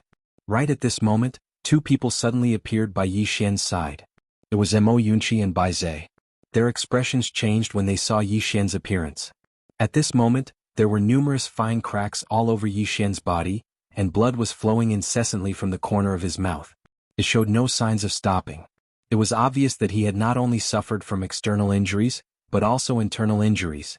Meanwhile, Mo Yunqi suddenly turned around and pointed furiously at Kumu, and he said furiously, "Fuck your ancestors. You old dog. It's a one-on-one battle between students, yet you want to bully the weak? Motherfucker. Your Karaki Academy is too fucking shameless." Bai Zhe nodded and said coldly, "Shameless." Old Man Ji suddenly said, "Take him away." At this moment, Yi Xian suddenly stood up and looked at Old Man Ji. "Why are you leaving?" "I'm not leaving." Finished speaking, he pointed his sword at the distant students of Karaki Academy and said in a sinister voice, "Dean Ji, our Azure Billow Academy has fewer people, but so what? We don't have many people, but we can't be cowards. Let's fight them today. If we kill one, we'll break even. If we kill two, we'll make a profit." Mo Yunqi nodded by Yi Xian's side, and he looked at Old Man Ji. "Old Man Ji, it was they who offended us first. They openly came to our Azure Billow Academy to capture someone, and they even bullied the weak. Now we still want to retreat? They're too fucking cowardly. We're not leaving. Fight them. You fight the old ones and the three of us fight the young ones." Bai Zhe slowly clenched his fists tightly. "Fight." Dean Ji glanced at the three of them. "Are all of you sure you want to fight?" Mo Yunqi was just about to speak when Yi Xian had already charged towards the group of Karaki Academy students with his sword in hand. Mo Yunqi was stunned, and then he said, "Fuck? Do you really think we should fight just because you said so?" As he spoke, he and Bai Zhe charged over right after Qinshi. Besides Bai Zhe and Mo Yunqi, there was another person, and it was Jianji. The four of them were challenging a group of Karaki Academy students by themselves. Old Man Ji pondered deeply for a moment when he saw the four of them charge towards the group of students, and then he turned around to look at Li Xiu and the others who were nearby. Anyone who's at the higher sky realm or above will die. Li Xiu's expression instantly became unsightly when he heard this, and he hurriedly turned around to look at the old man. Have you notified the dean? The old man nodded. The dean is already on his way back and he'll be here in 10 minutes at most. Li Xiu nodded. Perhaps only the dean can go against this old man Ji who stands before him. So long as old man Ji is pinned down, then Yi Xian and the others will definitely die. When he thought up to here, a wisp of a ferocious smile arose on the corners of his mouth. Go all together. When they heard Li Xiu, the other students of Karaki Academy charged directly at Yi Xian's group of four. Over 100 people. Even the weakest was at the Qi-controlling realm or above. Mo Yunqi's eyelids twitched when he saw over 100 people charging over. Big brothers, there are quite a lot of them. Bai Zhe glanced at Mo Yunqi. Are you afraid? Mo Yunqi said angrily, I've never been afraid of anyone. I'll just do it. Right at this moment, Yi Xian, who was leading the charge, swung his sword. In the next moment, the head of a student of Karaki Academy in front of him flew into the air. At the same time, Yi Xian's entire body was blasted flying by another student of Karaki Academy as well. The battlefield instantly descended into chaos. On the other hand, Yi Xian's group of four were undoubtedly suppressed. Over 100 people against 4 people. This was a suppression in terms of numbers. Moreover, not a single one of these 100 people was weak. At this moment, their battle intent was high, or it should be said that their killing intent was high. Earlier, Yi Xian had killed quite a few students of Karaki Academy, and he'd even used their corpses to form the words Karaki Academy. Yi Xian's actions had undoubtedly infuriated all the students of Karaki Academy. Suppression. As soon as the battle began, Yi Xian's group of 4 were suppressed, and they were forced to retreat repeatedly. Head to Tsang Mountain Xiao Dao. Right at this moment, Yi Xian's voice suddenly rang out.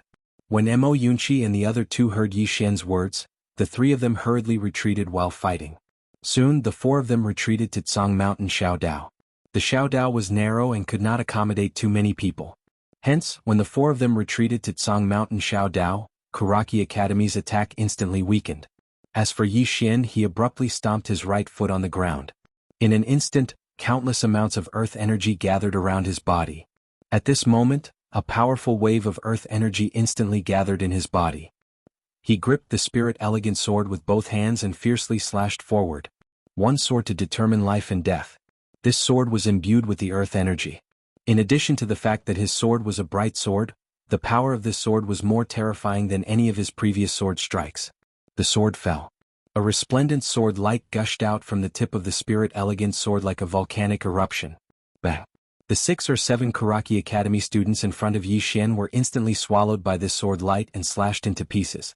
On the ground where Yi Xian stood, a ravine that was a full 5 feet high appeared. Not only that, but the remaining force of the sword heavily injured at least a dozen Karaki Academy students at the side. Li Xiu's expression instantly turned extremely ugly when he saw this sword strike. The power of Yi Xian's sword strike had greatly exceeded his expectations. It was impossible for a Qi-controlling realm cultivator to unleash such a terrifying sword strike. The remaining Karaki Academy students also looked at Yi Xian in shock. Besides the ghastly murderous intent in their eyes, there was also a deep sense of fear. That sword strike earlier was truly too terrifying. Old Man Ji's eyes were also filled with astonishment. Yi Xian's sword strike had indeed exceeded the limits of the Qi-controlling realm. However, he was even more astonished by the energy that had appeared on Yi Xian's body earlier. Mo Yunqi, who was by Yi Xian's side, suddenly wiped off the fresh blood on his face, and then he lightly poked Yi Xian's arm with his right elbow. Big brother, one more strike. Yi Xian took a deep breath. He stomped on the ground and held tightly onto the spirit elegant sword in his hand. In next to no time, boundless energy of the earth converged towards Yi Xian, and the spirit elegant sword in his hand started to tremble madly. The expressions of the Karaki Academy students changed greatly when they saw this scene, and they retreated in succession. Right at this moment, an old man suddenly appeared not too far away from Old Man Ji. The person that had arrived was precisely the dean of Karaki Academy, Li Xuanzang. Greetings, Dean. Countless people present bowed to Li Xuanzang in unison. Li Xuanzang glanced at the nearby ground that was covered in corpses. His gaze stopped on Fenju's corpse for a moment, and then he glanced at the 4 words that Yi Xian had spelled out with corpses. In the end, his gaze descended onto Yi Xian. You did this? Yi Xian didn't speak. He stretched out his right hand and the sword in his hand slashed out. A Kuraki Academy student who was caught off guard was directly slashed into 2 by this strike. Li Xuanzang's eyes narrowed slightly when he saw this scene.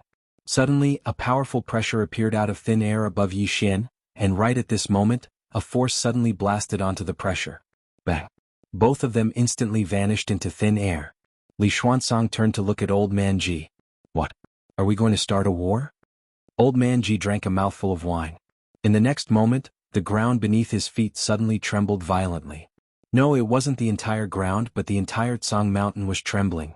At the same time, at this moment, the surrounding wind seemed to have stopped, and the light around Old Man Ji directly distorted. Seeing this scene, Li Xuanzang's eyes narrowed slightly. All things distorted. Pinnacle of myriad techniques. I didn't expect that after so many years, you didn't lead a befuddled life, but instead reached this level. Old Man Ji looked straight at Li Xuanzang. In the entire country of Jiang, including you and me, there are only 4 people at the pinnacle of myriad techniques. If you want to fight, I'll fight with you. Since Tsanglan Academy is already like this, I have no qualms. We might as well turn the world upside down and destroy your Kuraki Academy as well. What do you think? Li Xuanzang stared at Old Man Ji without saying a word. Fight? Once they started fighting, Kuraki Academy would definitely win because they had the advantage in numbers. However, Kuraki Academy would definitely be destroyed. At least 80% of the Kuraki Academy experts present would die, and these students would have no chance of survival. As for Tsanglan Academy? Currently, Tsanglan Academy only had 4 students left. Including the dean, there were a total of 5 people. It could be said that Tsanglan Academy was alone. It wasn't worth it. Li Xuanzang glanced at the corpses on the ground not far away, his face extremely gloomy. After a moment he looked at Old Man Ji. This matter can be dropped, but, saying this, he suddenly pointed at Yi Xian not far away. This person must die. If he doesn't die, you want to destroy indiscriminately? Sure. As Li Xuanzang's voice fell, several figures suddenly appeared around Old Man Ji and the others. All 6 of them were at the Divine Combination realm.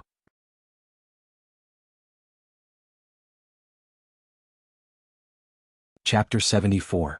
Yi Xian must die. This was Li Xuanzang's attitude, or rather the entire Kuraki Academy's attitude. The talent and strength that Yi Xian displayed was simply too terrifying, especially when even Fenju died in his hands. If he was allowed to continue growing, Kuraki Academy would be in great danger during the life and death competition between the 2 academies in a year's time. This was secondary. The most important thing was that with the strength and talent that Yi Xian displayed when he fully matured, he could even threaten Kuraki Academy. Moreover, the news of Yi Xian killing so many Kuraki Academy students had probably already spread throughout the imperial capital. If Yi Xian didn't die, it would deal a heavy blow to Kuraki Academy's reputation and prestige. Therefore, to Li Xuanzang and the entire Kuraki Academy, Yi Xian must die. Mo Yunqi, Bai Zhe and Jianji looked at Old Man Ji. Old Man Ji drank a mouthful of wine, then looked at Li Xuanzang. He must die. Li Xuanzang said indifferently, if he dies, everything can be discussed. If he doesn't die, nothing can be discussed. Old Man Ji shook his head with a smile, then looked at the nearby Yi Xian. What do you think? Yi Xian looked at Old Man Ji. If Old Man Ji wants to keep the peace, the best solution is to sacrifice me in exchange for peace. Old Man Ji smiled. Are you willing to die? Yi Xian shook his head. I don't want to die. Moreover, I don't think Old Man Ji is that stupid. Although sacrificing me can temporarily keep the peace, Tsanglan Academy will forever kneel in front of Kuraki Academy, unable to raise its head for generations to come. As he spoke, he looked at Old Man Ji. Old Man Ji, they bullied us first, why should we make peace with them? Yes, our strength is inferior to theirs, but so what? As he finished speaking, he pointed his long sword at the Kuraki Academy students. Do you know why these people and those people in the imperial capital look down on Tsanglan Academy? It's because we are fucking cowards. Our Tsanglan Academy is always cowering in front of them. We are cowards ourselves, overcautious and indecisive, thinking about this and that. How can they look up to us? Tsanglan Academy has been kneeling for a long time. I don't want to kneel anyway. As soon as he finished speaking, he turned around to face the students of Kuraki Academy. You ask me what I think and I only have one attitude. If we don't make peace we won't stop. Fight with them, fight until all 5 of us are dead. Fight. Right at this moment, Mo Yunchi suddenly stood up from the side. Old Man Ji, after I joined Songlan Academy, I didn't dare to tell my family that I was from Songlan Academy.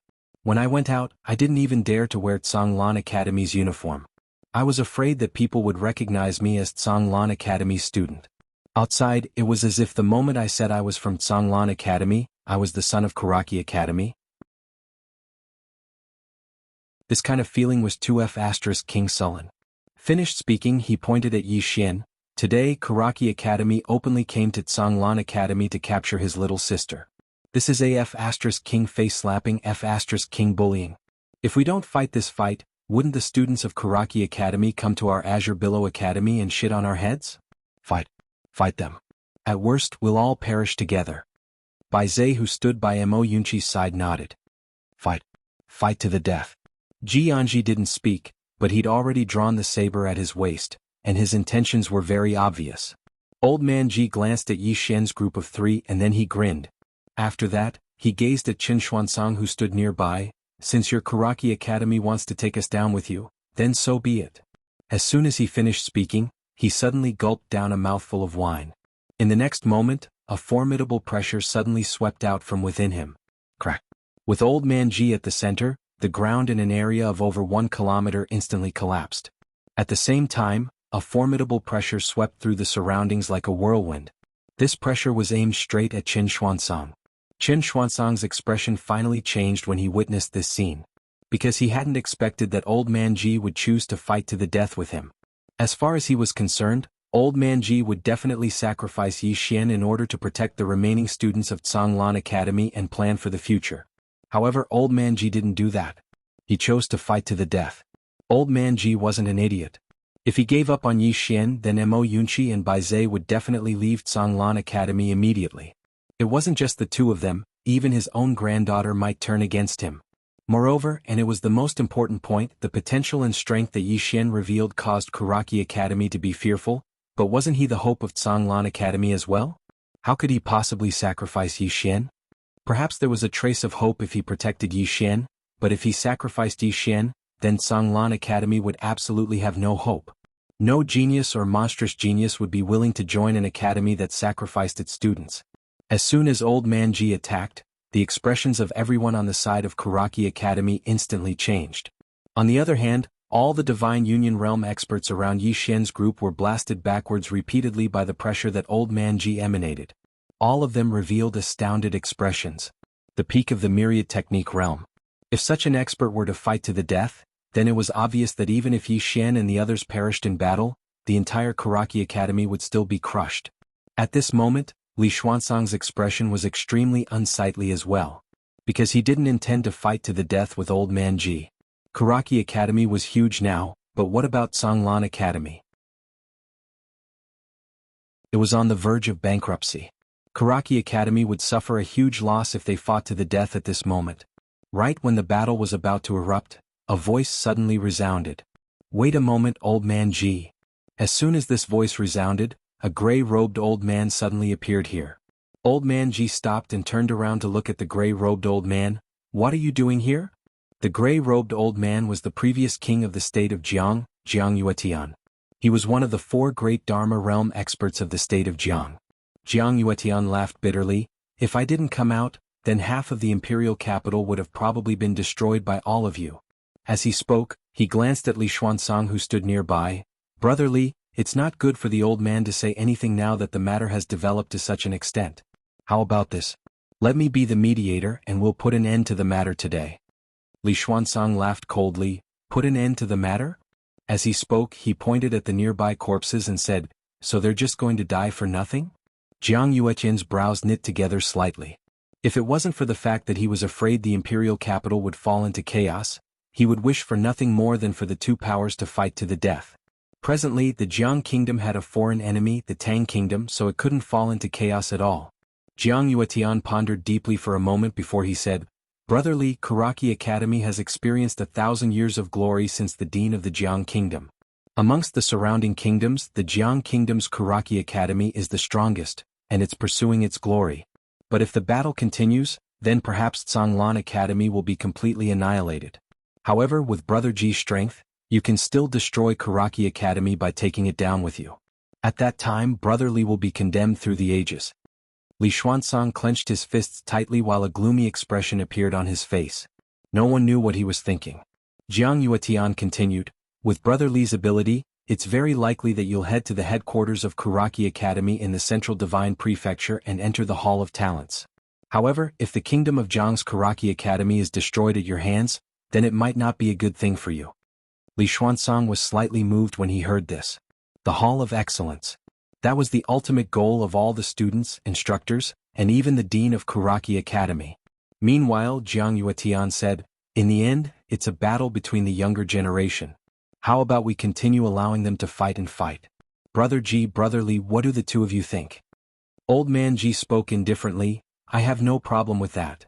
Li Xuanzang glanced coldly at Old Man Ji and said, all right, I have no problem with that as well.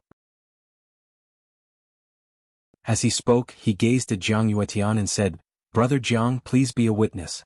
My Karaki Academy and Zhonglan Academy are irreconcilable enemies from this moment onward, and no one above the age of 25 is allowed to fight.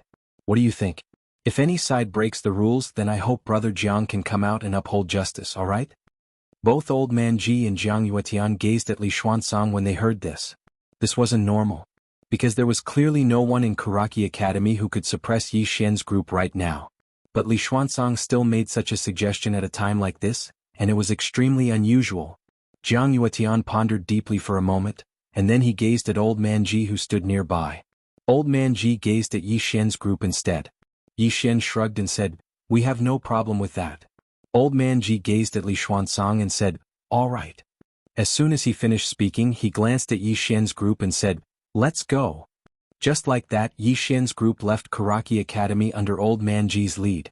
Jiang Yuetian sighed softly, and then he left Karaki Academy. Li Xuanzang gazed at the corpses on the ground with a gloomy expression, and no one knew what he was thinking. Li Xiu was just about to speak when Li Xuanzang suddenly turned around and glanced coldly at him. This is what you've done. Li Xiu's expression was slightly unsightly. The experts of Karaki Academy and the surroundings gazed at Li Xiu as well, and all of them had extremely hostile expressions. After all, Yi Xian had sought to join Karaki Academy, and it was Li Xiu and Sang Zhong who'd forced Yi Xian to leave. Now Yi Xian had become a formidable enemy of Karaki Academy.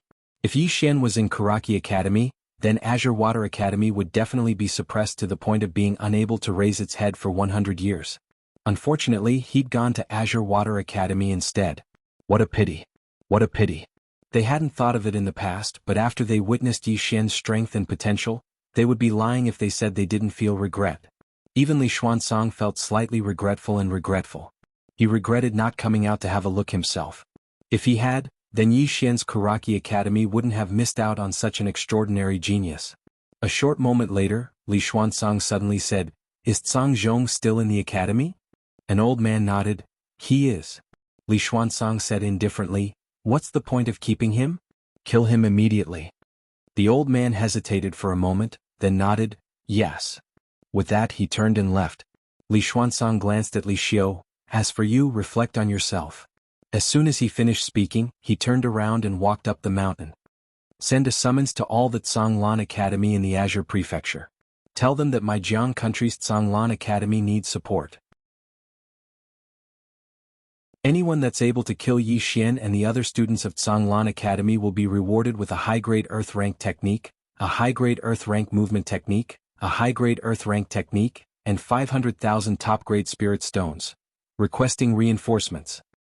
P.S. I was chatting with a reader yesterday and the reader said, if there's a pirated version to read, why should I read the original? For a moment I was speechless. At this moment I felt a little sad. I can only write 1 chapter in the morning and I have to write 3 chapters a day. I have to spend time in the morning, noon, and night. I can't rest before 10 p.m. every day. Moreover, I have to spend time to edit and check for typos the next day. When I told you about finding a rich woman, half of it wasn't a joke. It was really damn tiring. Of course, most of it is because I'm touched. I'm touched that many of my friends came to support me even though they could read a pirated version. Moreover, they were willing to spend money to tip me or vote for me. You're tuning in to the Han Lee's Wuxia Adventures YouTube channel. We're so grateful for your support, and don't forget to subscribe to join us on this incredible journey through captivating stories. Your generosity through donations truly makes a world of difference, as it's the primary source of revenue that allows me to expand and enhance this channel for you. Thank you from the bottom of my heart for being a part of this adventure.